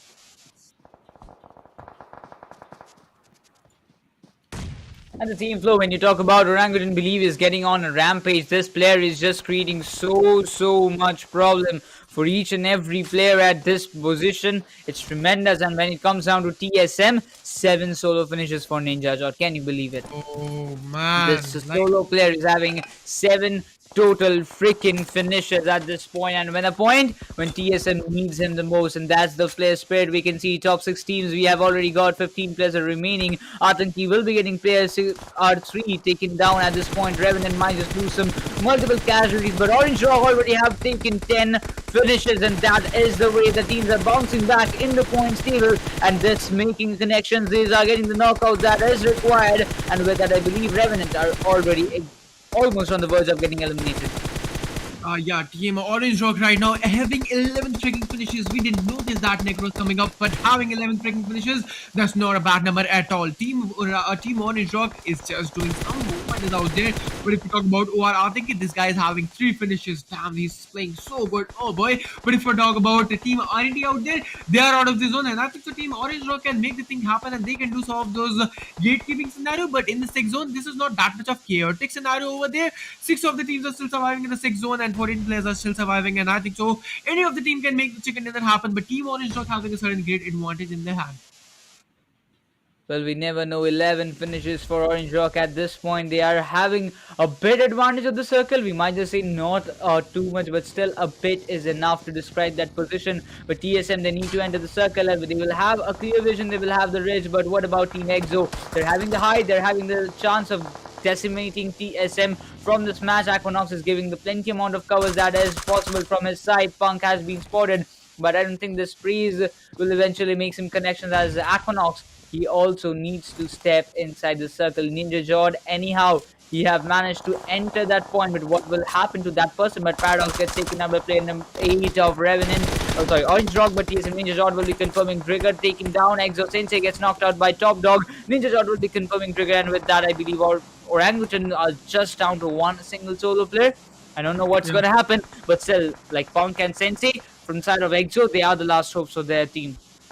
Absolutely. I think out there going with that grenade, and as well as going with that instant 1v2 Atanki. You can feel that vibe. We can feel the sovereignty. We can feel the dominance. And out there, you can see Orange Rock. The only word from their blood is flowing. That is going to be dominance, and the only deadly thing they are doing actually right now. But if you talk about TSM Ninja Jord being the Solomon survival over there, and I think so team TSM going to make some wonders out there. But if we talk about again about the Orange Rock, they are having a really great certain advantage of zonal area. No more hashtag 2 points. They are going to grab that pick and didn't happen. But Team EXO cherishing that ability to win. The team's point, Sensei is going up with some sprays, definitely on the direction he has spotted Aditya. He's seen the movement, but overpeaking will eventually lead to that position where Exo might just get taken, but Believe Needs gets Aditya knocked out. Aru is in a very close area. Sensei enters the circle. He's still having that height advantage through which he can collect out those finish points. But yes, of course, Orange Rock, they are in a better position. If you talk about player 8 will be going up with some needs, some frags indeed. 3 of the players, 3 versus 2 versus 1. The situation with the top 3 teams are coming, but I don't know where the 4th team is. The 3 teams I'm seeing on the map, at least at this point. Ninja Jord, there is a possibility that player is going up for some Gili battle to gather some position points, and that's for sure that TSM is going to dethrone GodL from that 3rd position, and will acquire that position after this match. But yet, this is just the 4th match of the day. 2 matches more to go. The Sanok and the Wrangle. I really want to see what will be the overall standings at the day number 6 after all those matches. Yeah, if you talk about Exosensi right now, Orange Rock are being the sole survivor. I think so from the side of Team Orange Rock. No. 3 of the players are still surviving. I think so. Aru can have that knocked out. No, look at that grenade. The precision was on point, but getting that knocked out. No, one more grenade going over there on Aru, but the knockout. No, nothing gonna happen. 2 of the grenades are getting exhausted from the side of Exo Sensei out there, but 14 freaking finishes. This match is going to make a really great comeback for Team Orange Rock Esports. Isn't it, Necros? Like having 14 finishes and having that chicken dinner in your hands will be making a really great point tables buffer of 30 points. Of course, it is. Like when you talk about this kind of matches, definitely Orange Rock were in a very need of that as Kemni Sports got decimated in very early stages. With that, the Molotovs, the everything will be used up. It will get eventually gets one taken down. Will be trying to confirm Orange Rock. Atangi also gets taken down. Believe you, beauty. It's coming down to this 1 versus 2. 7 solo finishes for this lad. Orangutan are also rising up the tables. They're rising up the heat right this position. Still, the 4 teams are remaining. Or Orange Rock, those who are looking too strong, it's all depending upon Aru at this point. That one solo mistake costed up the entire match of this very decent match of Orange Rock. This Molotovs, this utilities was definitely going to burn Aru at this point. Aru is really beating the Pixel SP. 1 or 2 shots. He's just done for that position and believe from the back end he has the chances to secure that finish point of Aru, but overcommitment will lead to the elimination of that team, particularly. But TSM Ninja Jod, he's still surviving inside the smokes. One good pick will be very much crucial for Belief to register his 8th finish point and maybe to register his finish as well in this game. But for that, when you talk about Ninja Jod has been completely spotted, will be confirmed by Believe, and with that 8 solo finishes for this lad, you get to see the top 3 teams coming up in this position. Exo Punk is there in the upper ridges. He might be just getting spotted. Punk comes in the open. Sensei gets taken down by Aru. Punk will be coming from that side. There is a big possibility that Believe is trying to confirm this finish point of Punk, while you get to see 3 teams, 3 solo players. Orange Rocks, Aru, Exos, Punk, and Orangutans Believe will be the players. Okay, so Punk gets spotted at this position. This 1 versus 1. This is turning up as a fairy, or maybe a fairy tale, or maybe a death note type. The one who comes up on early, he will be getting decimated. Absolutely, but Orangutan Believe out there, you can see 3 of the players are still surviving. 1v1v1, Exo still surviving, Orange Rock still surviving. I don't know who's gonna win, and I don't know who's gonna make the chicken dinner happen, but this is the 8th zone, and after it, we're gonna witness that this zone is coming over there. But right now, the zone is shrinking. Team Exo have to move out, Team Orange Rock have to move out, and Orangutan Believe having that advantage of the zonal area. But Hacker Punk has been spotted. This is not looking good out there. He can make that grenade and utilities out there, but no, look at that. The head chasing gonna be over there, spotted over there.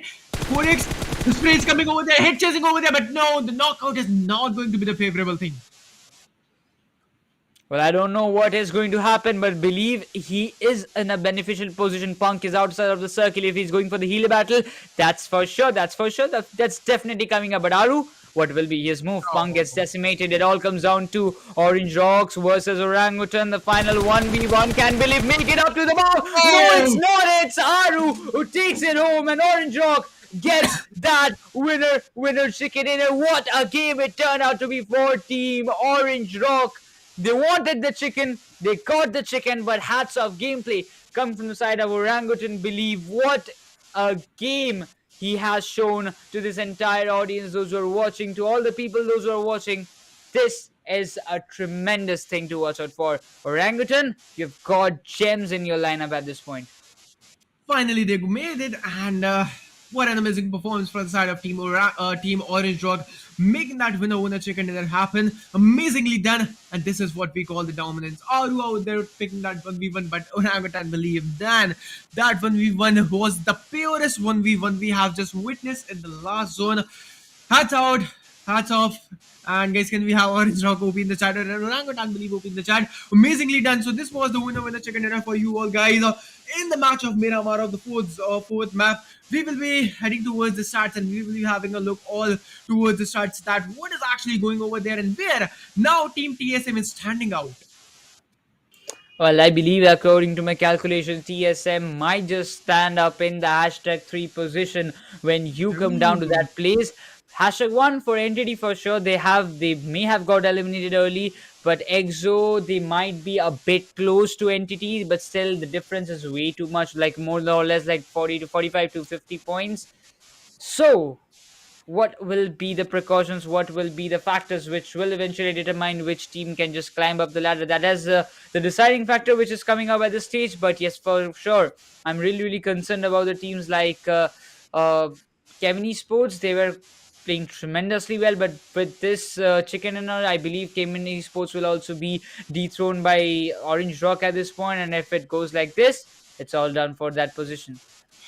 Absolutely, and we will be going towards all the strats that what was actually happening over there. And I'm actually crucially waiting for the position of Team TSM, then Team Orange Rock, where now Team Orange Rock is standing. Are they in the top 8 or top 5? I don't know the particular position, but yeah, we'll be having a look over there. But now waiting for Team Godlike as well, because this much for Team Godlike only and only having 5 finishes, and like only and only having 4 finishes maybe. I don't know how much they were having, but absolutely this match for Team Godlike, no, this is not that good for them.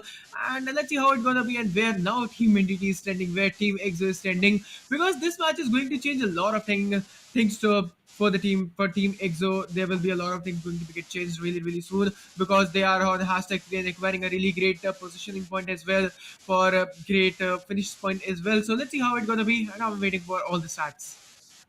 Of course, the stats will be up in a very short while. But for now, when you talk about the match analysis, it is coming down. There were some mistakes from the side of many of the teams.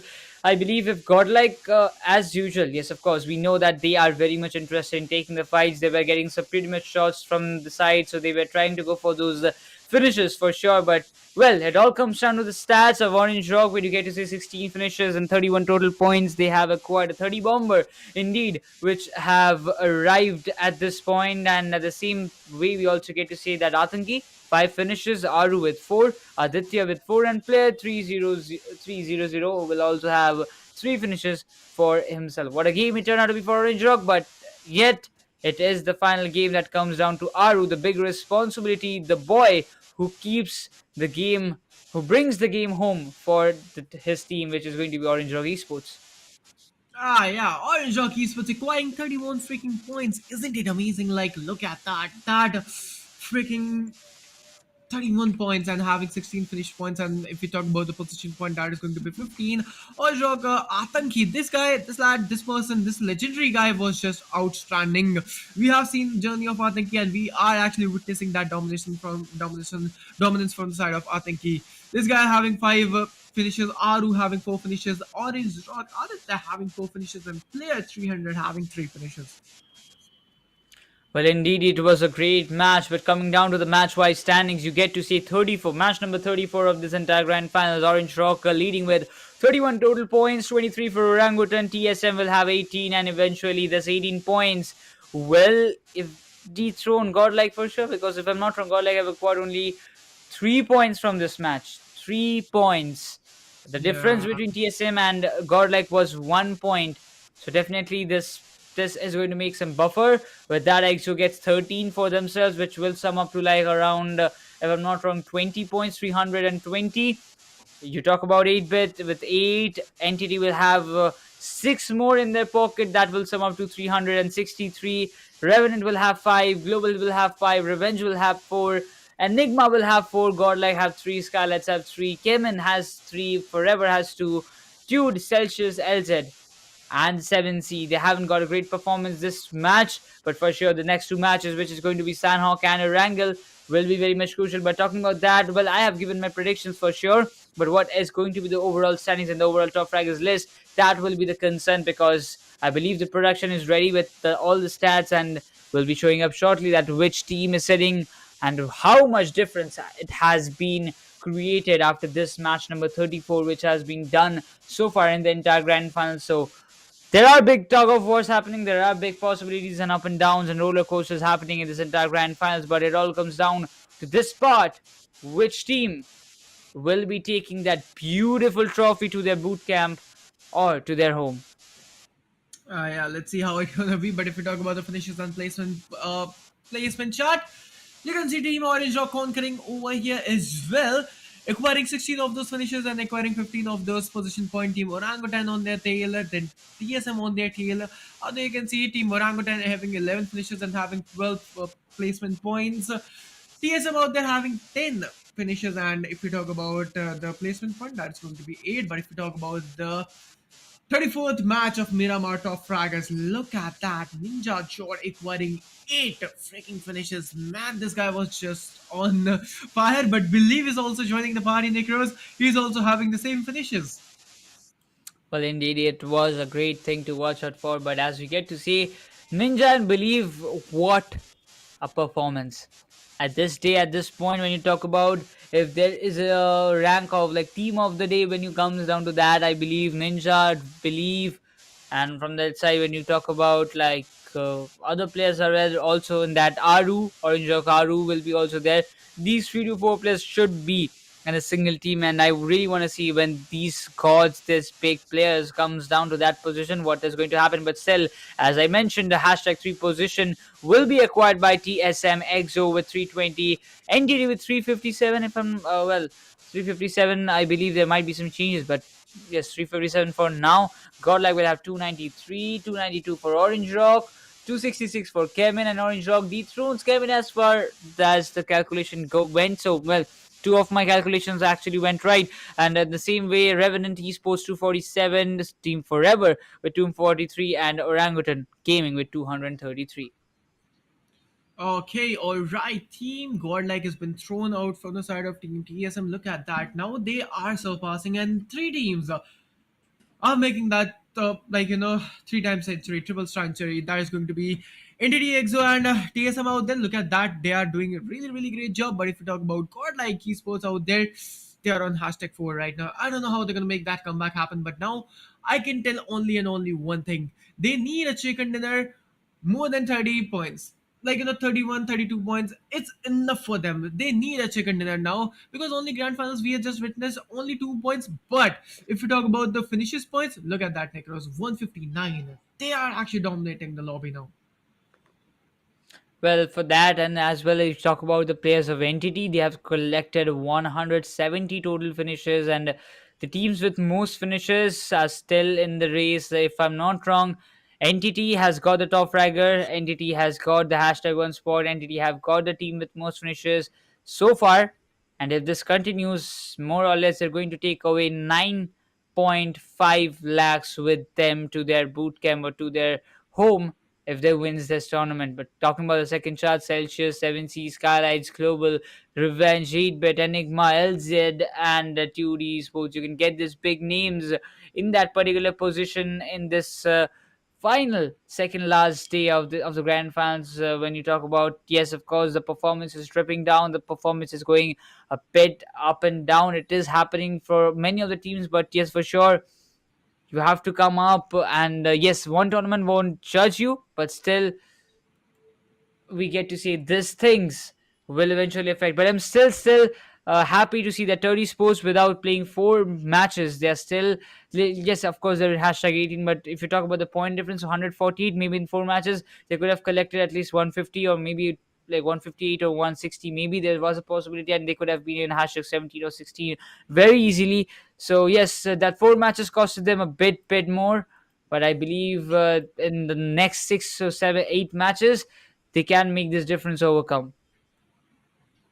But like, this is the second standings as we told. But if you talk about the top fraggers out there of overall top frags after match number 34, Rage Necros, this guy is just stick with glue with that golden frame. He's just not leaving it. He's just not ready to leave that.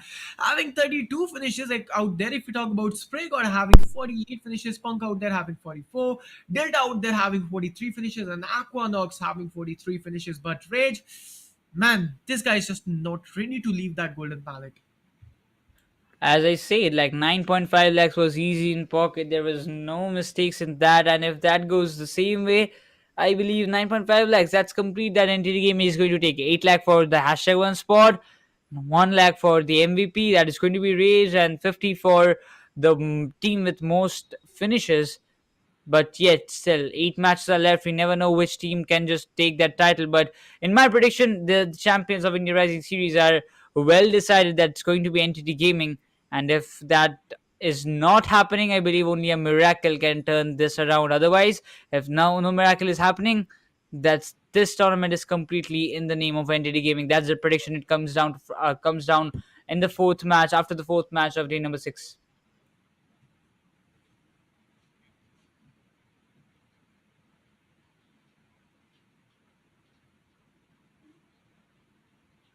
Well, at the same point, when you talk about, of course, India Rising Series 2022, Wings Lifestyle, as well as stream partner Loco, associate partner Ticket Tape. It's all coming down to the very, very second last day of the entire grand finals. I'm really, really pumped up to see what will be the results in the same day, like it in the same time tomorrow. You will be having the results coming up, as the fourth match will be also departing in the same time.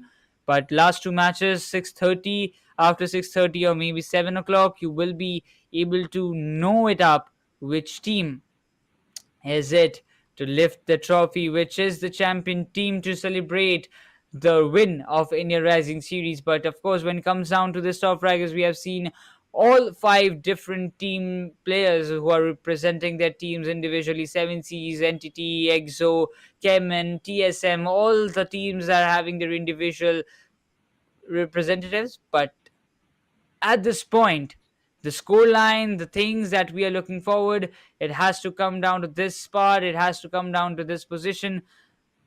But the still question that will arrive is going to be, will the teams like we get to say Kemen and Godleg, who have made a tremendous comeback in the overall standings, will bounce back again or not? And if they do, I believe it will be a wonder thing to watch out for.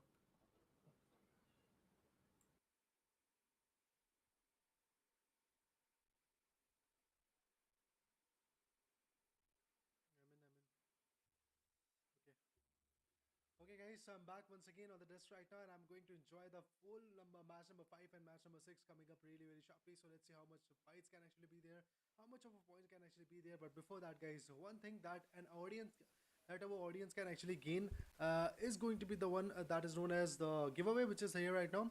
Follow the Upthrust Esports, Wings Lifestyle, UE India Rising on Instagram so that you can actually enjoy the giveaway. And after that, you just have to find that post, and eventually you just have to comment over there.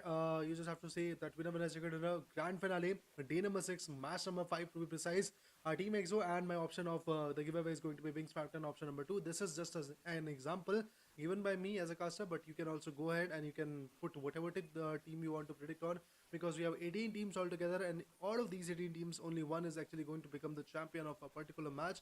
So let's see what is actually going to happen, and after that you just have to go ahead and share the story on your post. Say the post on your story, that's all you can actually be there right now. But eventually, if we talk about the next few things, like the hassle-free experience and the other things, like let's say the experience that Pings Phantom can actually provide you is absolutely lovable. So make sure to guys go ahead and enjoy the giveaway. Eventually you can go ahead, and if you are not able to, let's say, enjoy the giveaway, if somebody else is actually stealing your show, you can just go ahead on e-commerce sites like Amazon or Flipkart, or you can just directly go on the official site of WINGSLIFESTYLE India and go ahead and enjoy it, because it's pretty much pocket friendly. I believe 2000 rupees, that's all it is going to cost you. Wings Phantom 105 will be in your bag. But before that, Wings Phantom of the particular match of match number 34, Miramar is TSM's Ninja Jord with 93 rating. Match finishes particularly is going to be 8-0. That's massive, I guess. Match contribution for the finisher is going to be 80%. Now total finishes that he has altogether acquired is going to be 39, and MVP ranking is somewhere #11. So I guess a lot of job has to be done in terms of the aggression also, but still he's doing a tremendous job in terms of the finishes. Like the way Ninja have played this match, you have to take a bow this player. At the time when we were thinking that TSM is just going to get eliminated from that position, that player played so well, so well. He carried his team to the #4 position, and he got the finishes whatever it was needed. Yes, he was caught off guard by Trigger, so I believe, from that position. But yes, of course, that was in exceptional gameplay. 18 points for his entire team, which is eventually bouncing them back in the 300s, and they're actually uplifting them to the 300s of my default, like it was a fault. But yes, of course, with that 300 margin they have crossed so far, it is creating a big competition in the top 4 teams, as Godlike were just 1 point ahead of TSM. This is this is the match which dethroned Godlike from the #3 position, of course. But this match is going to be Sanok. The next match is going to be Wrangle. 2 more matches of the day. Still, after that, the day number 6 will get over, and we will be heading towards the final day of India Rising Series. That is going to be tomorrow, the final day, the day of decider. Well, everybody thinks it is going to be NTT Gaming for sure, but still the thing, it actually comes down, will they be able? Because EXO, TSM, Godlike, they are in such a huge race. Multiple chickens by EXO can just turn around the tables, and we have seen it multiple times in the final day. a team out of nowhere arrives and just wins up the championship and lifts that trophy, and it is not that much of surprising. But if that happens, then it will be a nightmare for the like from the side of NTT Gaming. I mean, still they are trying to eliminate the possibilities where some other team could actually rise, because they're just contributing their fights. They're just actually putting up one hell of a show at this point, and that is why I believe somewhere around Team EXO or Team GodL or Team TSM, which are actually trying to gain the pace in the lobby, will not be able to capitalize on that ground, because Team Entity, well, they're just leading the charge. They're maintaining that kind of confidence, maintaining that kind of competition, and that is why somewhere around this team might be able to, let's say, grind and get the position which is required in the lobby eventually. 357 points, I believe, 357 or 358 points that they've gained in the lobbies is absolutely lovable. And still, we are left with, I guess, 8 more matches. 400 marker can easily be hit by this team. Let's see, is it possible for this team to hit the 400 marker or not? Well, that's the question. That it's less than 40, like it's just 43 points you need to acquire in the next 8 games you are having in this entire grand finals, and I don't think that is it is going to be tough for such a team like NTT Gaming. But yes, of course, this match, EXO is definitely going to go up for heal battle, because as per as Sanox meta, as per as we know EXO, they will go for the heal battle, and at this moment, at this time when they require too many points, I don't know how much first stage will each a player will carry. 40, 50. We never know. But if it comes down to that 40, 50, I better be ready, because there are going to be so many fights, there are going to be so many heal battles, and EXO, if they manages to come on the top, that's all end for maybe Entity if they get eliminated on an early basis. But as far as I think, Raider, that Entity Gaming will also try to go for at least a heal battle, because they also don't want to get eliminated and get that and lose that spot, especially before, like a day before the final day of grand finals. I mean, we have already seen guys like Dark Lord from Entity going for that heal battle situation coming up for them. So I believe the same kind of strategy is also being used by some other teams like Scarlet's Gaming, where I guess Pukhar or Samraj is somewhere going for that heal battle. If I talk about Team TSM, Shadow is the one who is actually going for the heal battle, or it can be Blaze. So yes, of course, the top 4 teams which are there in the limelight they are trying their level best to actually minimize the gap which is there. And then in this particular map, the things can actually change really very sharply. And the best part is that tomorrow also we are going to have this map at fifth position, fifth match to be precise. So yes, again, tomorrow also a small slight chance of a comeback is there right now, because in the map of Erangel and Miramar to be precise, the strategy is pretty much same. But when it comes to the map of Erangel, yes, somewhere heal battle is a possibility. But after that, if we talk about the whole casualty coming up, whole fights coming up, because yesterday what happened, I thought somewhere around Team EXO was carrying out some good first aid kits, but what happened, Global Esports was the one who was just gatekeeping them and single-handedly wiped out the whole team. So there was no heal battle situation coming up. Although you are pretty ready about that situation, about doing a heal battle in a match, still there are n number of possibilities in the map of Sanhok where the things can go wrong for you. So that's yes, of course, there is a chance that these teams might be able to come back, but yes, we have to wait for it, I guess, and see what is actually going to happen, because I am eagerly waiting for the flight path to come in for us. Well, the map of Sanhok, it has always been full of surprises, whether it be the drop clashes, whether it be the off guard catching of the players, whether it be the heal battles of the players who are doing the heal battle with 30, 40, 50 first aid kits with them. But still, it all comes down to those final 2 matches of the day number 6, which is going to be very much crucial for everyone, for every player, for every team, those who are desiring to come back on the top 4, maybe on the top 6, to get at least some decent prize pool. Because after playing 42 matches, if you're not getting a single prize pool, that will be disheartening. Yes, there are plenty of tournaments upcoming times, there are plenty of tournaments which is going to continue, but for sure, that is the thing, that is the main motto that we are looking forward, that which teams will eventually bounce back, which teams will not, because there are plenty of teams. Like when you talk about Kevin, as personally, I would say that I personally did not think that Godlike and Kevin can actually make a comeback, and that too in the top 4. And they proved me wrong completely. I believe that's a big thing that a caster can see, because that, like, they have surprised them. They have surprised the entire audience by making this much of comeback in the overall standings. And I believe that this form continues, at the end of day number 6, they might be settling up in a good position. That could be the case, yes, of course, and they are at a good position at this point. But still, 2 more matches are to go. Are there right now? I believe teams like 7C, teams like OR Esports are pretty close to actually grasping that kind of position. And if that is possible, if teams like Godlike Esports or Team Solomid were unable to perform the way they were performing for 4 more matches, which was there previously, I guess the performance could easily lack, and some other team can easily replace them.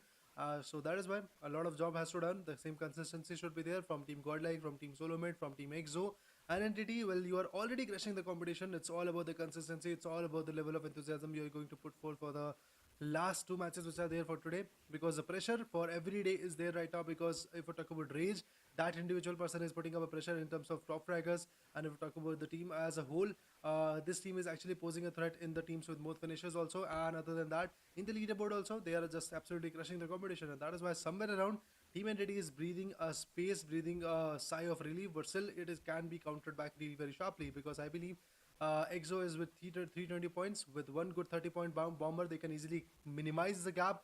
Yes, of course, I would like to say they won't be able to, let's say, retaliate. They won't be able to, let's say, gain hashtag one position, but still somewhere the gap could be minimized, and where Team Exo can easily, let's say, choke out Team Entity. That could be the case. But other than that, this is the map where that kind of situation can be there. But picking up frags in the map of Sanhok is somewhere Team Exo's strategy does not rely for me. I have seen Team Exo fighting for the finishes in the map of Miramar and in the map of an angle, but somehow in the map of Sanhok, their first instinct is actually going for the placement point, because that is something which is easily secureable if you have good number of first aid kits. But then if we talk about the finishers, Panku and Pierce and Snax as well are three of these members which actually go for the finishers also. If we talk about Sensi, well, he's the man who can easily turn his side whenever the situation demands. But with Z-God piloting for the lane, we can see that the flight path is already here. With this flight path, with I believe great responsibilities are hopping up. So, well, I'm a bit happy and a bit sad, because this is going to be the second last day of this so long-lasting event. But still, this match of Sanhok, I believe there should be much more entertainment that we can expect. Cam Charlie, as usual, Team Exo going in the drop. Skylights will have a spread around the areas of Dogs and Query. You get to say Team Godlike in the areas of Painan. You get to say Orangutan as well as Team Forever going in the places of Bootcamp. You get to see Global Esports in Ruins. You get Celsius and the Samian Nakan. The circle ends up in the centralized part, and with that, you get to see again this fight is happening. Viru shuts down Orangutan Ash on a very early stage, and well, it might be some revenges are coming out, but Viru eventually will try to confirm each and every player. He has got the gun, he has got that momentum, the TPPs will be taking, so you have to be very much cautious. The pre-pass is coming up, he gets triggered down as well. Viru is just going with some gore,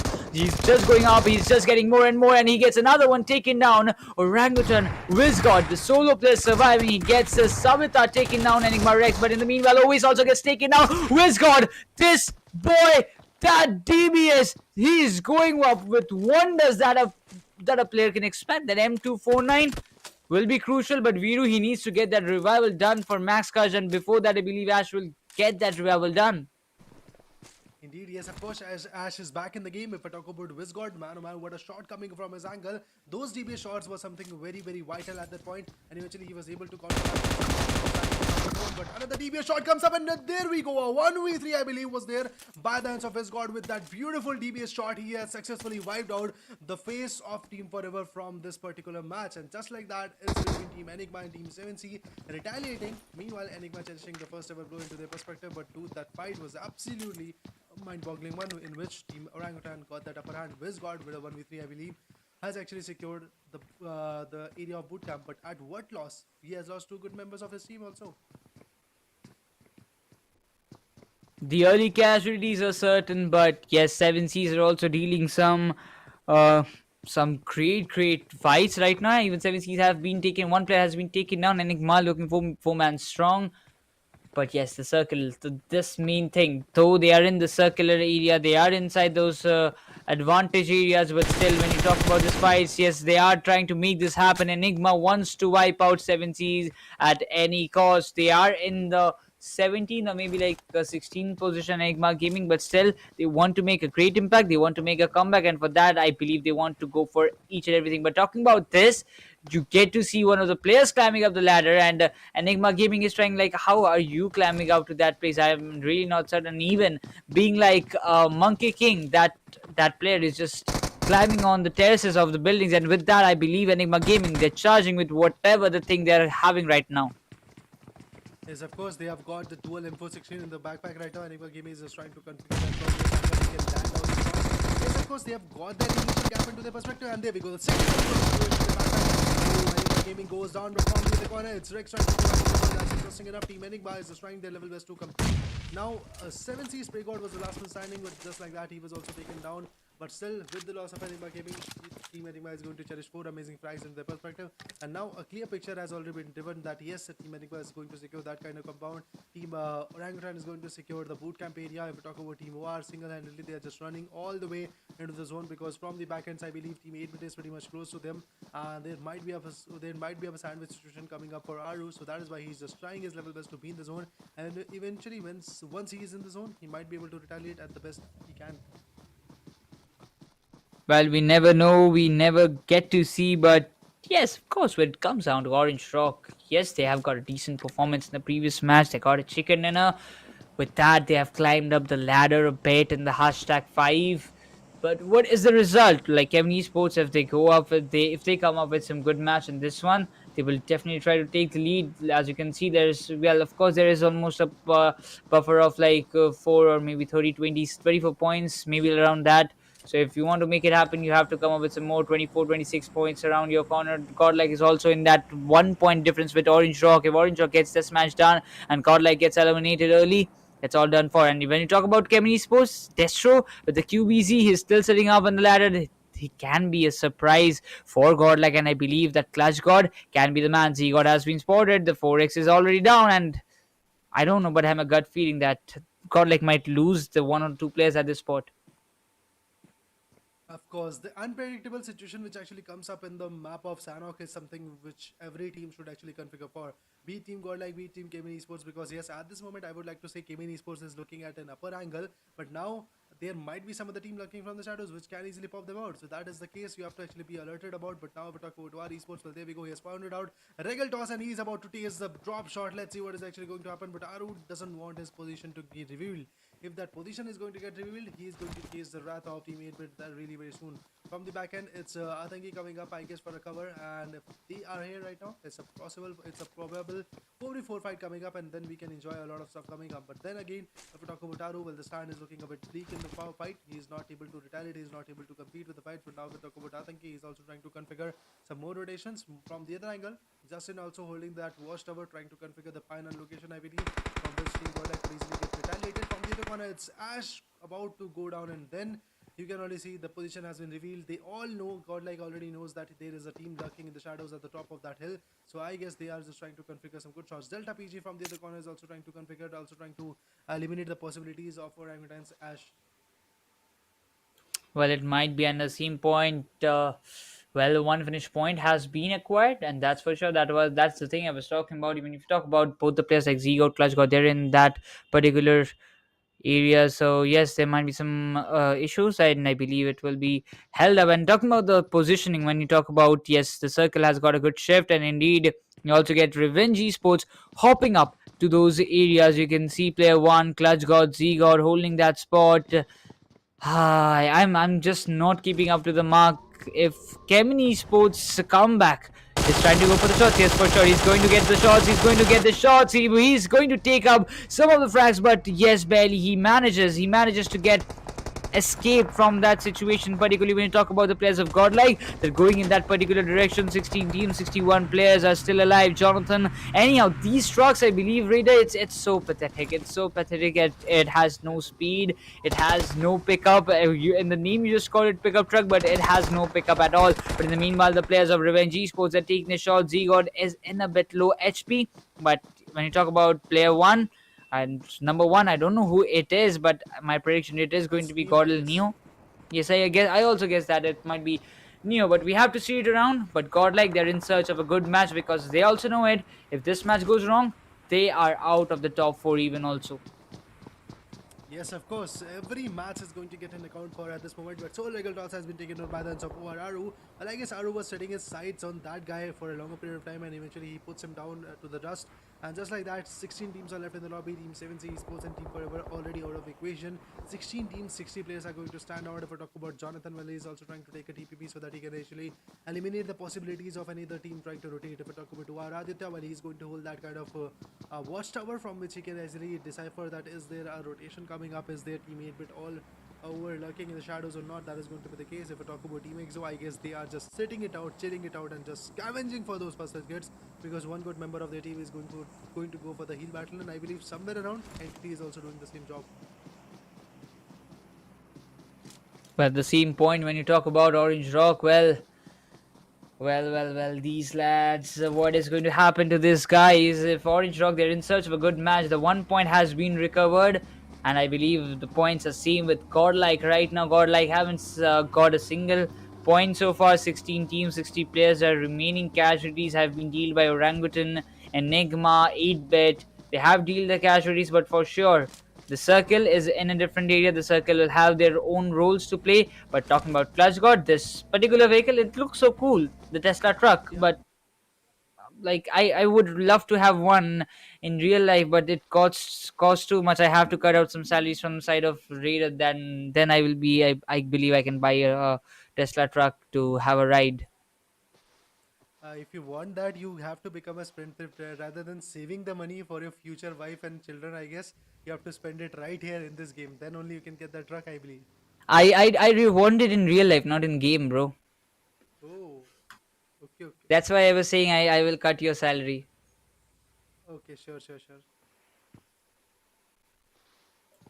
Well, I believe keeping those aside, we can focus on the game right now. And as your favorite team, we can get to say Exo Sensei is around those corners. Revenge Esports will have the 4 players exactly waiting. And yes, at the scores, we get to say Sensei and Snax are also in the very enclosed area. They are they're coming very quickly and rapidly to the direction of Revenge Esports. The players in split, 2 players in another direction, 2 players in another. I don't know what's happening. Sonic Fox is taking some random shots and is against his own teammate. That's surprising for sure. But if Exo, like they have given the shots, so Exo will be a bit cautious right now. And if they get more cautious, I guess Exo will definitely try to go for this finishes. The decision stays with their favor, but TSM, they're playing way too passive. And if they play it up in the end zones, they're going to fire it up hell lot that we can expect. Indeed, that could be the case. The eliminations can be there, the fights can be there, the massive damages can be there, but let's see which team is actually going to cherish that winner chicken dinner. I believe at this point, we have Team EXO going for that center location, trying to actually strive for that point. Position points also is going to be the case, but from the other corner, I guess somewhere around Team Division Sports, you remember are already there.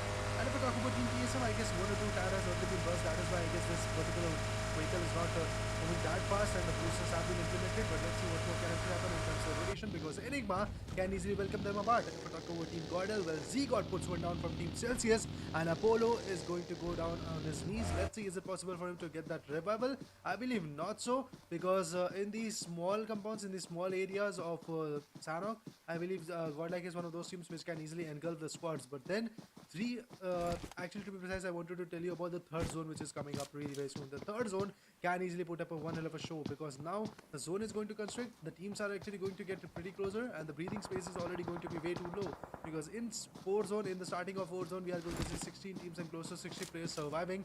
That is actually going to create a bit of a havoc in the lobby. From the other corner, LZ official putting down Kyolamau. Well, at the same spot, when you talk about God like Z-God, like Celsius, they are also in those areas. Exophius gets some of the players taken down. And Rex Boy, Half Knight, they have been picked up. Revenant from distant hell, they are taking the shots. Snippy mocks are ready. Fierce will get Pukar. Pukar gets finished off by Punk as well. Exo securing some multiple finish points for themselves. And with that, Skylet's Gaming, they're facing some downfalls. Half Knight will get that revival even for Rex Boy.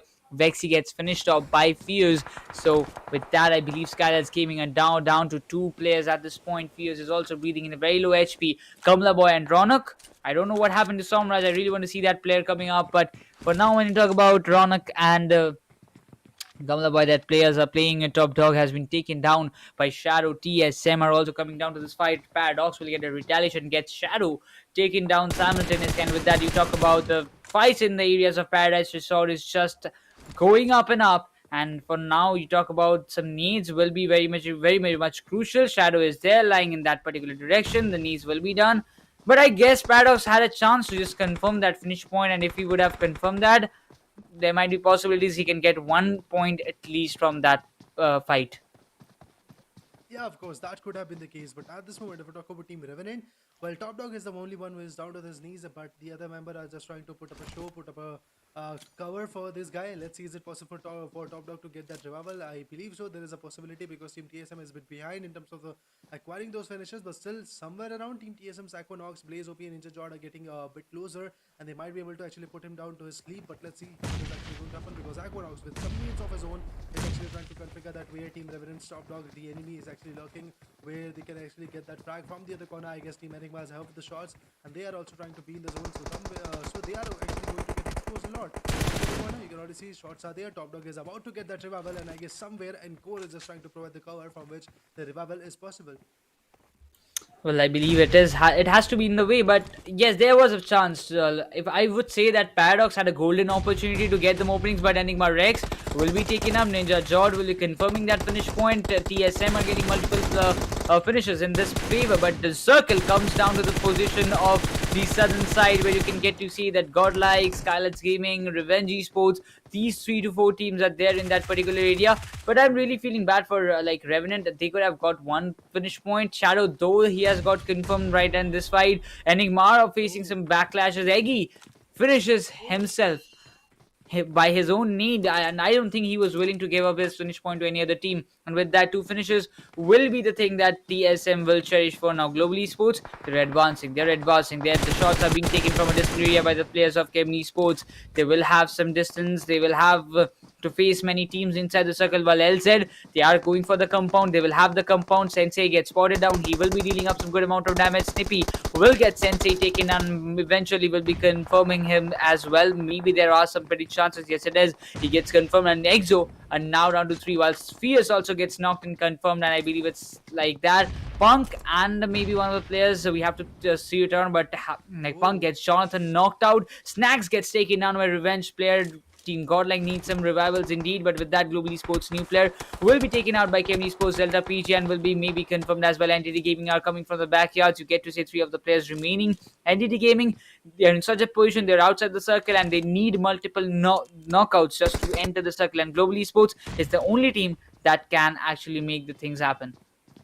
Yes, of course, that's the case, but let's see what is actually going to happen at this moment, because in the lobby, there were a lot of chaotic situations coming up. You have a lot of sprays coming up at this phase right now. So let's see which team is actually going to acquire those position points and eventually get that chicken runner. I believe Team is trying to gatekeep Team their strategy coming from there.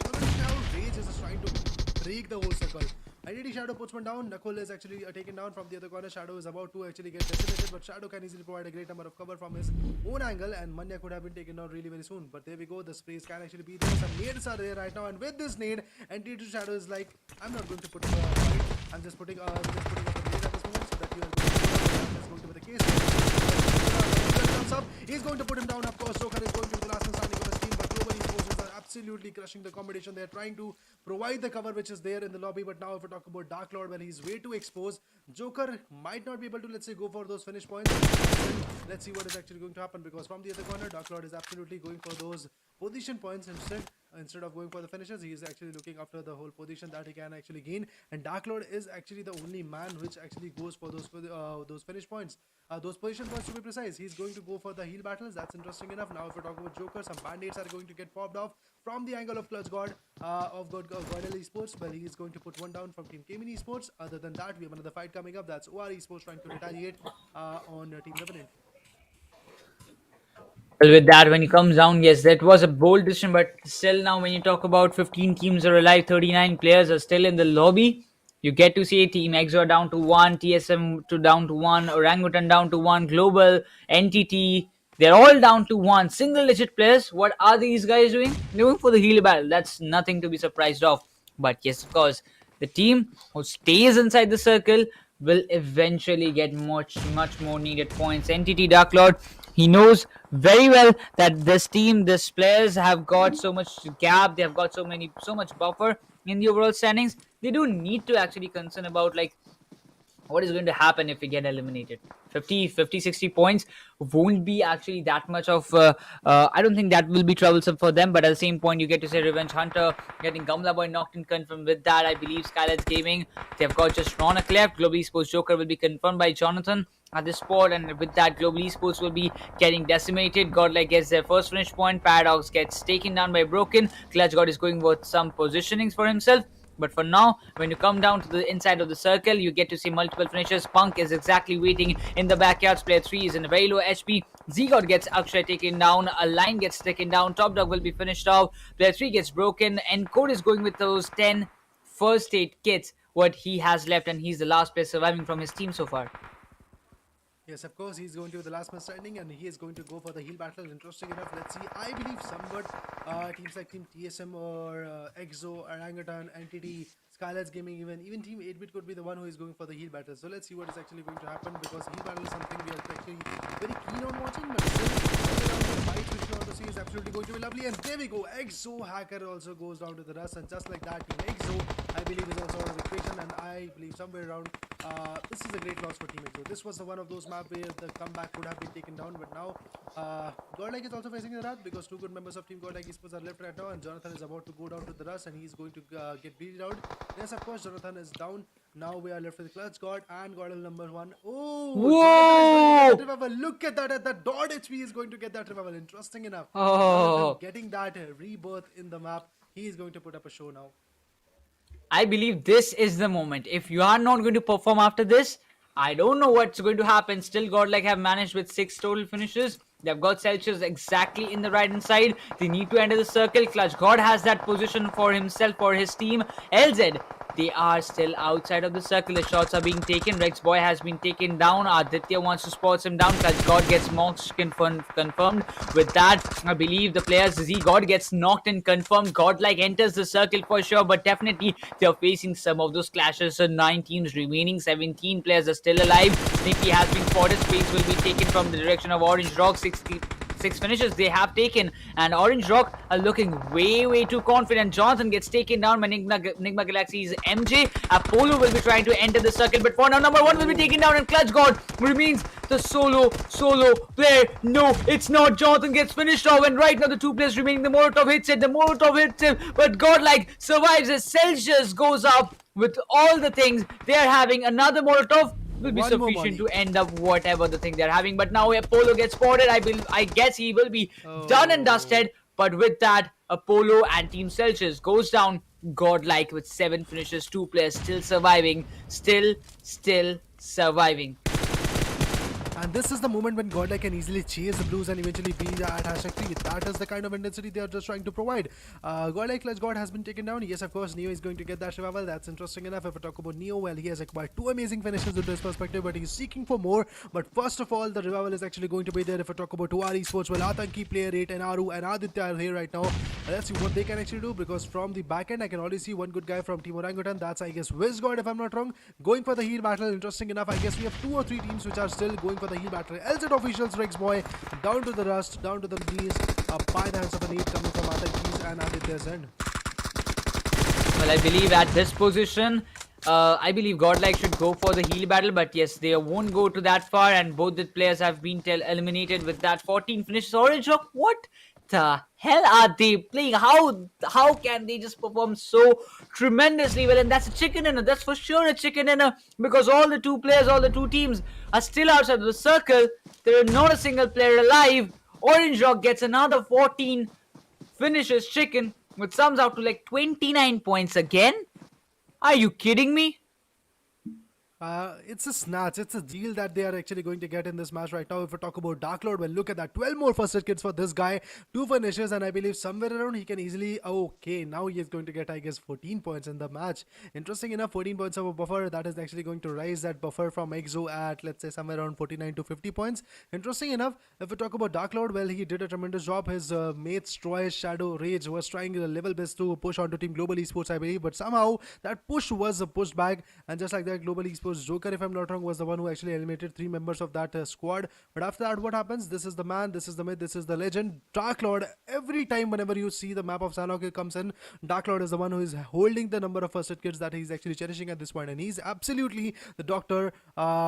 Dark Lord at this point, he is the entity which is actually going to heal himself till the destiny is actually going to arrive, till the player is actually going to end. At this moment, it is absolutely lovable. If we talk about the guys from OR Esports, well, a tremendous job done by them because they have secured that winner chicken. And I guess one more finish could have been lovely for these guys, but still, I guess they are very close to a 30-point bomber, 29 points. That's all they are going to get, but still amazing enough. Two more first set kits to go. After that, we are going to see our victors because the 8th zone is also going to come in. And after that, you already know whenever the 9th zone marker comes in, the zone damage is way too high and you might not be able to survive. You can already see that the last first set kit is already there in his veins. And after that, some band-aids can be cooked up, but band-aids, I don't think that is going to create a large number of impact on this. But still, with this, I believe now we are going to see the winner chicken dinner of this particular match. That's OR Esports with 14 amazing finish, a total of 29-point bomber coming from their angle. OR Esports, a great comeback in the 5th match of the day, number 6. This is actually amazing because now we are going to see OR Esports again climbing back once again in the leaderboard because OR Esports was somewhere lacking at hashtag 5 or 6, I believe, in the positions.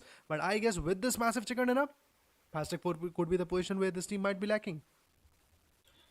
Orange Rock, oh god, this team is making wonders at the second last day. Can you believe it? Yes, this team was in the race from the very start of the grand finals. They were lagging behind in the middle days, but again in the second last day, they are bouncing back. They're putting up the hell lot of competition in this overall standings, and I believe this eventually be a big fear for the teams like Godlike, EXO, even for TSM at this point. Two back-to-back chicken dinners with still like 14 to 15 finishes in each match.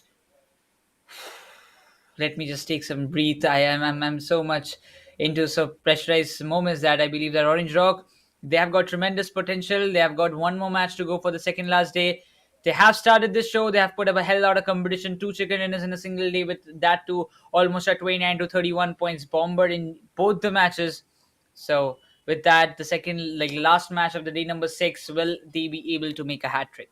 Well, it's not that easy. That's going to be the map of Erangel, but let's just see.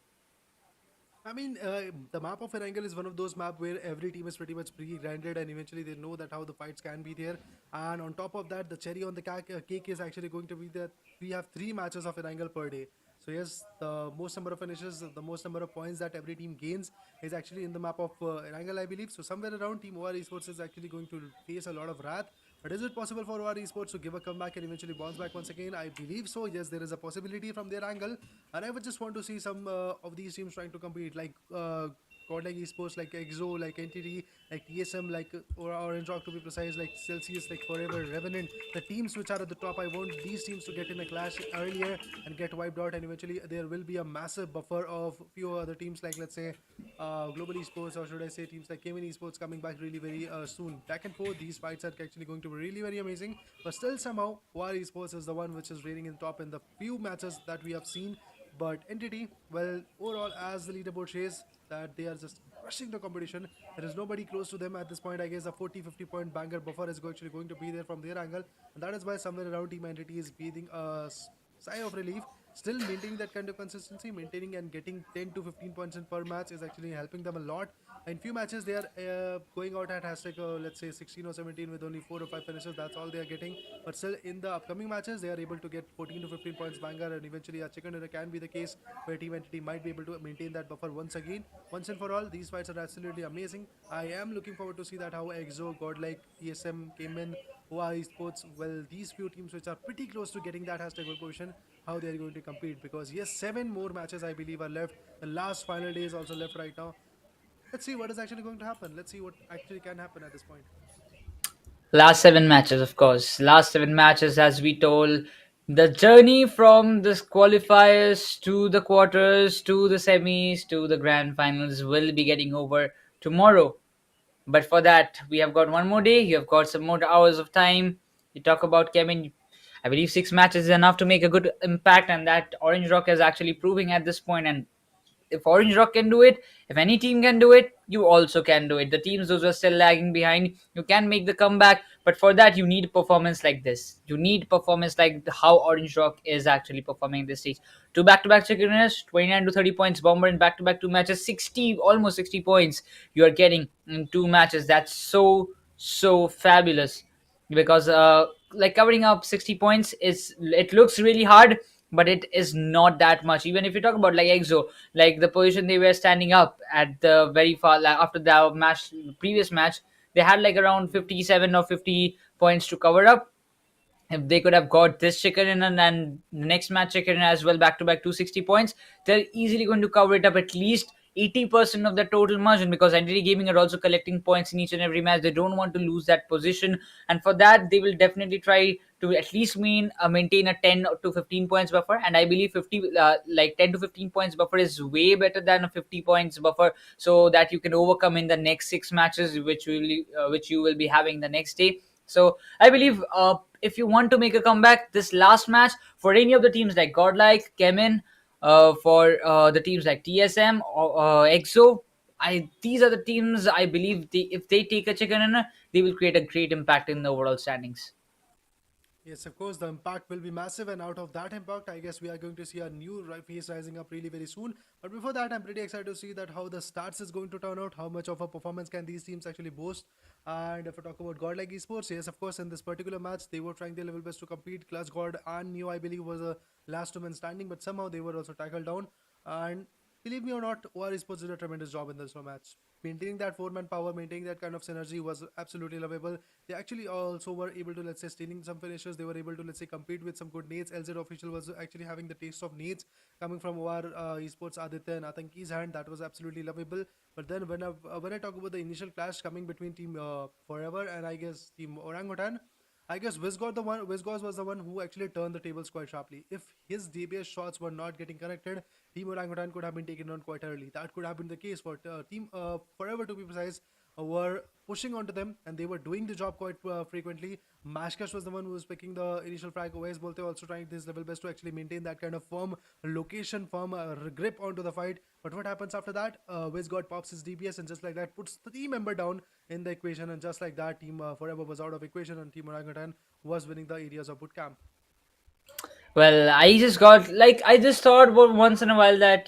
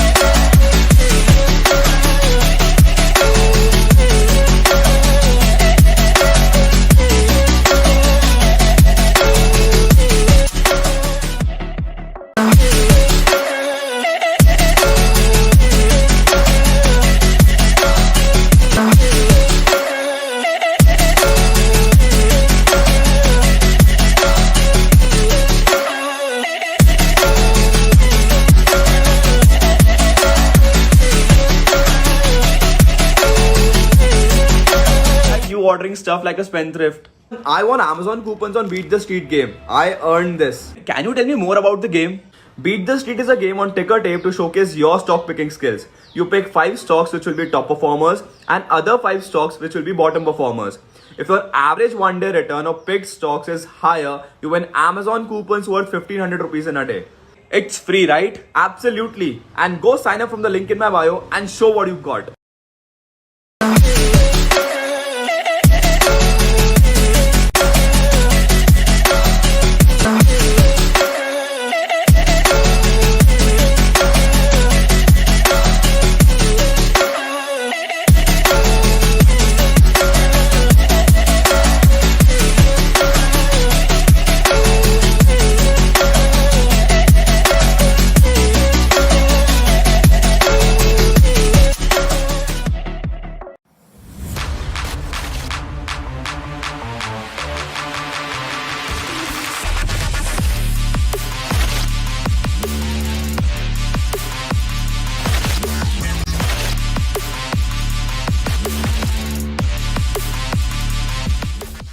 This arrived finally. You do keep talking about investing money on Instagram and look at you ordering stuff like a spendthrift. I won Amazon coupons on Beat the Street game. I earned this. Can you tell me more about the game? Beat the Street is a game on ticker tape to showcase your stock picking skills. You pick 5 stocks which will be top performers and other 5 stocks which will be bottom performers. If your average one day return of picked stocks is higher, you win Amazon coupons worth 1500 rupees in a day. It's free, right? Absolutely. And go sign up from the link in my bio and show what you've got.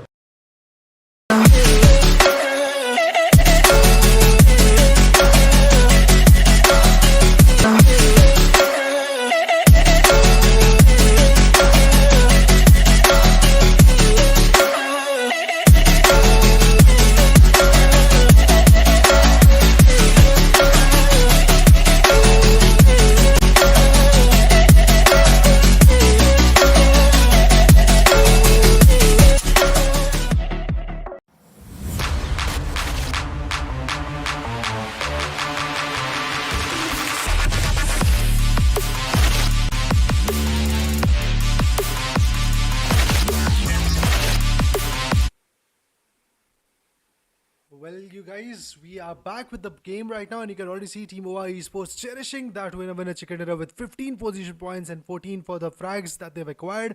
Aditya going out with 5 amazing finishes. Finish contribution is going to be 36%. If we talk about Aru, well, 3% 3 finishes that he has acquired in the lobby, he has acquired him 21% of the finish contribution. If we talk about Atanki, well, from his angle, we are going to see 3 finishes and the finish contribution is going to be 21% again. Player 3 also did the same number, so I guess somewhere around Aru, Atanki and Player 3 was maintaining the same strategy. Meanwhile, Aditya said, hold my beer, I'm going to get 2 more frags into my perspective. Yeah, we are back again, and if you talk about Team Orange Rock cherishing that winner chicken dinner, acquiring 29 points, that's a really great one.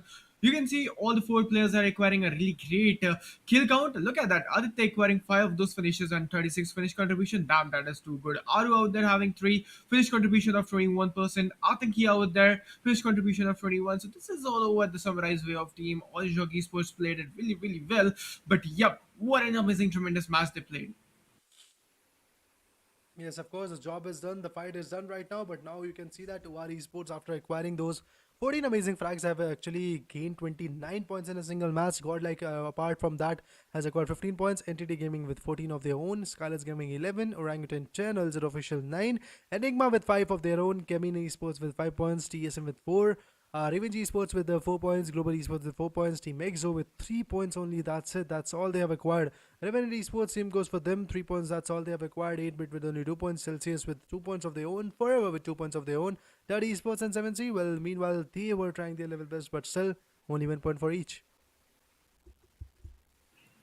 Oh, yep. If you talk about it, these are the match-wise standing, but 7 Cs, the match wasn't good for them, and the match turned not good for them. Let's see how it's gonna be. I'm waiting for that one too again. But if you talk about Team Forever out there, Celsius teammate with Team Revenant, okay, so they need to make a comeback really well. But I'm now crucially waiting for all the overall standings where the teams are standing right now. Indeed, that overall standing can easily eliminate that way the teams are actually standing and how much they have to do in the next upcoming matches. If we talk about the particular match number 35, Sanok, top fraggers are already here onto your faces. Aditya with 5 amazing finishes become the top fragger of the particular lobby. Wiz got from Orangutan has secured 4 amazing finishes, and this was the guy with those GBS shots who actually animated a whole of the team forever, and it was really, very interesting. From Global Esports, Joker did a 1v3 on Team Entity. Rex, I don't know how he got those 3 amazing finishes, but still he did the number of job which was required in the lobby. Destro, apart from Team Kemin Esports, was also trying his level best, and the finish contribution is going to be 60% for him.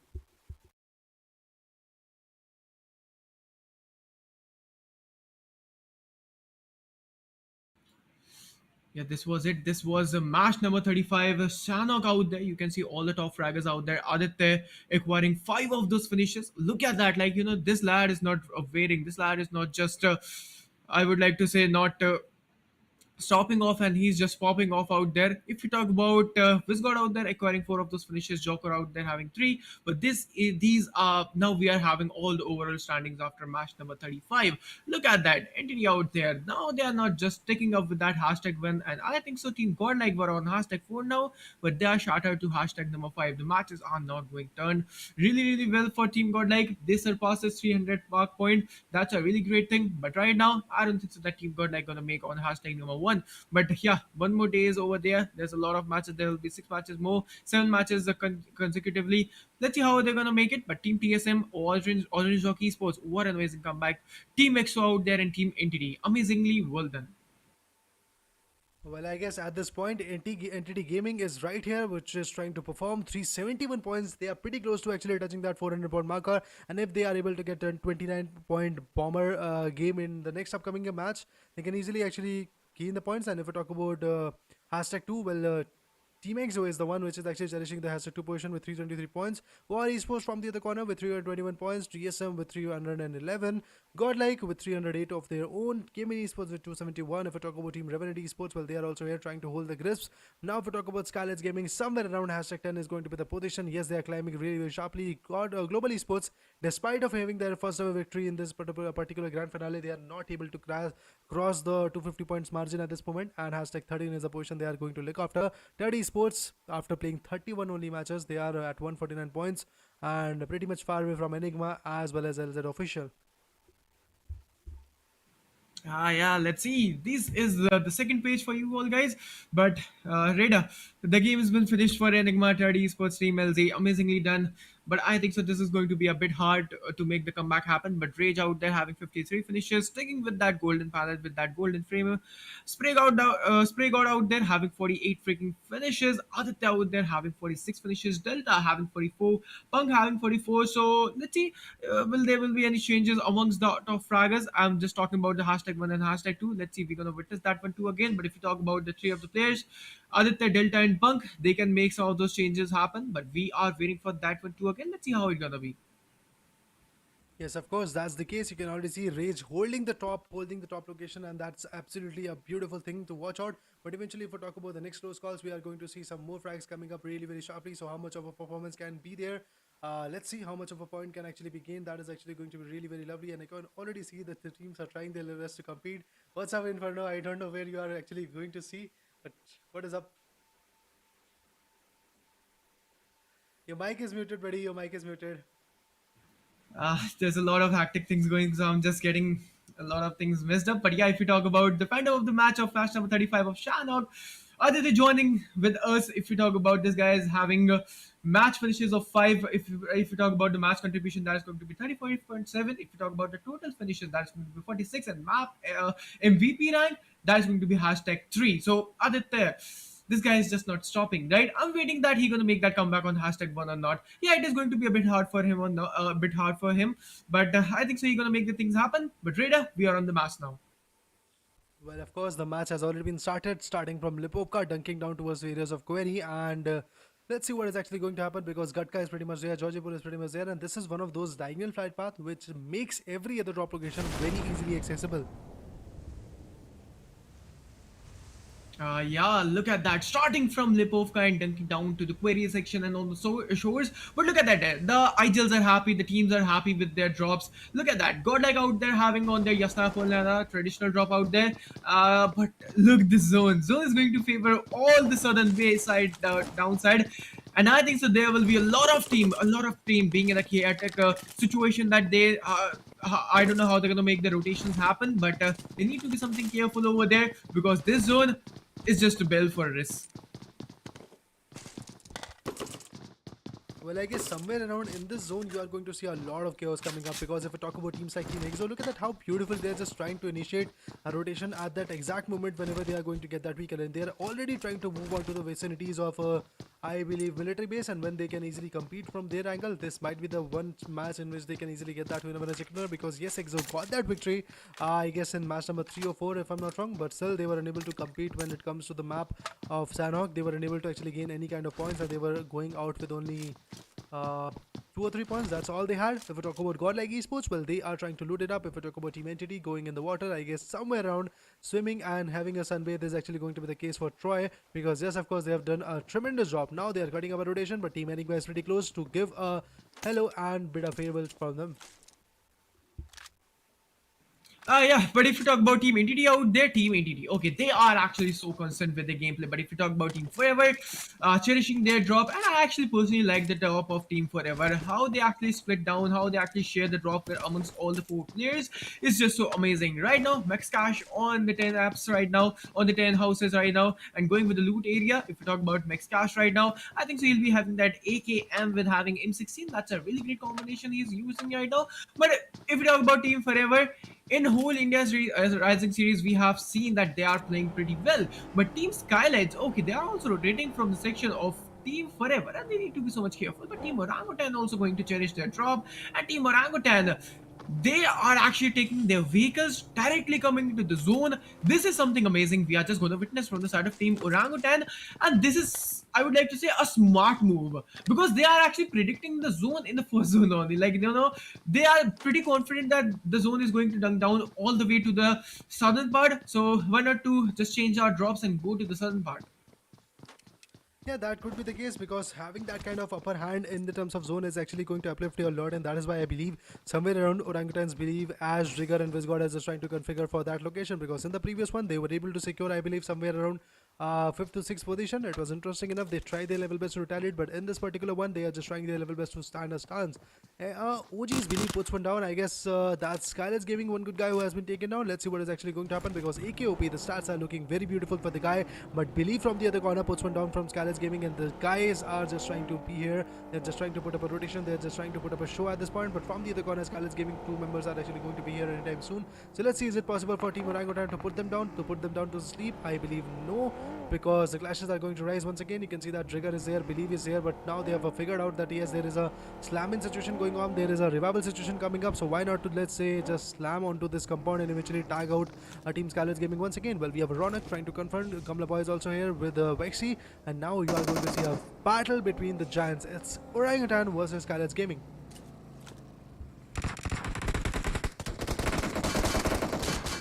Okay, so look at that out there. Orangutan Believe coming in the fight against Team Skylights. Both of the players are having, and both of the teams are having a sudden clash over there. This is going to be a rotation clash. Let's see what's going to happen over there. But look at that. Orangutan Ash, you cannot favor that knocked man, because this fight is going to be something important for you all guys. Two of the players are still surviving. Skylights, Pukar is going to push on them, and I think Skylights coming in the fight over there. Trigger is going to get knocked out or not, but Trigger is going to be coming up with a really great knockout.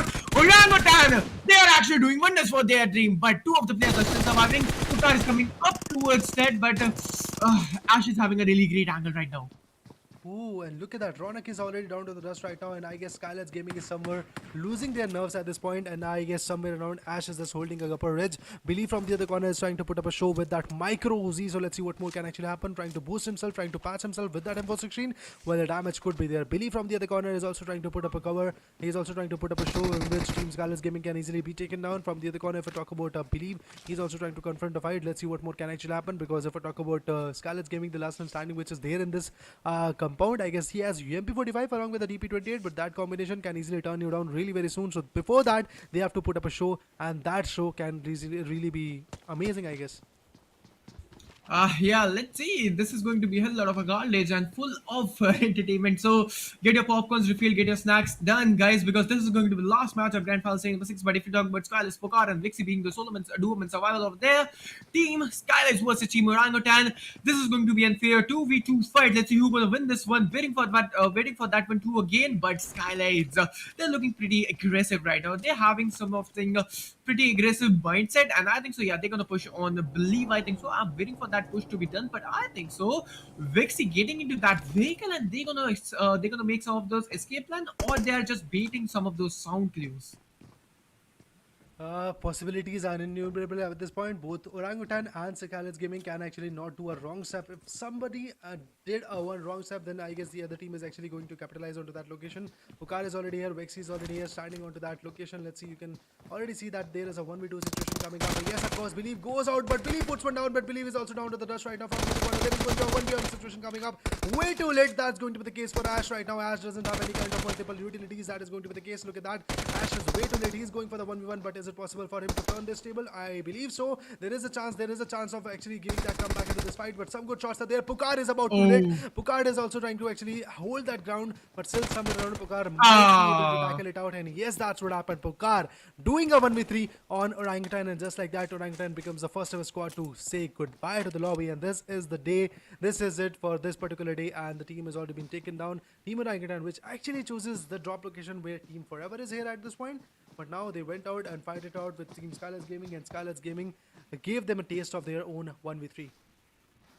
Absolutely, but if you talk about Team Forever out there, so yup, they're not having that kind of finishes. They need somewhat more finishes. I'm waiting for that one too again, but they are going to make that bridge block happen. There will be a lot of teams coming out from the southern part or from the northern part rotations. So Team Forever is actually getting ready to make those things happen, and trust me, Raider, like blocking the bridge and making those things happen, and over here and grabbing some of those great finishes. It's a good strategy. But one thing, what if Team Forever break down from the bridge block? Anything can happen. So they need to be so much strategic. They need to be something ready. But if you talk about Team Global Esports right now, they are on their Nova Reply bridge. They surpassed successfully the rotations over there. But I need to see the zone. Where actually the zone is going.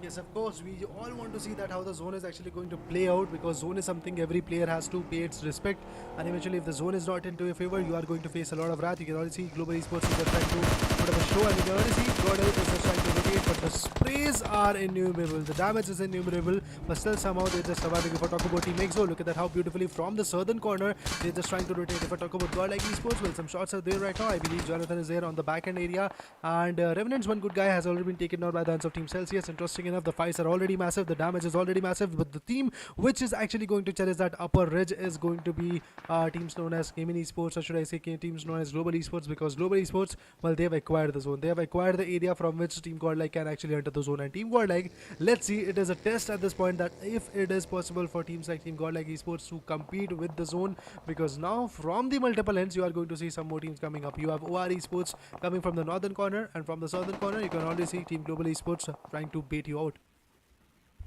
Yeah, Team Global Esports was Team Godlike, but look at that. After new update, we have seen these staircases along left right side on the bridge, and it is changing all the meta of bridge blocks, and all the things. Look at that, this tray is going, there's pattern going over there. So I think so the players can change the things. But out there you can see Kevin Esports come back, picking out Team Forever Daljit, and Daljit has been also picked out. Team Kevin Esports acquiring a really great knockout, and this is what I was actually talking about. That what if Team Forever break down into the pieces one by one, and this is the thing just we witness right now. Yes, of course, that is going to be the case. So let's see what is actually going to happen. If that actually happens, if the breaking down of Team Forever is there, some new team is actually going to challenge that kind of location. But if we talk about OR Esports, well, the four-man power is still alive. In the last match, you can see how the match was there. Orangutan, meanwhile, with only 3 from the other corner, it's Player 8 who is receiving the blows by the hands of Jonathan. And now, Team Godlike has announced that yes, we are here right now. Yes, the blows are there, and Team OR Esports is trying to play a safer gameplay. Oh yeah, Team Godlike right now. Look at that. They're just four men standing. They're just so united right now. But right now, Revenant Top Dog has been also picked out from the side of Celsius team. Multiple fights are actually happening on the same fraction of time. From the back end, you can see Team Range Rock is also coming over there. And on the front end, you can see Team Global Esports. Okay, Johnny, you are stuck over here, man. I think so. From going from here, it is going to be a bit hard for them. But Team Godlike, I don't know how they're going to make the things happen. But they can swim. They can go from the shores. Team Godlike have to rotate. Team OR have to rotate and Team Global Esports have to rotate from now. But look at that. Celsius aggressing on Paradox. Paradox is on the shore over there, but he's taking some of the space on Dreams. Dreams barely surviving over there. But Paradox has been also down and Team Revenant has been also finished off. Just like that, the Giants have been slayed and Team Revenant is down to the dust right now. Revenant somewhere around, I guess, hashtag to 7, 8 and 9 is the position. I guess they are just lying around. But now they have been taken down. If I talk about Team Godlike Esports, well, Jonathan has to just be in the zone. He has to somehow figure out that where the possible situation is there for the zone rotations. If I talk about Godlike's number 1, he's also in the vehicle. If I talk about Z-God, he's pretty much exposed. Soul Regatol puts one down with that beautiful TP20 shot. Teammate Bid is back in the form. Yeah, absolutely. Team 8-bit is back in the form out there, and here we go. Rega, my man, let's go. What you got? Let's see. And this guy is a legend. We all know that he's a legend, and he's trying to take some of those players picked out. But look at that. LZ Moksha has been also down from the side of Team Enigma. LZ Rexpo is coming with a really great knockdown and trade knockdown on Enigma Gaming. But LZ Rexpo out there, I think he have to do that 1v1 gun, and he's going to win that one. No, but at the last he choked a little bit, because of which he's going to get eliminated. And Team LZ has been eliminated. Look at that. Team 8-bit is also over there, and I think so they can do that third party done, but Team 8-bit playing it a little bit of safe. I mean, your prior goal is going to be being in the zone, because the second zone is about to get shrinked and you have to be in the zone, and that is why I guess paying that respect is actually going to be the case. They've already got the boats, they have already got a plan to actually put up a rotation, and I believe somewhere around, I am thinking that to be precise, 8-bit is going to cut up a rotation from the bridges. That could be the case. If we talk about Team EXO, well, they have not lost any good member of their team, and at this point not even a single finish is there into their hand. But from the end of Snax, the sprays, the coma spray, and along with that, I guess we are going to see the Zehar burst really very soon. So let's see how much of a poison can actually these sprays contain, because from the starting of this day, Snax gameplay is not that amplified, I guess. I would like to talk about Sensei. Well, Sensei puts one down. Sensei has actually knocked down one player, but Sensei is also receiving some kind of retaliation shots. You can already see that the HP is pretty much at 45%. Sensei goes down by the hands of Team Entity, and this is what I was fearing about. Yeah, absolutely. Team Enigma is just a bit far away, but look at the zone. Like, whole dunking down to the southern parts, and the teams are actually, like, so much concerned about that, how they're going to make the zone happen. Look at that. Team Global Esports coming into the zone. Team Orange Rock is taking fight against Team Global Esports. Team Godlike out there on the northern side on the no bridges. But look at that. Team Forever. Max Cash has been also down. Two of the players are still surviving. That's going to be Viru and always a temporary shutdown of Max Cash, but this guy was just coming so freely, but no, you are not going to go freely. Team Enigma has been also eliminated, and out there you can, I think that Max Cash at all point, nah, that's not going to be the thing over there, but Celsius MG out there is going to get finished really soon. But these bridge kind of zones, they are actually being so chaotic. Team 8-bit was coming into the zonal area, and now this is time. Team 8-bit versus Team, I would like to say Forever, but look at that. Team 8-bit started coming over there. Juicy's been also down. That play was just so out of the box. Juicy, you cannot favor like that, man. You need to spot all the players. Tsunami has been also down. Team 8-bit is getting shattered one by one. I mean, at this point, Team 8-bit has a choice of actually holding a boat and eventually cutting up a rotation, but I guess that's a bit far location, and Regal Toss is going to be the only hope for this team. Let's see what Rega is going to do, because at this point, the gun game and the strategies are going to implement a lot of stuff. But now if we talk about Celsius Esports, when another rotation is actually going to be there, if we talk about Oasis Bolte, he can easily go for those vehicle retaliation. He is just planting, I guess, a vehicle, and eventually that rotation can easily cut short. From the other corner, you can already see the Batman has been taken out. Regal Toss puts one down. MJ has been taken on. Interesting enough, Team GodL.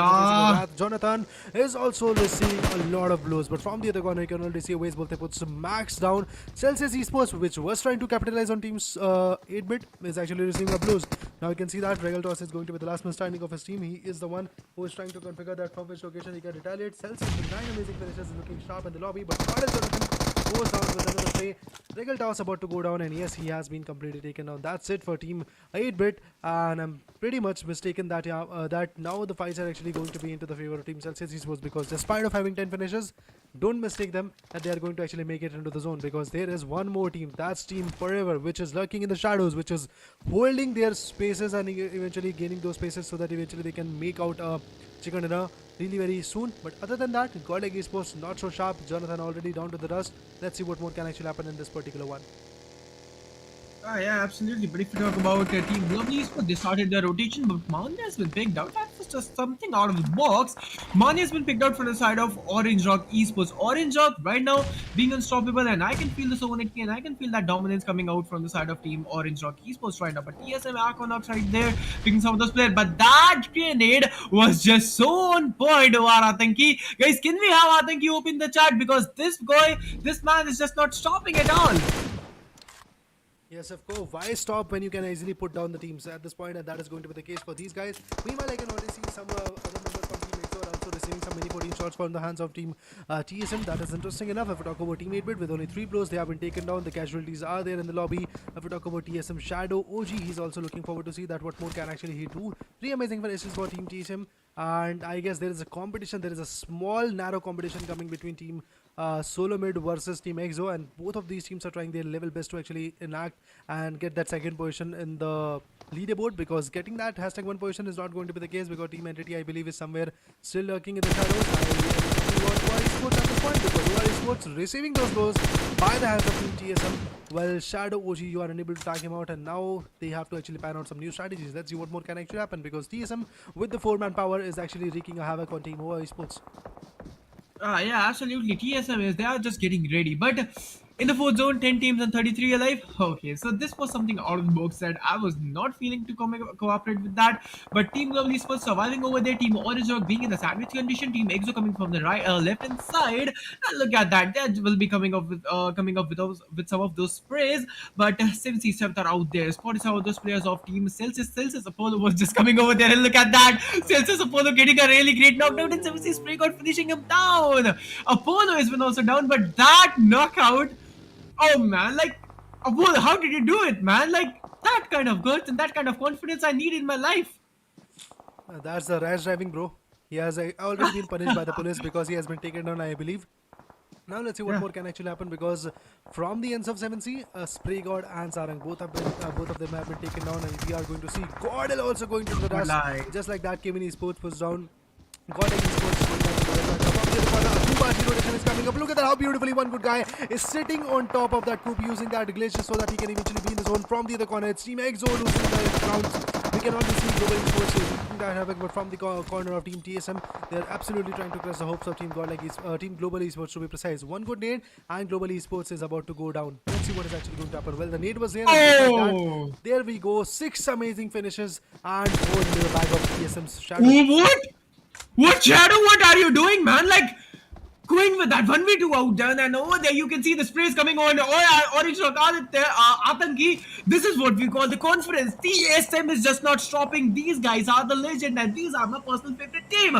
TSM, my man, you guys are not just stopping, and I can feel that you guys can make the chicken dinner happen for your team. But if you talk about Team 7C's out there having 2 finishes, 0 casualties, cherishing that upper edge advantage, but you have to make that zonal area as well.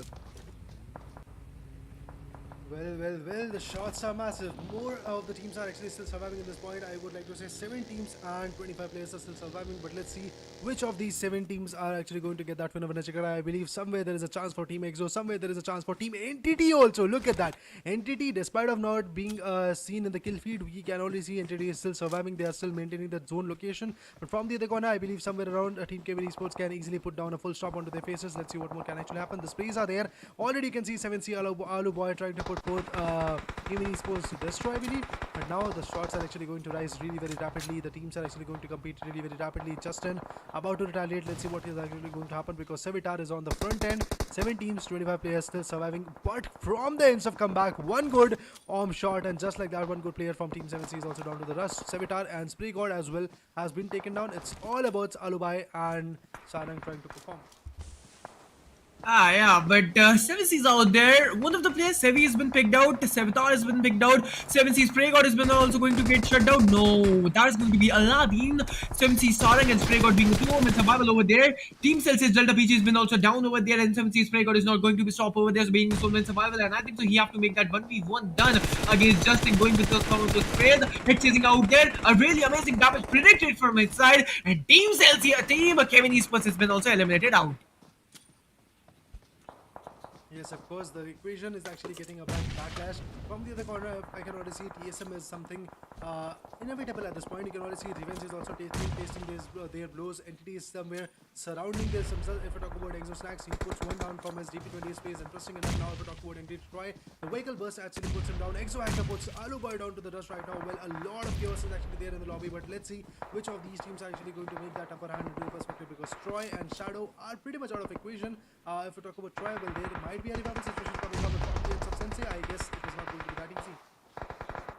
Yeah, but if you talk about Team Entity out there, but coming on 7 Cs, having 6 finishes, that's a really great number. 7 Cs, okay, the things are going to make happen over there. 7 Cs Spray God being the Solomon survival from the side of 7 Cs Entity. Dark Lord has been also spotted from the back end. Team TSM, okay, this team is actually not stopping at all. Team 7 Cs Spray God have to go for the zonal area as well, and I think so he's going to get down for sure.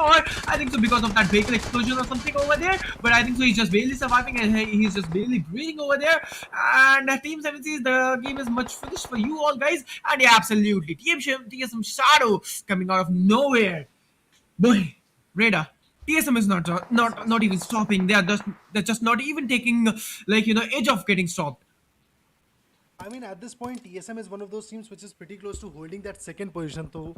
So that is why I believe somewhere around Team TSM is just trying to fan the gaps from which they can just lay down some good shots. If I talk about Team Entity, well, look at that. The top 3 teams are the top 3 teams of this particular match also. You can already see Entity is one good guy surviving on that corner. If I talk about Team EXO, they have acquired 4 amazing finishes. Well, that's not going to be enough, because somewhere I am thinking Team TSM has acquired more than that. TSM's, I guess, the Ninja Jord. Oh, altogether they have acquired 10 amazing finishes. Interesting enough. Despite of getting that chicken dinner, Team EXO would not be able to, let's say, compete with Team TSM in the match was standing, and I believe somewhere around Team EXO is going to go at #3. #3 could be the position, but TSM is looking strong in the fight. Exo Hacker is about to receive some DP28 shots of Ninja Jord, but none of the shots were connected. From the other angle, Sensei was also receiving some good shots. It's impossible for Hacker and the other mates to survive. But I believe the shots are massive. Somewhere around, I guess Sensei is just trying to pick him up. Another rotation is actually going to be there. Look at that, how they were trying to encircle their vehicle and eventually keep this one. 4v4 fight is actually going to pan out. Hacker about to go down. Let's see, is it possible for Hacker to survive? Yes, of course, he has survived. Snax from the other corner could have actually snapped that grab from the other corner. It's Sensei. Well, I don't know what he was trying to do. He was trying to make a trade-off, but he can already see one good guy has already been taken on. That Sensei, and a loss. Shadow OG finishes him off, and just like that, Team EXO is at a loss. Yeah, Team EXO out there having 4 finishes on the loss of Sensei out there. 3 of the teams are still surviving. Let's see who's going to make that chicken dinner happen. And I think so Team Entity and Team TSM, both of the teams are actually surviving over there. And look at that one thing. All the 3 runner-ups, the table toppers and two runner-ups, all the teams are still surviving over there, and they're actually hunting down for the chicken dinner. Let's see, the rise of one team will be the great thing for them, but getting opponent down will be amazing for them as well. But I feel that TSM is not going to stop. TSM, well, they are absolutely crushing, and they are on the verge of, I think, actually getting decimated at this moment. If I talk about TSM, Equinox, look at that, he's holding that upper left corner. From the other corner, the 6 zone is actually going to strengthen very sharply, but before that, Dark Lord could be the one who can pierce the space. But let's see, is it possible for Dark Lord to convert those space? I believe so. There is a possibility coming up really very soon, but from the other corner, Team EXO is also trying to conflict and trying to provide some good number of space so that they can actually return the favor and eliminate one good member of Team TSM. That could be the case. From the other corner, Entities, Dark Lord is the one who is just slowly but steadily sneaking onto the corner, sneaking into the zone, and eventually if he is able to sneak in onto that zone, he might not be able to, let's say, compete with the teams. Well, let's see how much more of a position point he can actually gain. At this point, I would like to say Exo Hacker is just trying to secure his vehicle. Yes, of course, Team TSM is, to be precise, is actually going to be at a bit of an outer angle, but let's see how they are actually going to pan out. Let's see how much of a threat they can actually pan out, but I believe somewhere around Hacker is just trying to play with that vehicle and eventually climb onto that small single story building, and eventually if Hacker gets that upper edge, he is easily going to crush Dark Lord's fate, because Dark Lord is pretty much visible from my eyesight, I guess. Yeah, TSM out there having freaking 11 finishes. That's not a small number at anyhow. Let's see how it's gonna be. But if you talk about TSM out there, going with some of the smoke screens, making that visual improvement cover because they have to go for the zonal area as well. Let's see how it's gonna turn out for them. But Entity, he's still sneaking into the zone. He's being so sneaky peeky out there. But how much more? Like how many times more he's going to survive over there? We're gonna wait and watch over there. But TSM, they're gonna make the things happen over there. But EXO, they have to go for the zonal as well, and I think so they are into zonal into the zone as well. Indeed, that's the case. Let's see what more can actually happen, because if we talk about Team TSM, well, plays OP with that GodL along with, I guess, the number of finishes, that's 0. So I guess somewhere around the number of finishes should be increased by this guy. If we talk about PS, well, rotation is there. Hacker is also there. Dark Lord can easily be exposed really very soon. But if we talk about Team Solo Mid, well, they're just trying to be a sitting duck. They're just trying to chill it out at this scrap movement. But I guess Dark Lord is about to get exposed. Yes, of course, Dark Lord is exposed, and the shots are there. And yes, of course, TSM plays OP finally opens a gap, and now he has acquired his first ever finish. Interesting enough, now it's all about Team EXO versus Team TSM. Yeah, Shadow versus Team TSM. One tabletoppers, one runner-ups. Oh no, both of tabletoppers have been down, and both of the teams are going to be their runner-ups. Let's see how it's gonna be. TSM Blaze going with that grenade out turn on EXO Fears. The connection would be left over there. Ordered one of the players, and they are going to start some of this random fight. PS has been down. The equation is not going equivalent for Team EXO, and I think so. Team EXO is on the verge of getting eliminated really soon. They have to do that, but we do. But the fight has been converted into what actually happened over there. But Hackers is also down. The snax has been down. Punk being the ultimate survival over there, and Punk have to do that. But we do happen. But the players been converted, and the game has been ended. Team EXO, let's EXO, but TSM out of nowhere, they're just coming with the golden hands and they are getting eliminated. Team EXO and Team EXO has been eliminated. TSM having that winner with that second winner. Just like that, the winner chicken dinner is already into the backpacks of Team TSM. Just like that, they have secured this beautiful chicken dinner. Team Solo Mid is back in the game right now, and this is the day, this is the final decider day, which is going to come tomorrow, where we are going to get the results, where we are going to get the team which is actually going to challenge that hashtag one position in the leaderboard. I believe somewhere around TSM is actually knocking out of the doors of Team Entity as well as Team EXO, that yes, we are back in the game, we are back in the show, and we are about to snatch that hashtag one position really very sharply. Yes, of course, Entity's Dark Lord was the one who actually acquired that hashtag 3 position by surviving up to his last breath. And if we talk about EXO, well, Snax was taken down, Fierce was taken down, and finally Hacker was the one who actually put down some good sprays, but he was unable to compete. He was unable to compete with the intensity which was required in the lobby, and at that moment, he was completely taken on. He was completely shattered down to the dust, and just like that, the battle is pretty much over. You can already see the team known as Team Solo Mid, or should I say TSM, has acquired that winner chicken dinner. Somewhere around, it's a 30-point bomber coming from their angle, and with this bomber, I believe hashtag 302 is the position that they're going to acquire.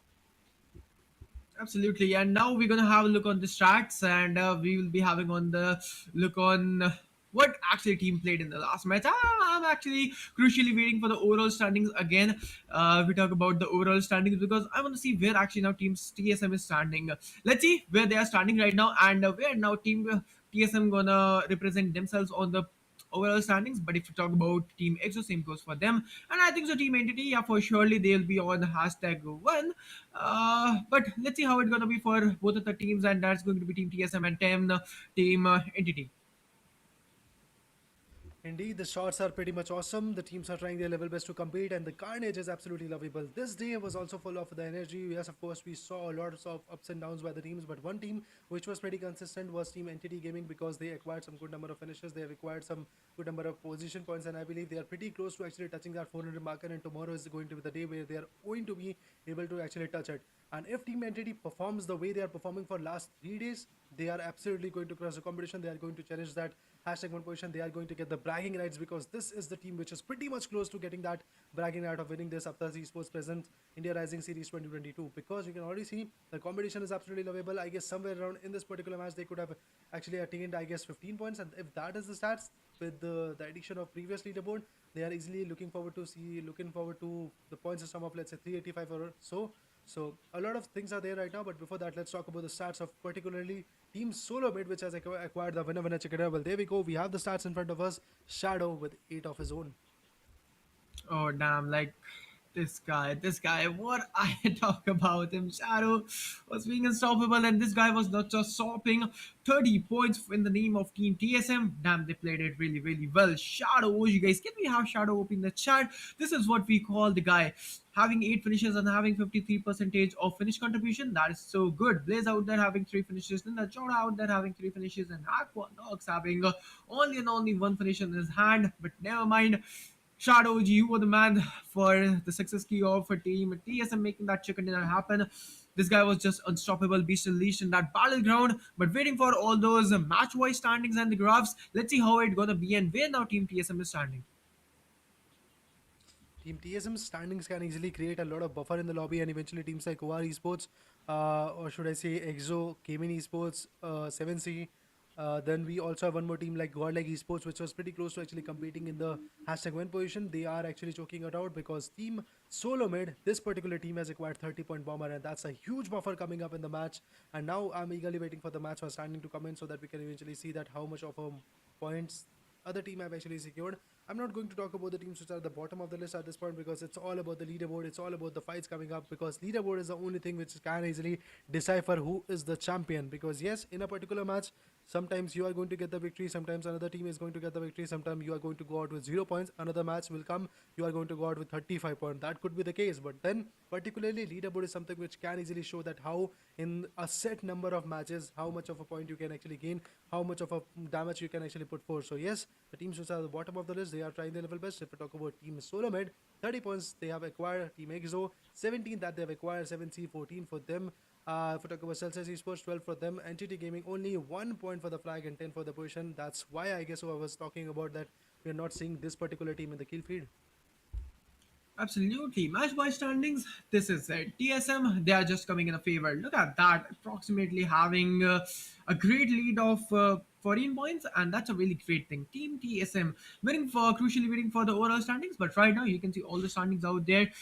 If we talk about hashtag 181760, that's going to be God like LZ and Team Revenant coming out at the last. Let's see how it's going to be. But Skylights, Team Global Esports, Orangutan. Okay, the match didn't go well.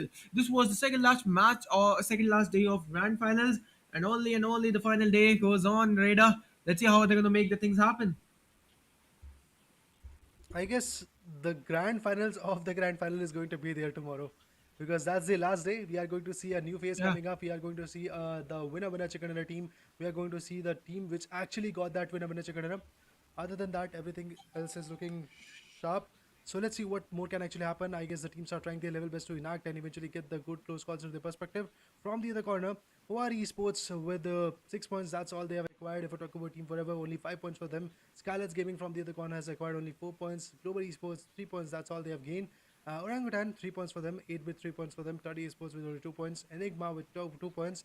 Godlike with 1 points. LZ Official as well as Team Revenant. Well, nothing for you at this point. So, if I talk about the position of LZ Official, I know that their position is looking a bit bleak at somewhere around hashtag 16 or 17. That's the position that they are looking forward to. But if we talk about Team Revenant, hashtag 7 is the position that they were cherishing. But now at this point, getting out with 0 points is not something you are going to look after. But with this, the Wrangle, match number 36, top frag is already here. Oh yeah, if we talk about the top fraggers of Wrangle match number 36, TSM Shadow OG. Why not? Why not to be over there? Because having 8 freaking finishes, it's amazing. It's amazing to have these kind of domination. Delta out there having 6 finishes. Always Bolta having 4 finishes. Spraver having 4 finishes. And look at that. Dreams is also joining from the side of Team Celsius. Indeed, that's the case. You can already see that Shadow OG from his own end acquired 8 amazing finishes, which is a massive number to be, let's say, honest about. But now, if we talk about Delta from Gaming Esports, well, the number of finishes he has acquired is also lovable. 6 amazing finishes to be precise. OS Bolte from his own angle acquired 4 amazing finishes, but the team contribution is telling a different story. You can already see Entity is on the top with 382 points, TSM with 341 points, and 1 more from Team EXO. And just like that, the position has been snatched from Team EXO, and now it's into the hand of Team Solo Mid. OR Esports from the other corner is pretty close to actually acquiring that hashtag 3 position if Team EXO continues to perform like this. Team OR Esports can easily jump up and eventually gain that position. If we talk about GodL Esports, hashtag 5 is the position they are going to cherish. From hashtag 3, they are down to hashtag 5. Gaming Esports, 281 points, and hashtag 6 is the position. TSM, they're rising up. They are hashtag 2 now. And look at that. What an amazing, astonishing performance. And a team EXO is getting shattered and they are just surpassing from the side of Team TSM. This is what we call the dominance. This is what we call the level of dominance we are just witnessing from the team. But if you talk about Team EXO, Orange Rock, godlike are going to be on #5. Let's just see if they're gonna make a comeback on day number final day or not. That is going to be a thing, but let's see how it's going to be. But if we talk about Kevin Esports out there, Team Forever, Revenant, and 7Seas Esports, they are just on #9. Let's see how it's gonna be, and we are just waiting for second page as well. Let's see how it's going to be the things.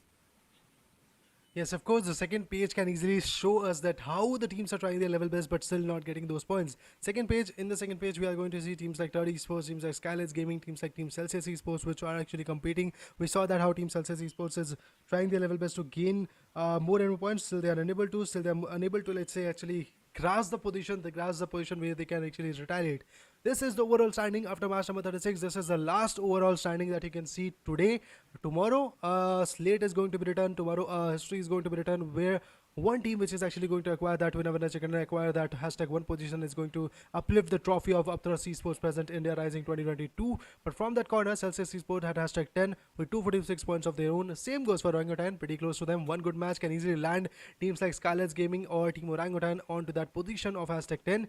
And if we talk about Global Esports, one good chicken dinner was still there, but after that, what happened? Global Esports is just going down and down and down at this point with 214 points. That's all they have maintained. That's all they have attained, to be precise. If we talk about Revenge Esports, 8-bit and LZ Official, the position is looking, let's say, a bit stable, but there is a buffer from 8-bit to LZ Official, so there is a buffer of 30 points. If LZ Official acquires 30 points chicken dinner, then only they can climb to #15. Otherwise, the buffer is pretty much bleak. And somewhere around, I think LZ Official, Enigma, and Turd Esports are going to be 3 teams remaining on the bottom.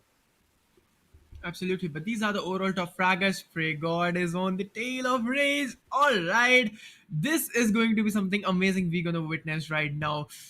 Okay, grand finals day, grand day, what we can say. But yeah, absolutely, this is going to be the thing we're gonna witness from tomorrow's days, and the day is going to be full of carnage. The day is going to be full of comebacks. We're gonna witness Team Entity versus Team 7Cs in top fragger list, Team Entity versus Team TSM in the overall fraggers, overall standings over there. But if you talk about Rage, having 53 finishes, having 31 finish contributions, Ray got out there having 52 finishes and having 37 finish contribution, Delta out there having 50. Okay, he's also rising up slowly by steadily and having 35 finish contribution. Punk out there having 46 finish contribution. And if we talk about Aditya out there having 46 finishes and 28 finish contribution. So amazingly well done from the teams. 5 new faces, 5 new flags, and 5 new flags are representing 5 new teams. So this was something amazing in top fraggers, and this is it. This is a match after match 36, and we're gonna witness the new carnage, the last carnage in tomorrow's days of grand finals. Well, it was about time that we saw a team, a player to be precise, competing with Rage at this moment. And yes, Spraygor is pretty Yeah. close, Delta is pretty close. I guess there is a buffer between Panko and Aditya to compete with Rage. But still, I believe somewhere around, Spraygor is the one who can easily turn the tables. And last day is the day where you are going to see which of these players can actually get that overall top fragger into their perspective. But I guess Spraygor is pretty close. Delta, one good match for this guy, can easily turn it out. Because in the semi-finale, we saw how Team Cabin Esports, Delta PG, and Destro are the two players which can easily manipulate the fights into their perspective. But in this particular way, the last day is going to come up really very soon. But I'm pretty excited to see that how the last day is going to pan out, how much of a chaos is going to be there, how much of a point buffer can actually be maintained. Because every other team is trying their level best to compete, get the good close calls into their perspective. But still, how somewhere around these tags are actually going to be massive. The retaliation is actually going to be massive. But the teams are trying their level best to compete, gain the momentum, which can easily bump their location a lot in the leaderboard. For example, if we talk about Team Solomid, well, what a match came up in the perspective. I guess with the 29 points that they've acquired in the match, the position jump was absolutely massive. 29, 30 points, I believe, was the case. But phantom of the match, well, we can't forget this guy. Shadow OG, despite of being the calm, composed guy, he actually got 8 amazing finishes. He has destroyed the career of 8 amazing players in this particular match.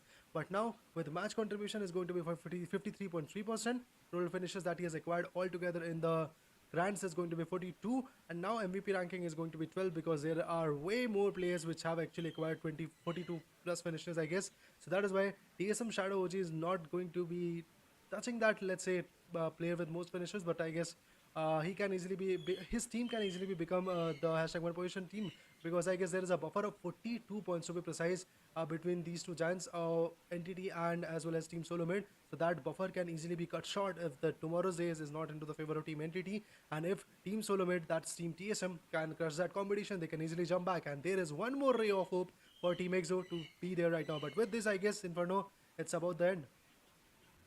Okay, guys, this is it. If you guys haven't liked and subscribed yet, so what you guys are waiting for? This is time to end over there, and we are so close for the 5K likes. So please make sure to hit that like and subscribe button. Now we are going to end, and we're gonna witness the carnage of Grand Finals Day number 6. That is going to be the last day of India Rising Series presented by Upthrust Esports. Time to say goodbye. Bye bye, everyone. Stay home, stay safe.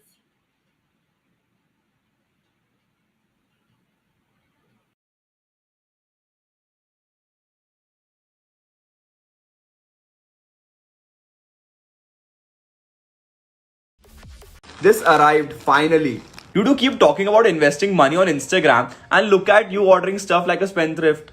I won Amazon coupons on Beat the Street game. I earned this. Can you tell me?